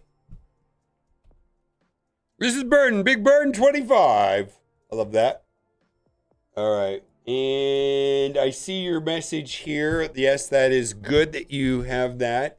All right. It's going to ask now. It resets pretty frequently, so. Hello, Hanging Fruits. What's up, Popeye Glad?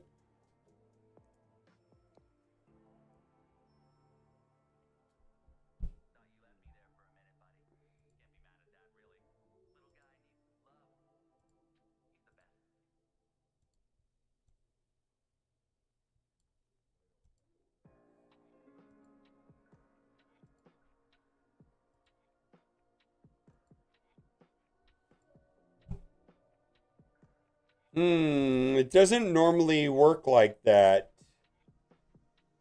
No, that doesn't look like that. No, that's not right. It's something else. It's a numerical only through it. Oh, it worked. Okay, never mind. It did work. I have no idea. All right, going in.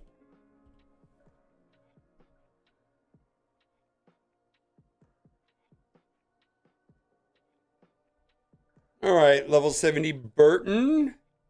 Burton started playing the game in 26. You fucking kidding me? Holy shit, dude. Holy shit. You got heck. Holy hell. Heckaton? All right, so this is a big boy account. Holy shit.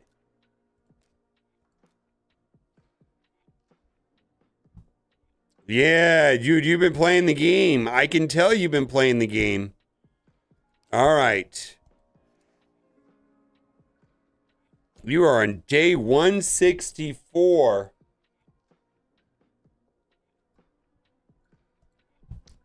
This is gonna be a fun one. I already know that you take the game seriously, obviously. All right, there you go. You already probably smashed Arbiter. You're in gold 5. All right.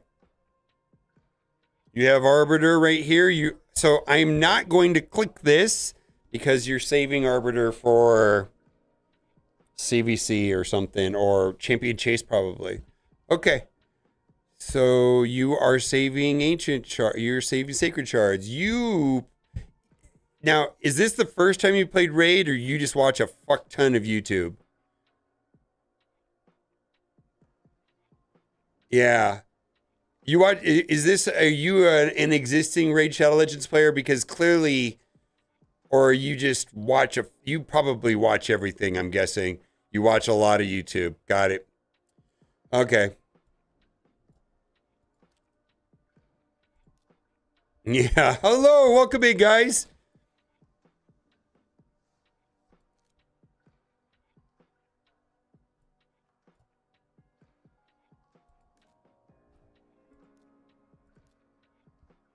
Yeah. Very nice, by the way. All right, let's make sure you're not sitting on relics. You are not. Let's see where you are on your dungeons quickly. You could move further on these if you want to.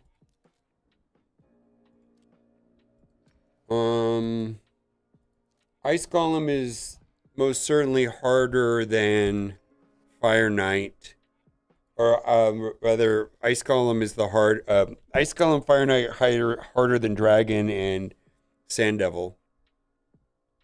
All right. Well, let's see. The one that really I can't even talk.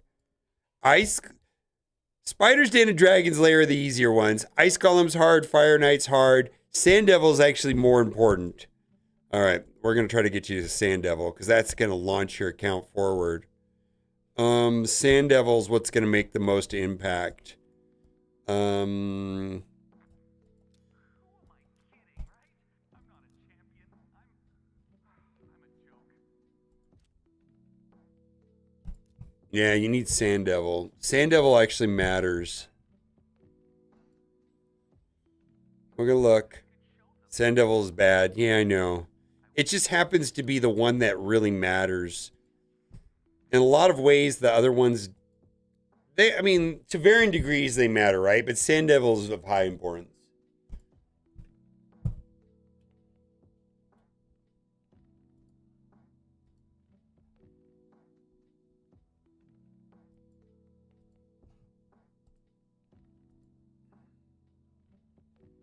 Oh, you have Newt. You have Newt.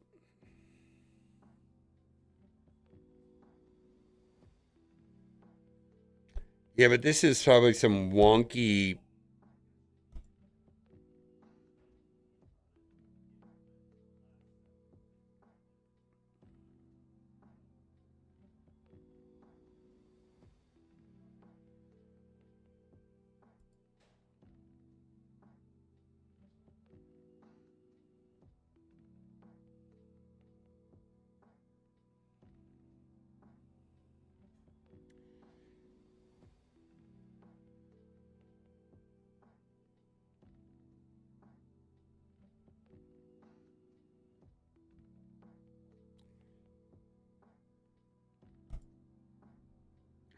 How does this work?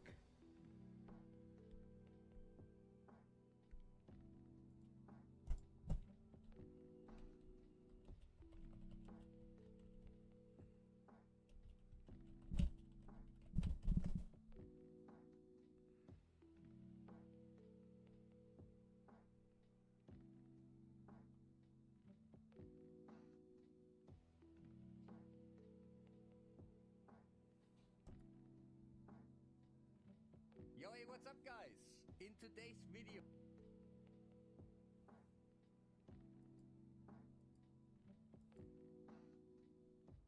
just didn't work for some reason. It seems to be like not in the same attack, and that's why I put a stone skin on him to survive the first. Wait, let me put the preset back. So that's why I put a stone skin on him so he can survive the first hit right there. And the others die. And now we got our damage reduction going on. We got 40% now from our gemstone. And also we're hoping that we do not decrease the turn meter of the boss. We don't have accuracy, but that would destroy our turn meter a little bit. Not turn meter, our max HP, and that wouldn't be that great. So let's see what kind of damage the boss is gonna do. Let's go! So we got a little bit over 100k, so we definitely got damage reduction in here. So that's what it is. It's the HP being 116,000 with Immortal and Stone Skin. Yeah.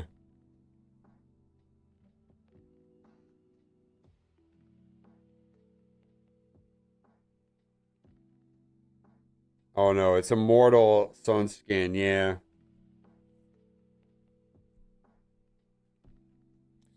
Yeah, I think I don't think you're going to be able to do this.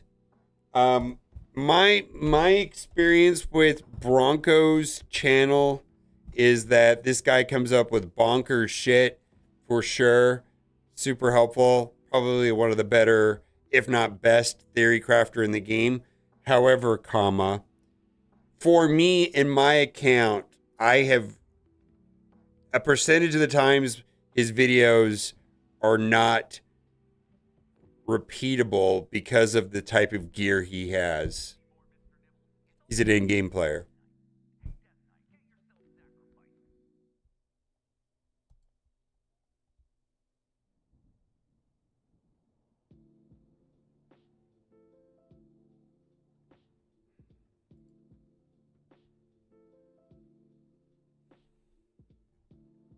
Death Knight is good for food, I guess. Wow.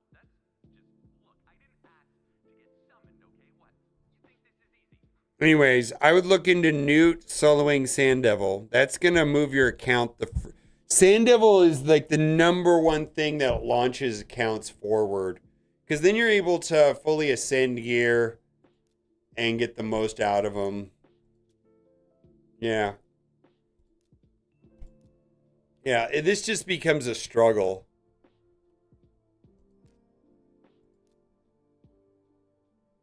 Yeah, I don't know if you'll be able to duplicate that or not.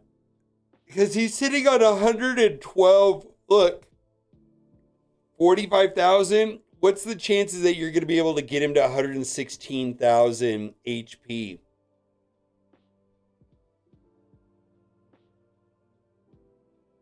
I think that's just going to be pure frustration.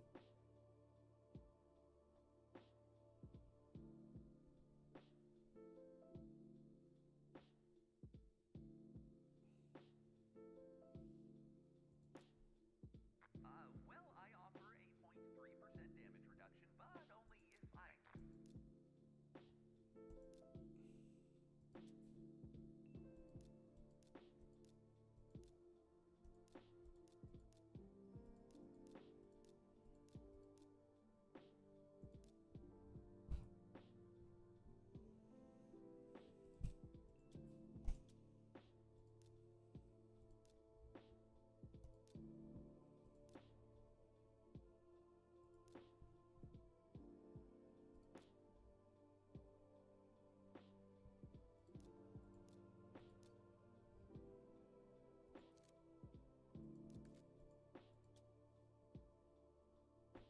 Yeah.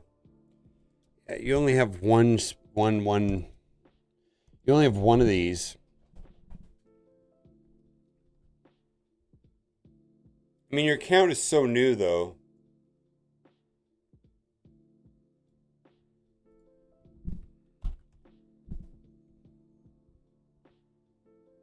Yeah. The next big jump that your account's going to have is when you can solo Sand Devil. It's just that simple.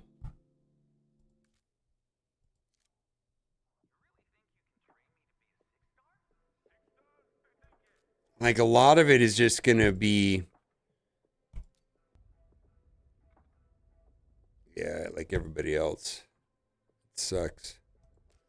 See where you are. I just got a really bad headache. Might have to end the stream early. Yeah, you just got to play with it.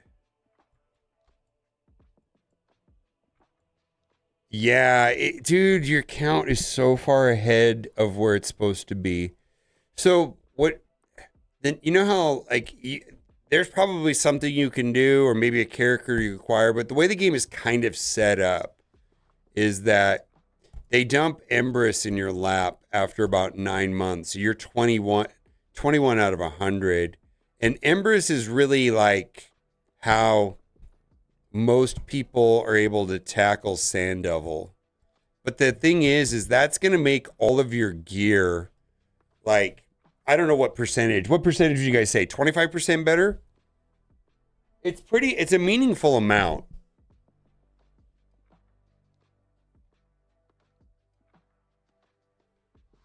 It's a meaningful amount.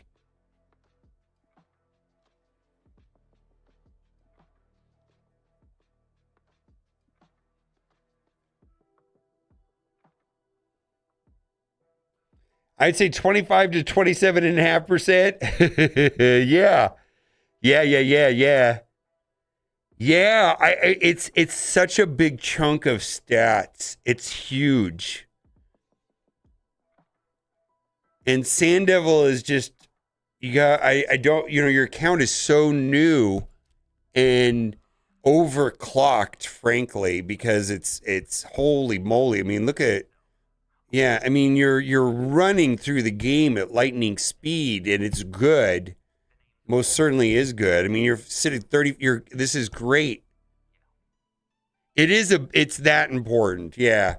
It's like a 20% stat boost. Yeah, I can't. So what happens is you can't get enough of that stuff.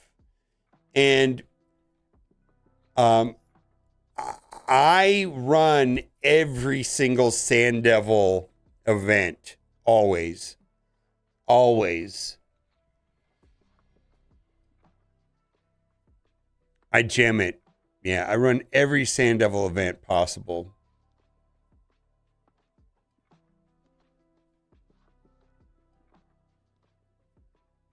Yeah, but it's that important.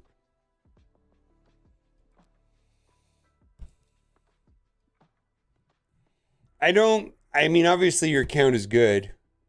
And that's where, I mean, a lot of it is just, and then the next thing that is going to make a big deal on your account is going to be jumping into Faction Wars. You're going to get some relic materials of Faction Wars.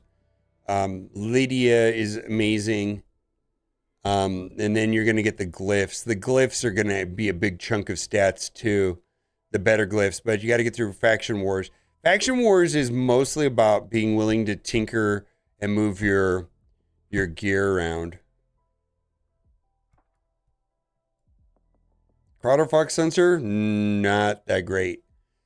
War Mother, not so much either. I actually know about those. Yeah, you have to participate in Chimera to get the chests. I'm sure you're doing fine. Yeah. All right, I'm going to call it because my head is exploding. Nice account, by the way. Holy shit, very envious, Mike. I wish my account looked like that. Legendary level. I know it's not a big advice, but Sand Devil is such a big deal. It's such a big deal. It's huge. Yeah, I mean, that just do Chimera and you're gonna, I mean, just taking your speed boots to 45 plus an extra 12 speed makes a big difference everywhere. All right, bye for now. So now he's trying to be everyone's best friend.